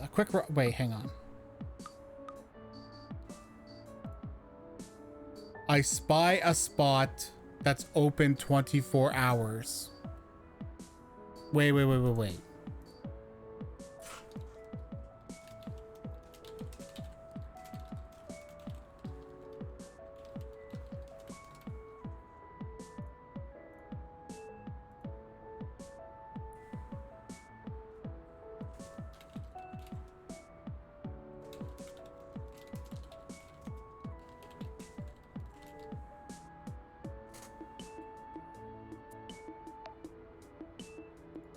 Wonder if that's an actual thing. Hang on, cafe.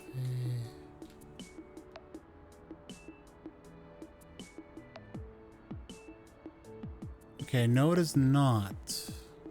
Okay, good. It's best to double check if it's open so I don't get left out in the cold. I proceed to call and check if they're open at this time.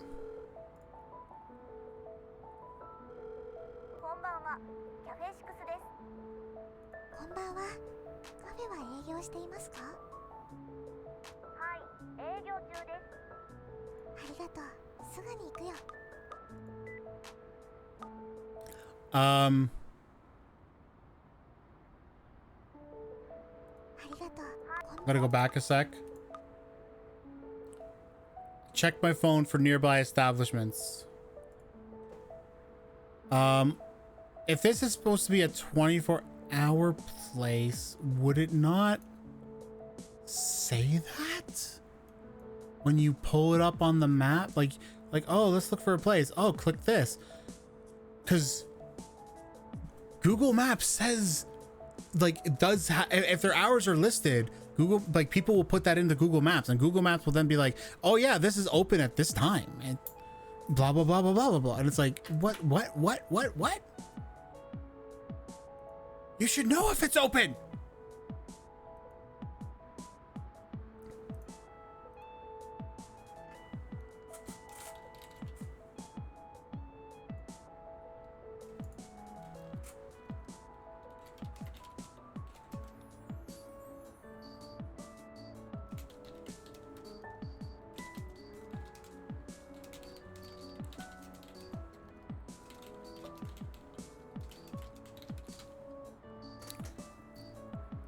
Okay, don't mind me, sorry. Now, where's the subway station? Surely an intermodal transit hub like this has a subway nearby. So yes, it does. There is a subway system. It's not that good.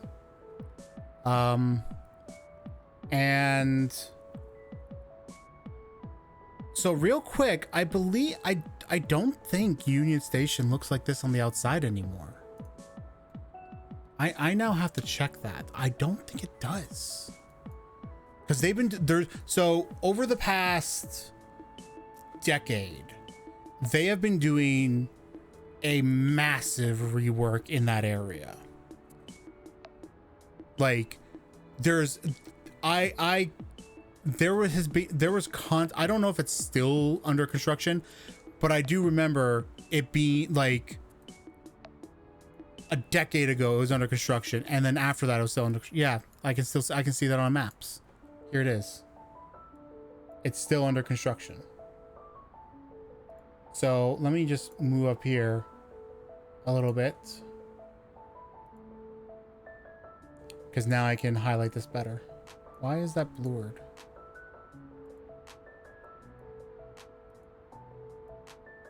Why is that blurred?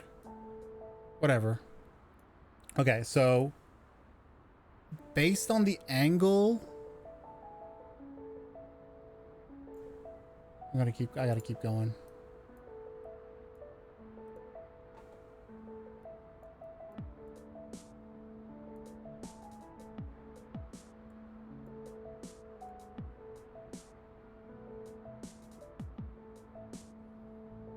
Yeah, I don't think those blocks are there anymore. But let's see, is that right?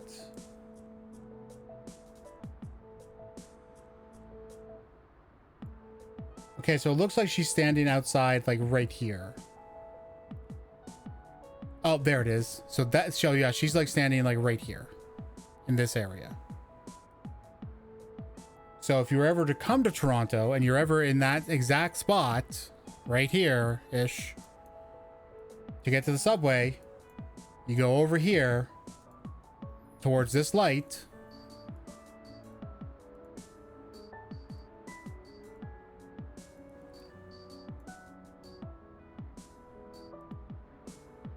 Oh, wait, I passed it.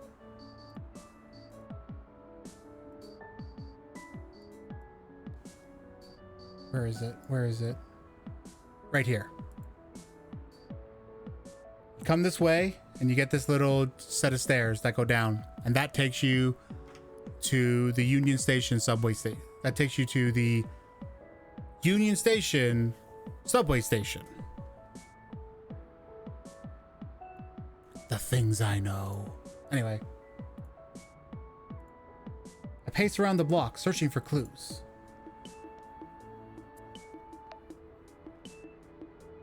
Despite circling around the block, I still can't find the subway station. It actually is a little difficult to find if you don't know it. If you don't know that what you're looking for is the TTC, the Toronto Transit Commission, and that's who runs the bus system, the public transit system in Toronto. They do the buses and they do the subway.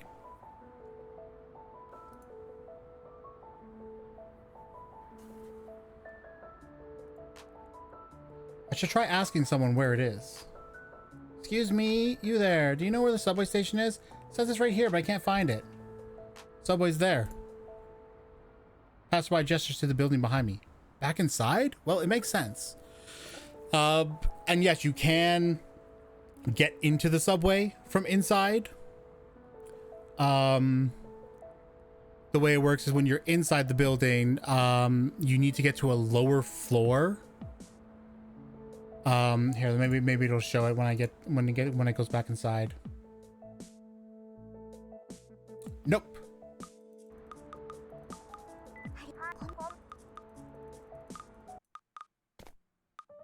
Oh, too far.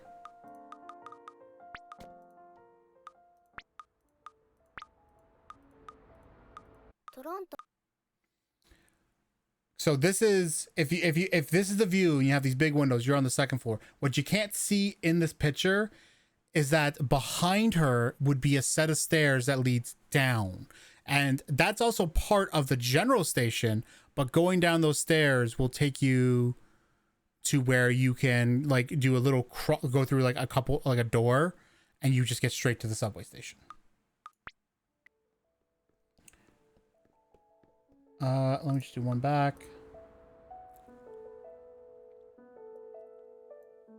I'll be taking the subway to DuPont Station. The cafe is located nearby. So where is DuPont again? It's Osgood, Queens, St. Patrick, Queens Park, Wellesley.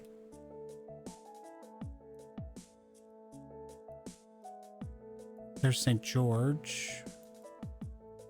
That's also Bloor. That's not what I'm looking for. I feel like that's already too far. Where the heck is DuPont? Like, if that's how far she's going, that's far. Where the heck is DuPont?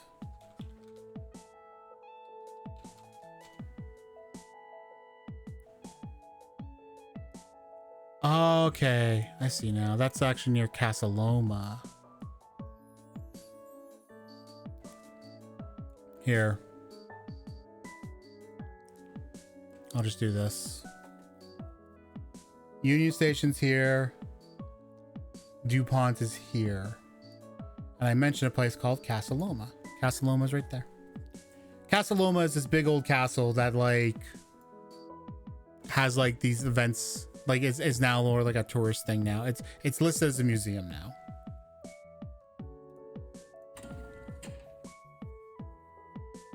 Prestissimo card. Yeah, definitely has done this themselves. They've definitely gone on this trip. If they know that it's, if they know to call it a Prestissimo card, it's called a Presto card. I proceed down the stairs, down towards the platform. From what I hear, a train is already present on the platform. I rush down the remaining steps and hop onto the subway train.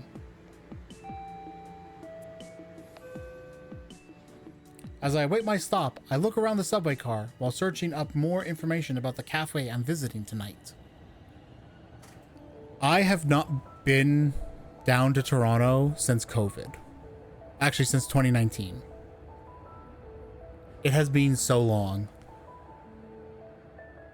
Actually, no, I've been to Toronto, but I've not used the subway station at that time.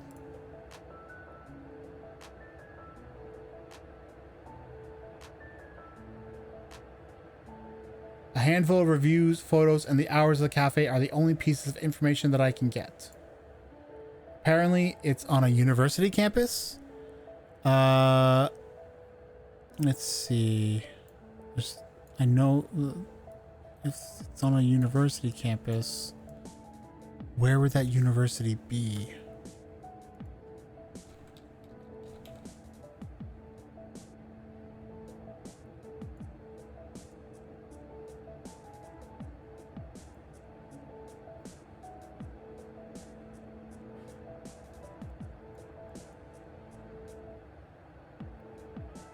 Yeah, it's weird that it would send her all the way to DuPont, if that's the case.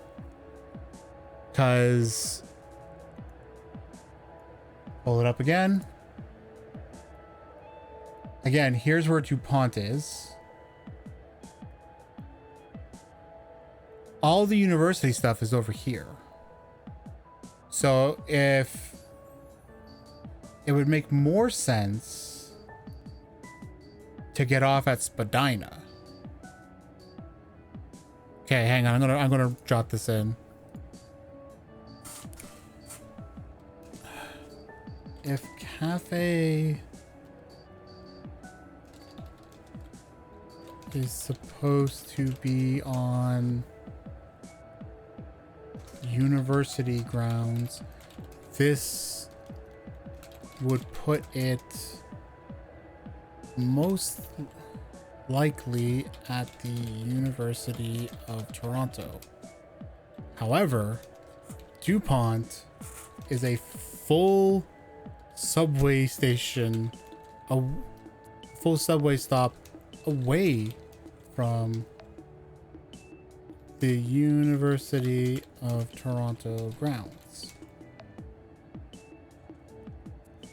It would make more sense if she got off at Spadina.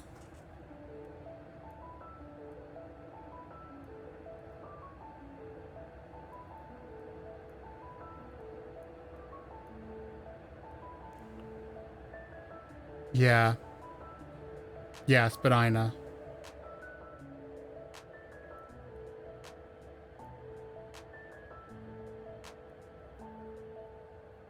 Because like this, like you can see all these university buildings around here. There's a few. You can see McMaster here. There's a couple smaller ones, some colleges, but the University of Toronto is like in this area.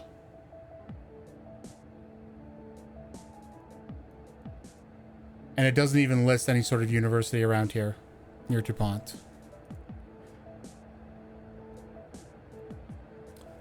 Wow, this fact checking is going really good. All right, apparently it's on a university campus. Arriving at DuPont Station.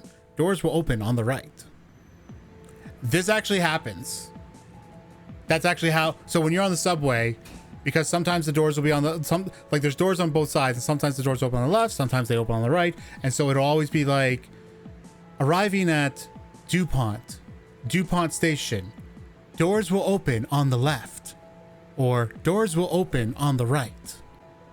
That's actually what it does. I can hear it in my head.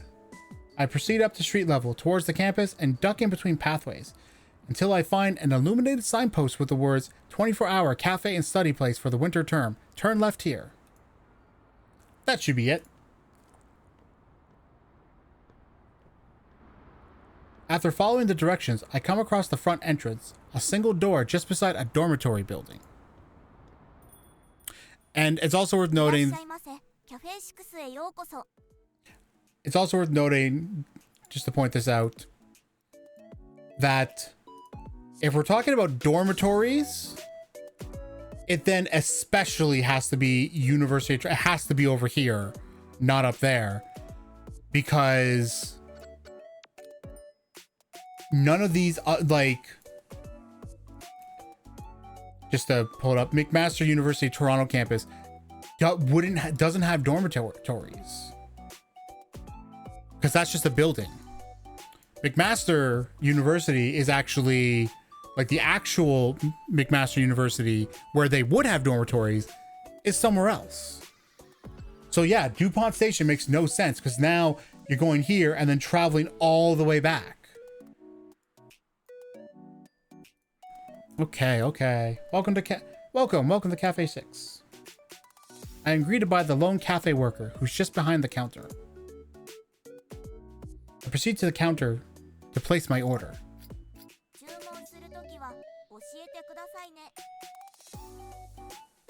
A line of desserts in the display case catches my attention. Wonder what they are.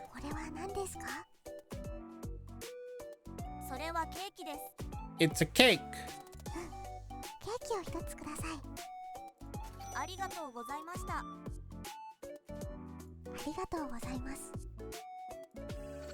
I find a table and take a seat. At the first light of dawn, I'll head back into Toronto and begin my journey here. So does that mean you're planning to like fall asleep in this place? Because it's not like... That's kind of the issue I'm having. I've always had the... every time I play this game, I've always had certain issues with how the story is structured. Like, okay, so... You just traveled to this place. First off, how did you even get the money to make this trip? Second, how do you not have the money to go find a place to stay for the night? Why is that not a thing you planned out? Why is it that you're literally coming here and going to a 24-hour cafe to hang out there? When they like, unless you like a place like that is likely to kick you out because they'll think that like, oh, you're just some homeless person then. Even if you buy something, after a while they're going to be like, okay, no, if you want to stay, you have to buy something else. And if you fall asleep there, oh, they're definitely going to kick you out then. First side dawn, I'll head back into Toronto and begin my journey here.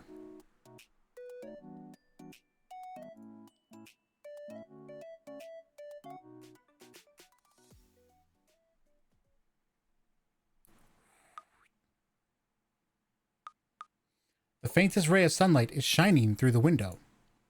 Looks like it's dawn. Well then, it's time for me to head out. So it's about 7 in the morning now. I pack up and get up from my seat. Heading towards the exit, I see the cafe worker splayed across the table, asleep. Huh, must have been a busy night. I walk past her, and that's when she suddenly perks up. My footsteps seem to have brought her back to life. I'm going now. Wait.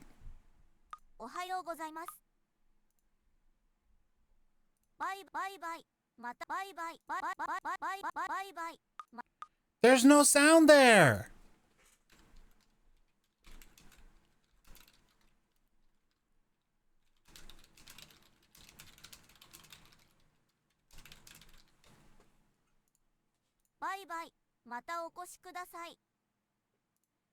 Thanks. You too. Wait, she works here too. She did that twice now. That's a cute accidental thing. I head back onto the subway, back towards Union Station.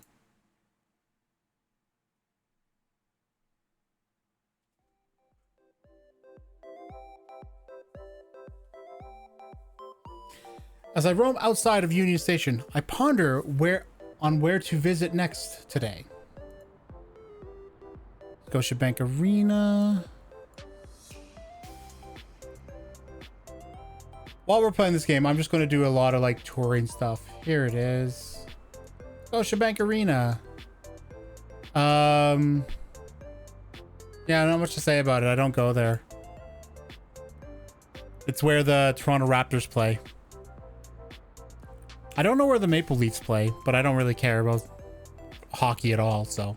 Actually, I don't care about sports. The one thing I am upset about, though, and I will say this right now for anybody, if you ever come to Toronto and you're talking with somebody who's from Toronto, refer to this place by the name I'm about to give you. The Rogers Centre. This is where the Toronto Blue Jays play. Now, let me just drop this in a spot where I can see a view of it. Oh, this is a crappy spot. That was not what I wanted. Why was that Wait, I dropped that over here. Oh no, I dropped it right there. Okay, so let's drop right here then. There he is.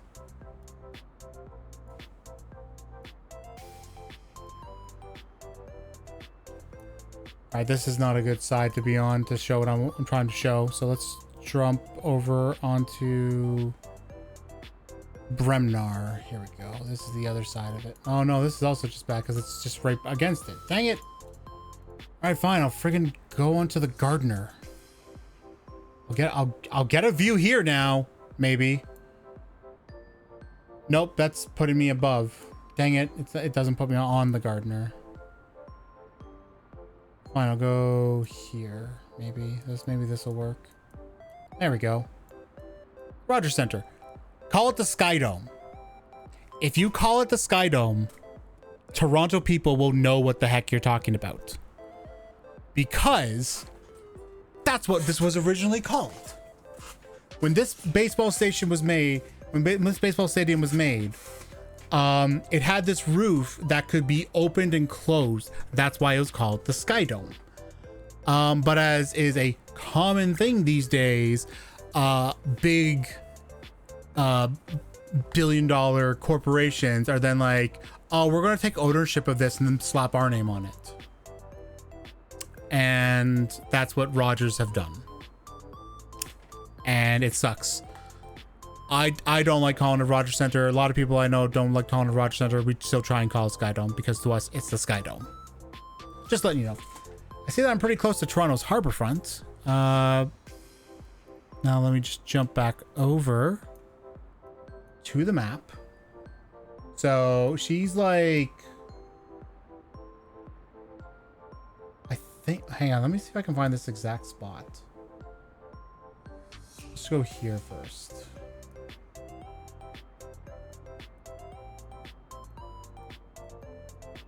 Yeah, this is it. This is the exact spot. Practice court. The Scotiabank thing is not there though. It would be like here. There's Union Station. So now that I have the exact spot of right in here, Harborfront over here. And if you wanted to go to Toronto Island, you can either get on a ferry here at the Jack Layton Ferry Terminal. Jack Layton is a now deceased Canadian politician. He was the leader of the NDP, which is like our far left party. And during his time there was when the NDP made their biggest gains. That was also during the time when Stephen Harper of the Conservatives was prime minister, and the Liberal Party, our left of center party, who had been in power previously before Stephen Harper, basically lost everything. And up until Justin Trudeau took over for the Liberals, a lot of the left vote would go to the NDP because they had a better chance of actually beating the Conservatives. And that was under Jack Layton. And then he passed away with cancer. The current mayor of Toronto is actually his widow. Anyway, another way you can get onto the island is technically here, but that's meant for the island airport because there's a small airport on the island. This is where you're supposed to go if you are going onto the Toronto Island or Center Island. The Toronto Islands, there's like 3 of them: Wards Island, Center Island, and Hanlan's Point. I've been here once. I was helping my dad on a job here. That was a fun job to do. Anyway, moving on. So yeah. Oh wait, here. Better. Here's the harbor. Here's where it's labeled as the harborfront from here to there. All right. I see that I'm pretty close to Toronto's harborfront, but I'm having some difficulty getting there. I made the mistake of not charging my phone at the cafe last night, so I can't use it for directions. Maybe someone around here can give me directions instead. That is a foolish decision. You are dependent on your phone in this scenario. Why would you not charge it? Are you stupid?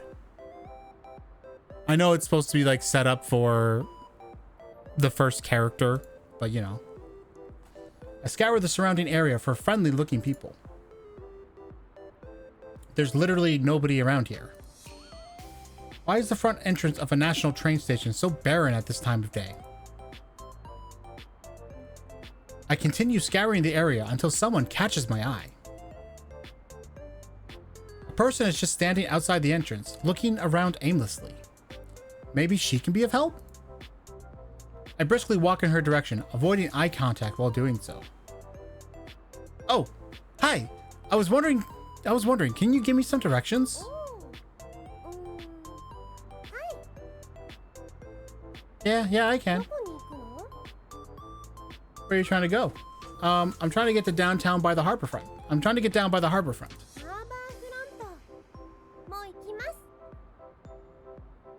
Want to tag along? Sure.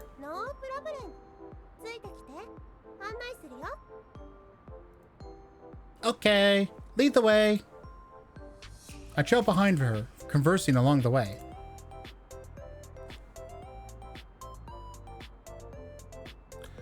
I'm actually overtaking her at points.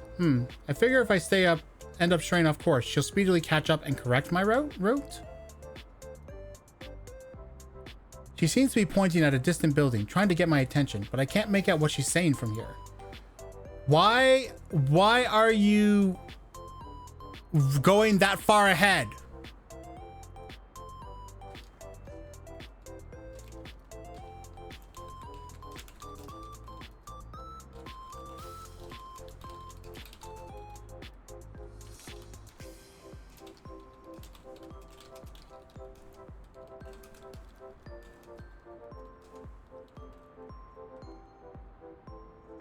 Maybe she thinks I'm a tourist looking for the next big attraction?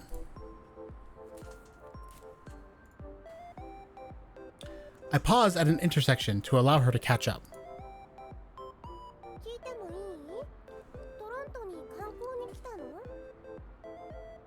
Can I ask, are you here for sightseeing? A tourist for the holiday season? Obviously not, so it's best to come up with another reason. No, I'm not a tourist. I'm spending time with my family here. I see. We continue walking towards Harborfront. I glance over every now and then to see if she's still nearby. So, what you going to do down at Harborfront today? I'm just going to take a walk there. Bit cold for a walk down there, though. Just saying.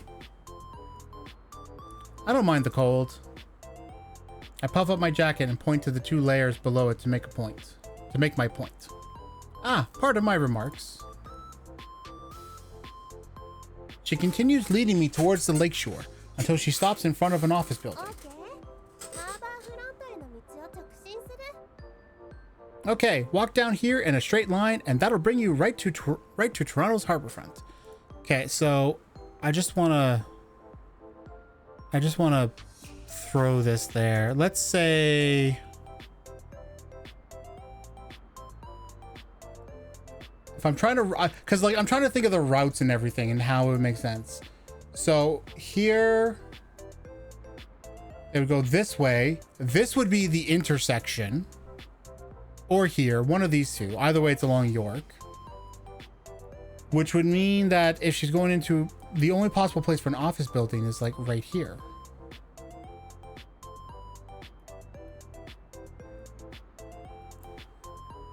Hang on a minute. Okay, that's Love Park. Okay, so yes.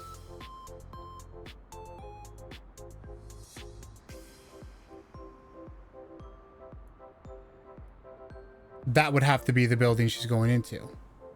Because she's saying, okay, just go straight down this way, and you'll be at Harborfront.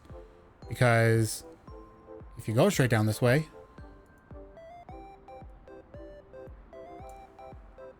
this is Harborfront. Oh, pardon me. And that will bring you right to Toronto's harborfront. So it's not like. So I'm trying to wonder, like, how she wasn't able to put it together. もう行かなきゃ。 I gotta go. Have a good one. And with that, she disappears past the doors of the office building. Perhaps I can charge up my phone in said building? Probably not. I change course and head inside, searching for a power outlet. Luckily, there's one located in the lobby. I plug in my phone and wait until it's charged up. You must have a fast charging phone then, because you must have a quick charge phone, because that would otherwise take a couple hours. That should be enough power to last the evening. With there being only half an hour before sundown, it's time to make the most out of it. How? Yeah, okay. No, there's another thing. Okay. I feel like she'd get kicked out at some point during that period. If she was just hanging out in the lobby, like security would come along. Hurrying over to the harbor front, I stopped by at a convenience store to buy a snack. So I'm going to go back into the map for the harbor front because I want to highlight this. This is a big waste of an opportunity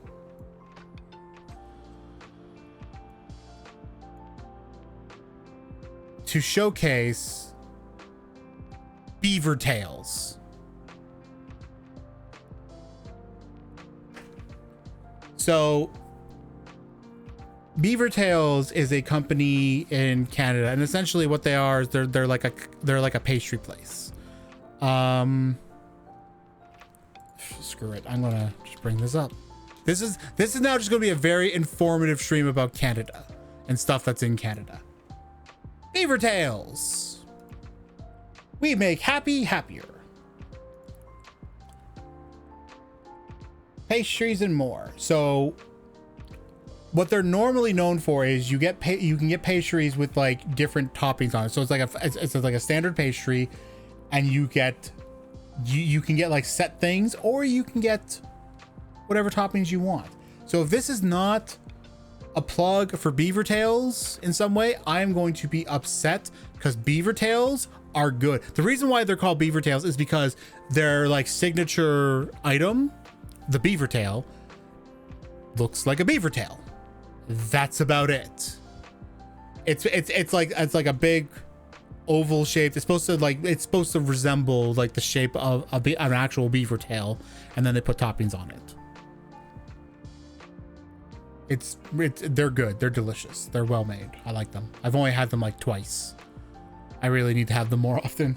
Hurry at a convenience store to buy a snack. A Jamaican patty, as I was told. I bought 2 of them. So not only did you not plug Beaver Tails, but you made a Jamaican patty. Okay, I'm not a Jamaican patty person myself, but I hear that like Jamaican patties are very popular in Toronto. But usually they're not popular. Usually the ones that you want are not a convenience store, but from food trucks. The Jamaican patties from food trucks are crazy good, I'm told. I'm just not into Jamaican patties, unfortunately. Strolling down the street while eating my pastry, I stopped to take a break at a nearby pier. Yeah, I'm gonna judge this now.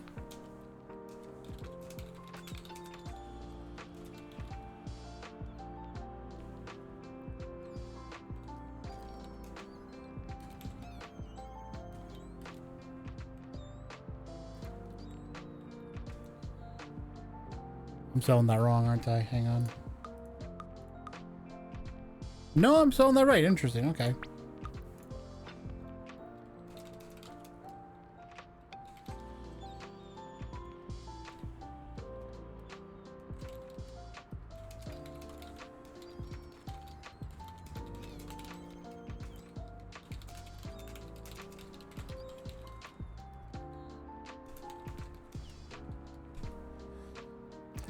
I just want to flash this real quick. Hang on. Okay, no, it's not going to let me do that. Unless... Okay. These are my notes. And you can see as it goes on, I'm just like...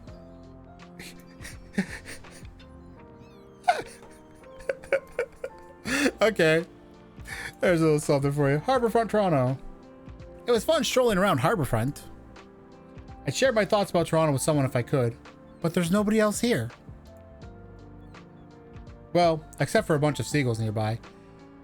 They look so miserable and hungry sitting there in the cold. I'm sorry, little ones, but I don't have anything for you. I turned to walk away, but then I noticed that a curious seagull has inched closer towards me, thinking that I must have food for him. God, these things are persistent. Well, I still have a bit of my snack left. I throw him a piece of the patty. He catches it in his mouth and swallows it whole. お腹が空いてるでしょ You guys can eat anything, huh? Eh?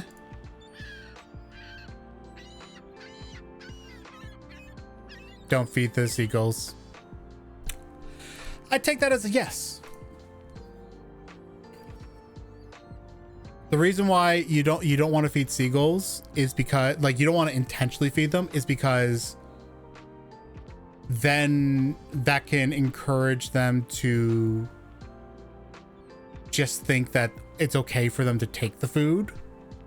And then you get the seagulls that are like, just come swooping down and just take your fries or your food right out of your hands. And they do that.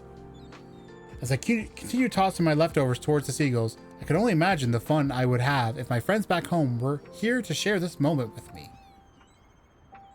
The seagulls scatter once they realize that I'm refusing to give them the other patty, and fly towards an island across the lake. I think that's the Toronto Islands. I feel that it would be a good spot to watch the remaining twilight before nightfall. A free ferry service is somewhere along the harborfront, 4 blocks to the west. Wait. Now I have a lot of questions. Because if you started here and the obvious route you took to get down was to here, for you to be 4 blocks to the west of the ferry, which is here, would be 1, 2, 3, 4.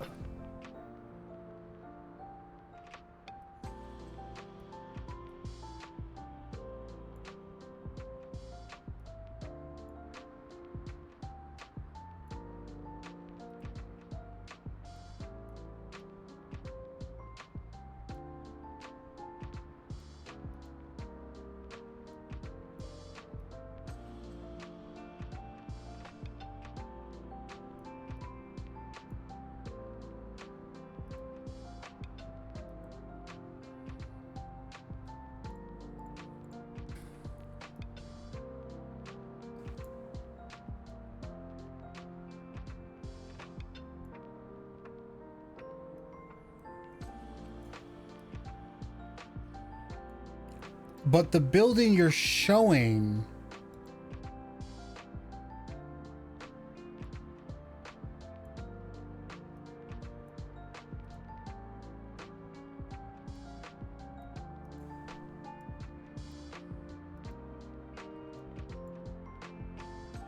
has to be, no, wait.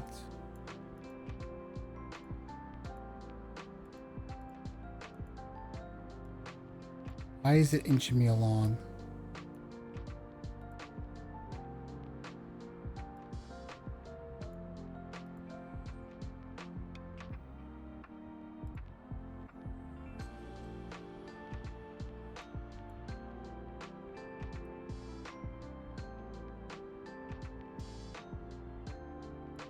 No, it wouldn't be this either. Now, as you can see, this is an older photo because there's a building missing. July 2017. Yeah. Now, if I go over here, it's September 2023. But These are not the buildings here. And this doesn't look like that.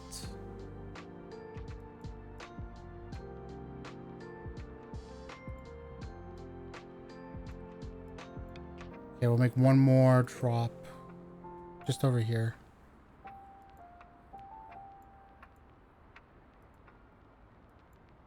Yeah, and it wouldn't be here. I'm trying to figure out what this shot is then. Like, where's this picture being taken from?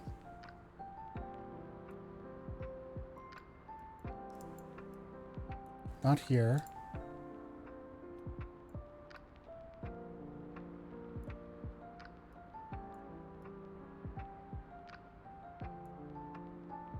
This is the only place that makes sense.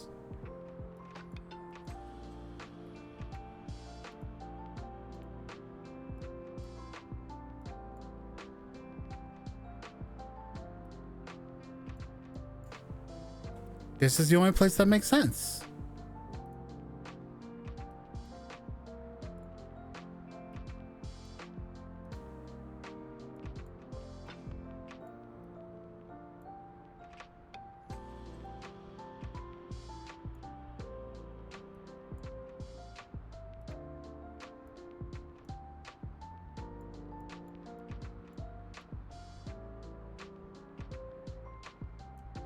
Unless this is a new building, which it could be. Because like I said, this area, this is October 2020. So this area in general, I'm gonna pull this out. This area has seen a lot of development. Like you'll see markings for like a lot of buildings here. This, like, and they're like tall buildings. They're like housing, right? Like these are apartment buildings and stuff, or condos. They were not here before. And there's tons of these buildings down there now. And they've all been built in like the past 15 years. Especially in the last decade. It used to be that if you were driving in from... Can I do this from... Will it let me on the Gardener? I want to do this on the Gardener. Yes. Perfect. Which way am I facing now? I want to go back a little. Nope, that's not what I wanted to do. No.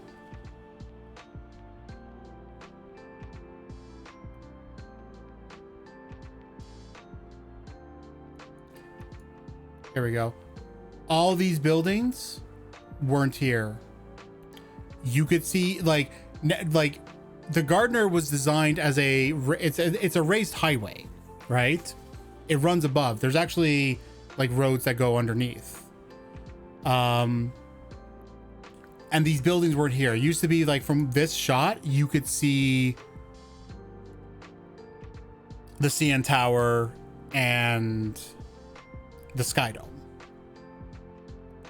which you can't anymore.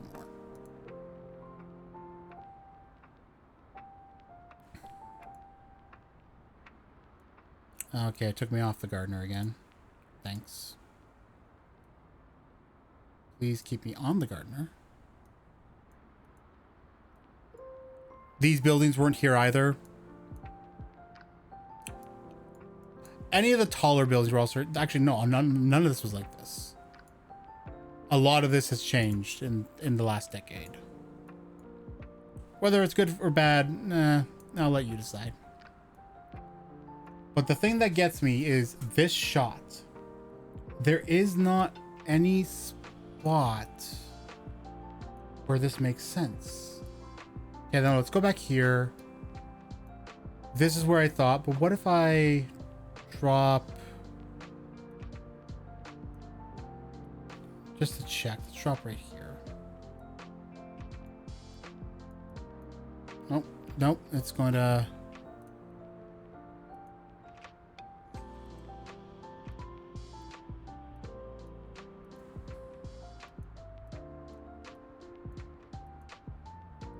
I don't think it's here because these trees clearly just get in the way. But it's also the fact that it needs to be one of these. Okay, so let me try something else now. No, I think I already looked at it in terms of the other side. Yeah, and it's not that either.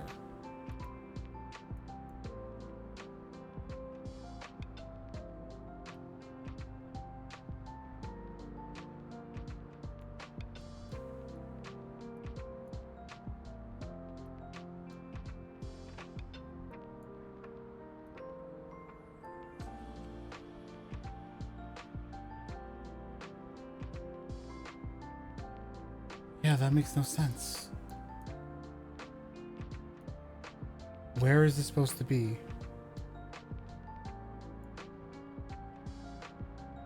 Oh! Oh, we found it. This is the spot. This is where this photo is. That's the building. Okay, that's the exact building. Okay, now we got that figured out. So let's do a few. Nope. I'm not clicking this right. Yep, you can. There it is. There's the top of that building. Okay. But so that was here. That was right here. Okay. So 4 blocks to the west would be here, but that's the ferry not meant for Center, but for the airport. You wouldn't be able to get onto Center Island from that one.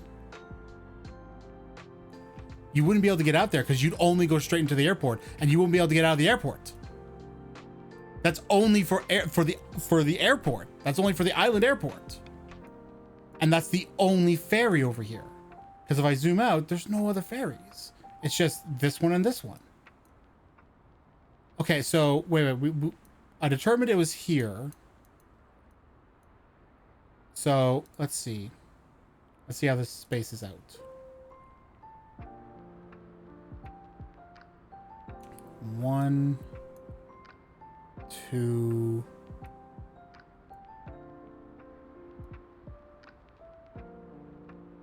Wait. 1, 2, 3, 4.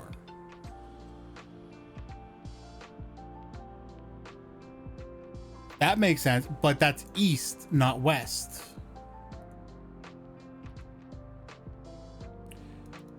And the only way that works is if the route they took from here was not to just go this way.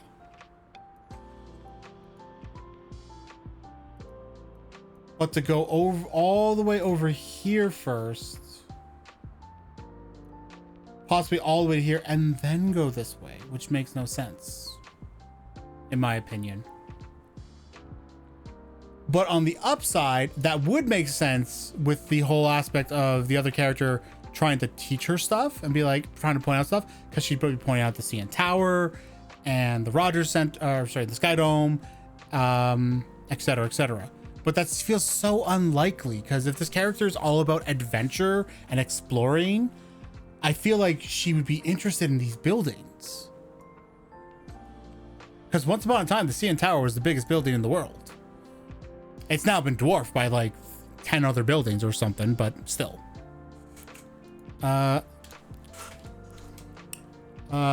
Based on the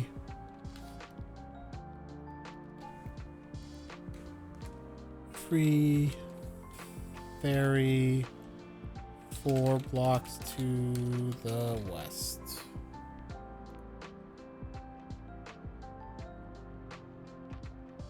Okay. But based on the photo, that would be 4 blocks to the east. The ferry to the west of the picture is only for the island airport. There's no way to get off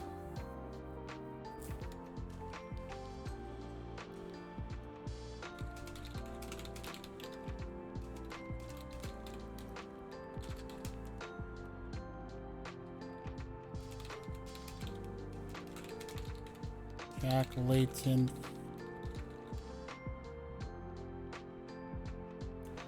Also, you might have noticed something when I was going through this. So let's jump back to here.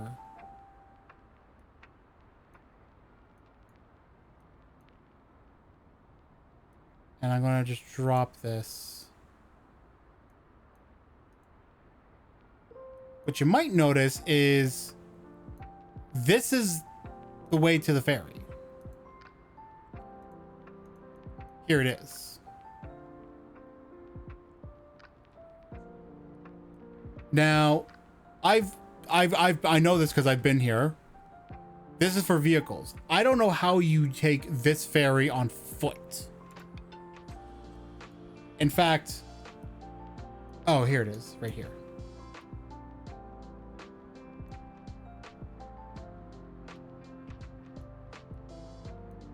Okay, we found it.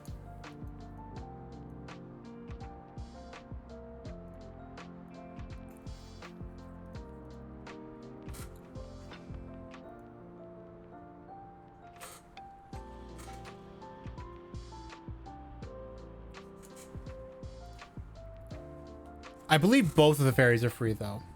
Although I think if you're on a vehicle, it is paid. I could be wrong about that. I find the dock and board the ferry.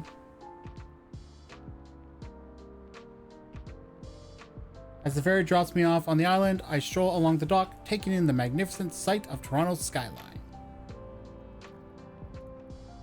An airplane is taken off from the airport nearby and rapidly ascends above the skyline and into the sunset. It was for scenes like these that made all my adventures worth it. I'll remember this one for a very, very long time. Seeing how I was able to reach and familiarize myself with Toronto in such a short time gives me hope for the adventure ahead. Yeah, okay. Although I still reflect on the purpose of my journey and how I even came up with it in the first place. Back then, I yearned for adventure. I would look at the forests and roads surrounding my old town, wondering what lay beyond those horizons. Why can't there be something different, I thought. Something new and exciting. But as luck would have it, I got what I wanted.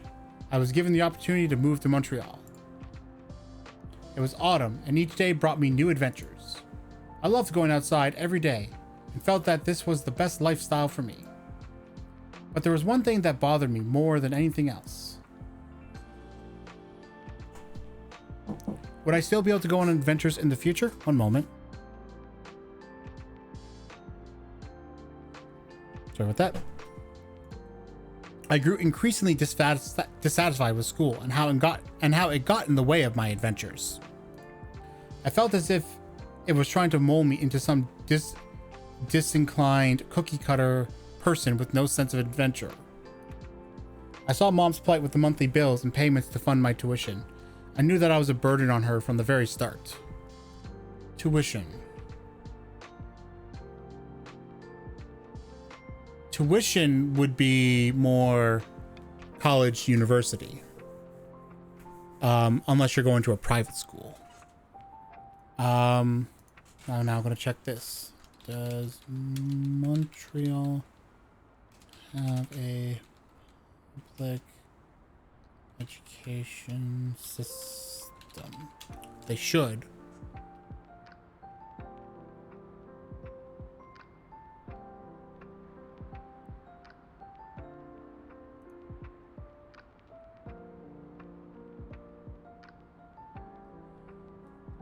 "17 school districts." Yeah, like, so why would there be tuition? That's okay. There's something here that I need to ask him for information. Tuition? Isn't Zinnia a high schooler?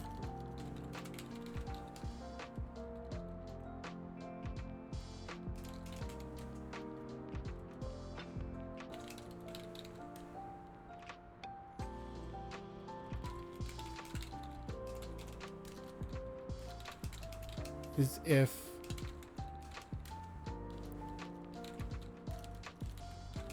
was in a private school.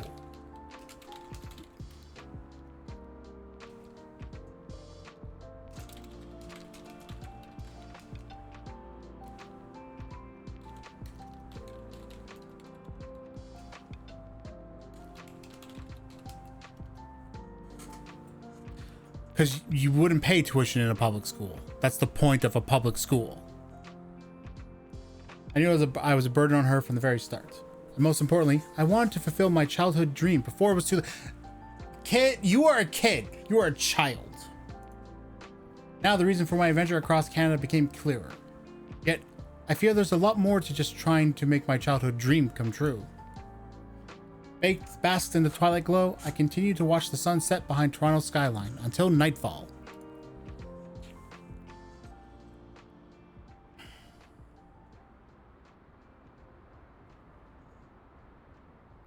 As I roam around downtown Toronto, I eventually stumble across Toronto City Hall and the surrounding square.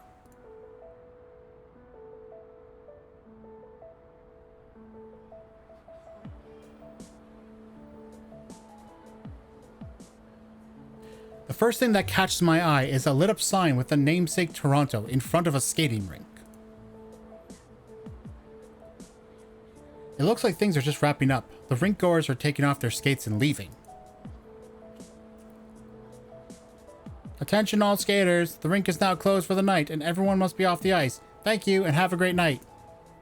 As night fell, I pondered on where to stay for my second night there. You didn't do any of the reasonable stuff you should have done. No home for me to return to, so as I still have no permanent place to stay yet. Seems that I've hit the first roadblock on my journey. I thought to myself when I first started my adventure that I'd find some short-term housing in each of my destinations. But my incompetent mind completely forgot about it until the very last second. Okay, good, there's mention of like how dumb she is. I expect to be staying in Toronto for a while, so I'll need a rental or anything like that. I'll begin the search for rentals as soon as possible tomorrow. Until I secure one, I'll have to stay at a hotel or hostel. Now she thinks about that. For tonight, I booked a last-minute room at a local hostel costing $65. That sounds right for a hostel in Toronto. The room is incredibly cramped and the soundproofing is poor, so it's obvious that my sleep quality won't be the best. I put up with the noise and attempt to get some shut-eye. Hostels are dangerous. I just want to say that.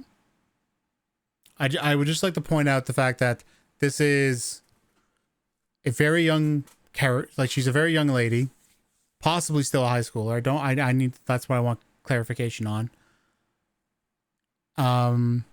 And because if you were like in college, university, you would not have a, hang on. No, you would not have a uniform. I don't know of any college, university anywhere, except maybe in Japan, where you'd have like a school uniform. That would not be a thing. In fact, in Canada, school uniforms are only in private schools. Like when it comes to like primary and secondary education, they're only in private schools and in the and at least in my experience, in the religious school board systems. Wake up very early in the morning before sunrise. I'm still a bit sleepy, so I attempt to get some more rest. Unfortunately, no matter what I do, I cannot fall asleep again. I guess I should head out. It's still very early in the morning, so I should use this early wake-up call to visit somewhere far away from Toronto. By doing so, I can practice for my adventure across Canada. I can also take a nap or two on the bus or train there. I'm looking for a large city that's readily accessible by public transit at this time of day. All right, I now have like 3 different cities in my head. Let's see which one it ends up being. After doing some quick research on my phone, I found a city that meets my criteria. Hang on, I'm going to do a thing. I'm going to, with my knowledge, with what I know, I'm going to write this down.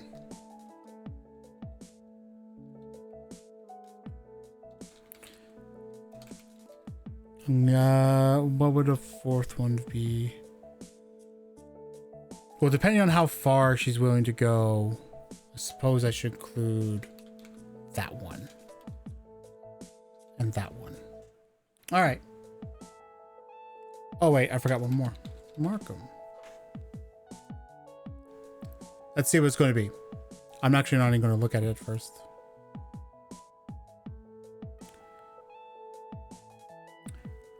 The city I plan on visiting is Hamilton, Ontario, which is some 80 kilometers away from here.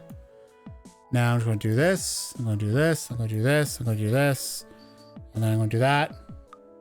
Mississauga, Vaughan, Richmond Hill, Hamilton. And I wrote that down when I thought about like, oh, well, she might go further away. And that was the one I thought of. Hamilton. Bam. A bus ride there takes about 3 hours, and the stop is just a few blocks down the street.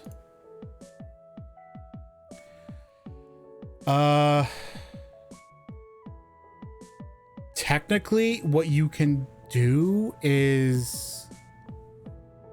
Okay. Opening up the map again. There would be a better way, but obviously, as somebody new here, she wouldn't really know this. So what you could do is you can go to Union Station. You can get on the Lakeshore West train. And that takes you to... Where is it? Here.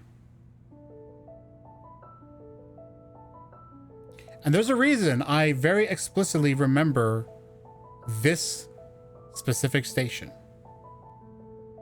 Let's see if we can drop in there.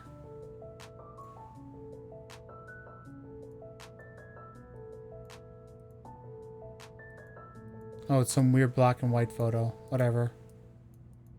Can I like move around? Oh, I see. It's not even real. It's like this stuff. Okay, whatever. So I'm going to now explain to you why this stands out to me.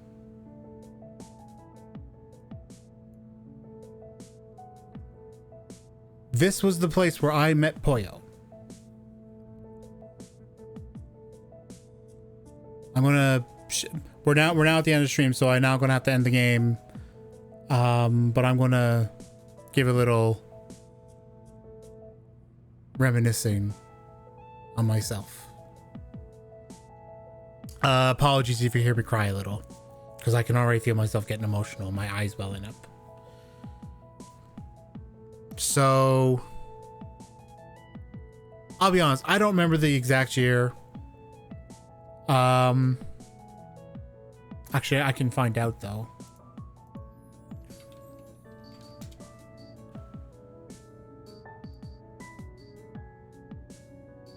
Started in 2010.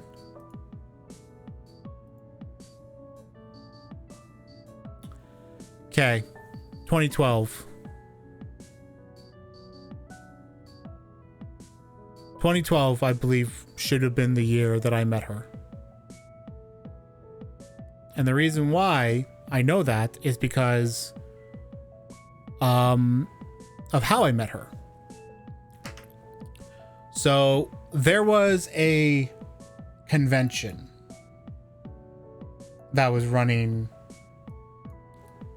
at that time. I believe that was here. That was here that year. And I didn't really know why I went to that convention. I just wanted to check it out, see if it was cool, blah, blah, blah, blah, blah. And after I left, I was like, okay, time to go home. And when I tried to map out where to go, rather than have me do something that mimicked the way I got there, it told me to go here, get on a train, get on the GO train, and take it. Let me fix this now. So I'm going to mark that so you can see it, and to take it to Toronto Union Station, and then from there, hop on a GO transit bus that would take me to my hometown. And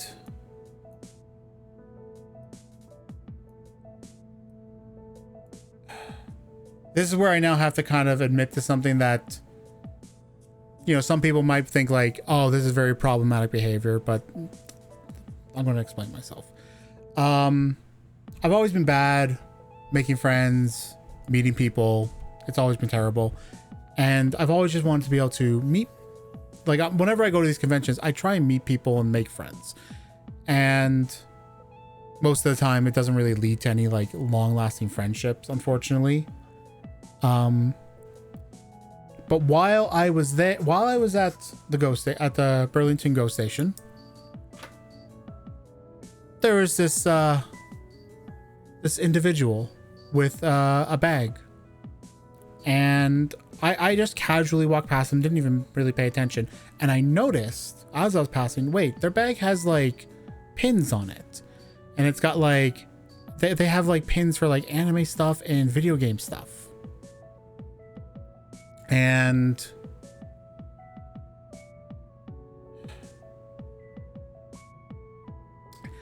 they also had a badge for the convention that I had just visited.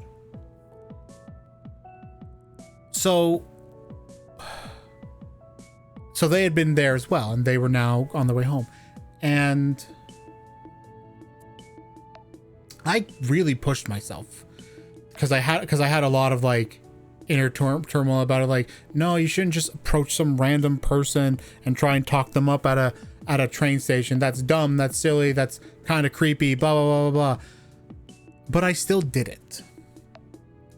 I went up to this person, I started talking with them related to the bag. Obviously I could tell I made them a little nervous, and I mean that's kind of obvious.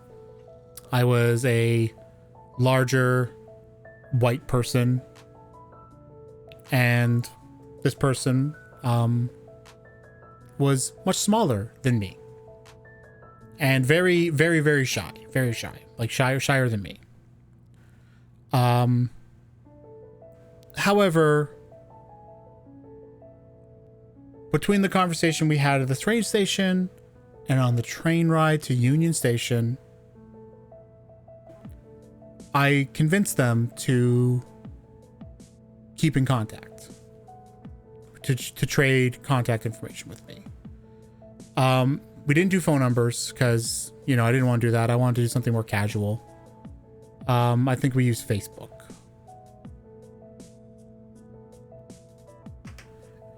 I believe it was Facebook. And then we just started occasionally chatting on Facebook. And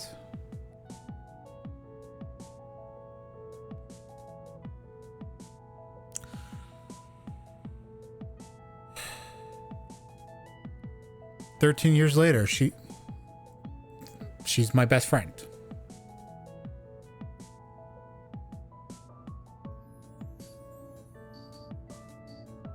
Just plain and simple.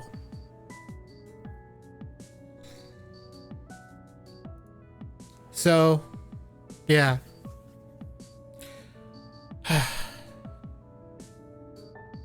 There's some reminiscing for you about my life, about my friendships. I don't think I'm going to write this feedback live. I think I'm going to go. Unless I can get this welling up in my eyes to go away. Actually, I think I can. Anyway.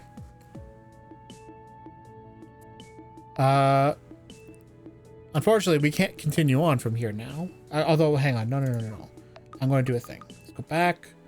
Let's save. I don't normally save, but if I get the ability to play more of this in the next few days, then I'm going to. But for now, let's just do this.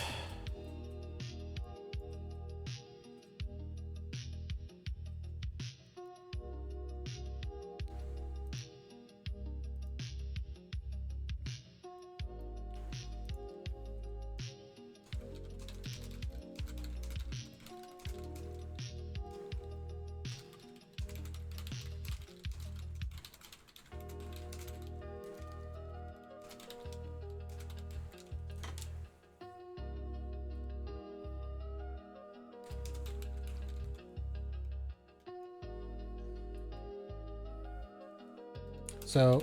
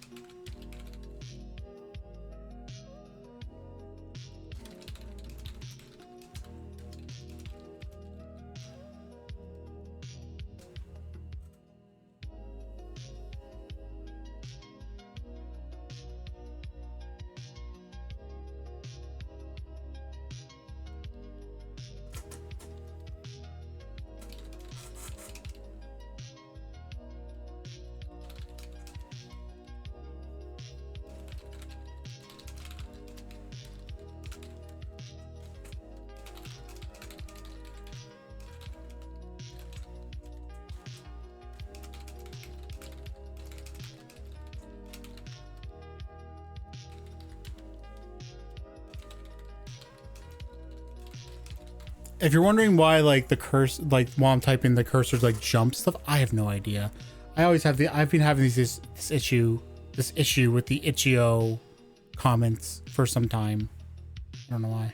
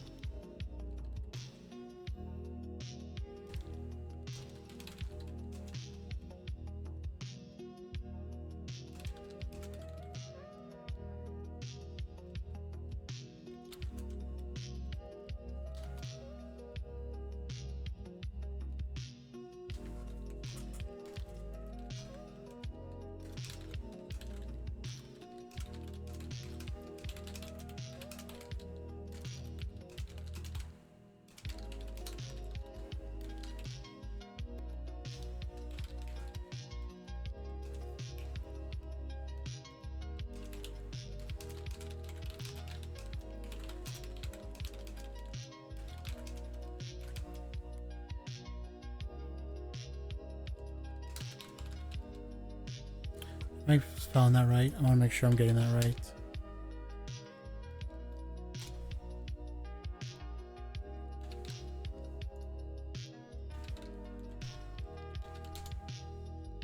Yes.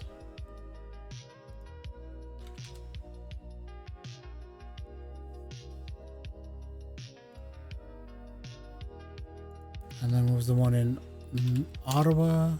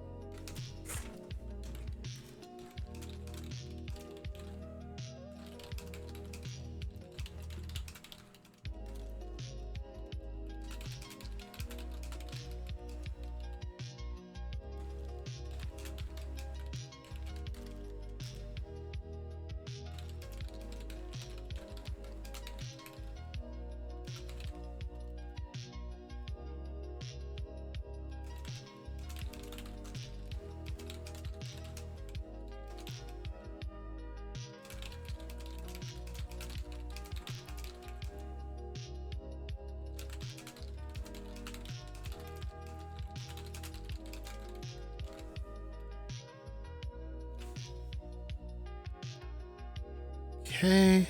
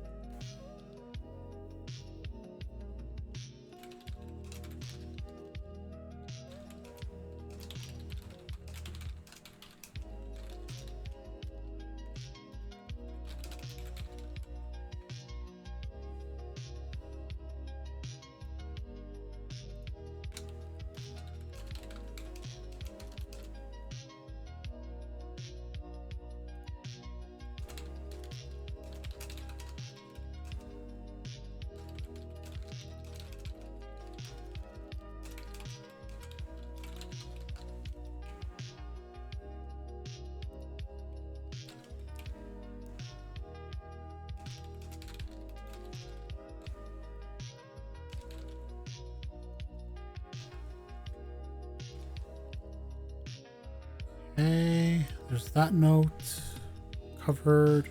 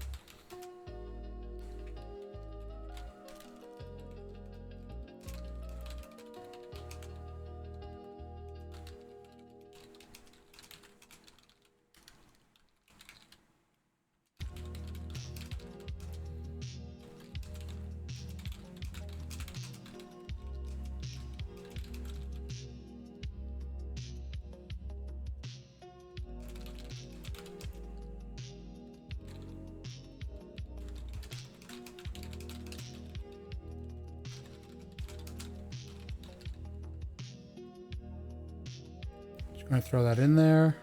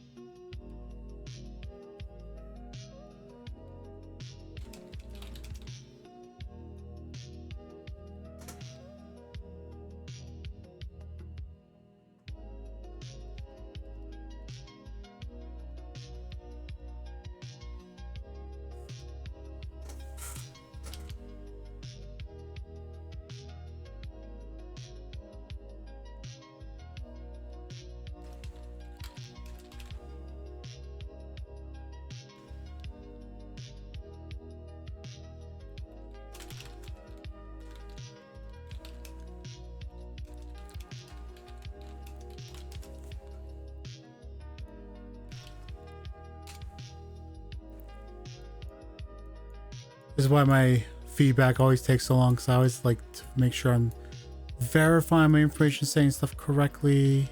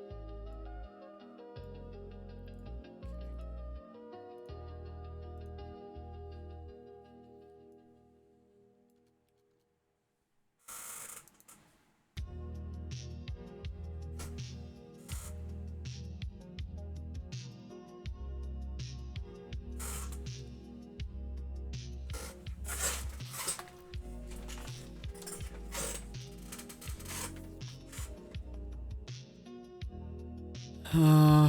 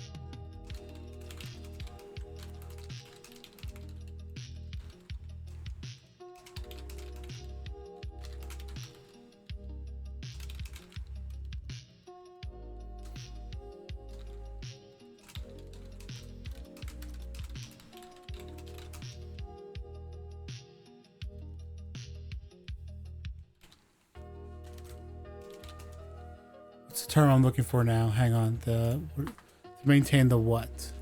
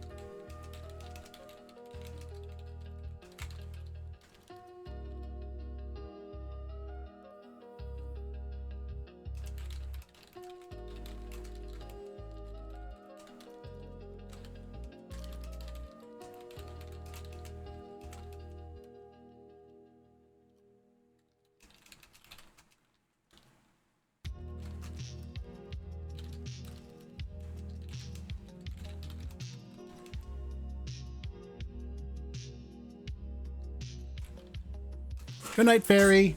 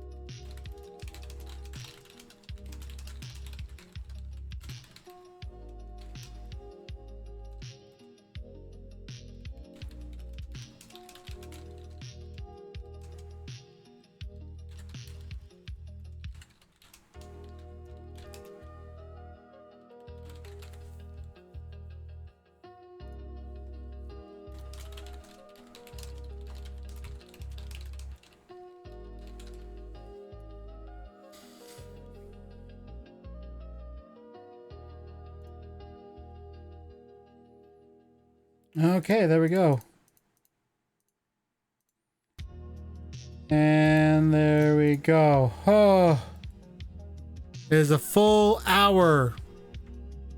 It is a full hour since I was supposed to end. God, I'm gonna have no time to do anything. Ah, that's it. I'm going. We're at 24 games left.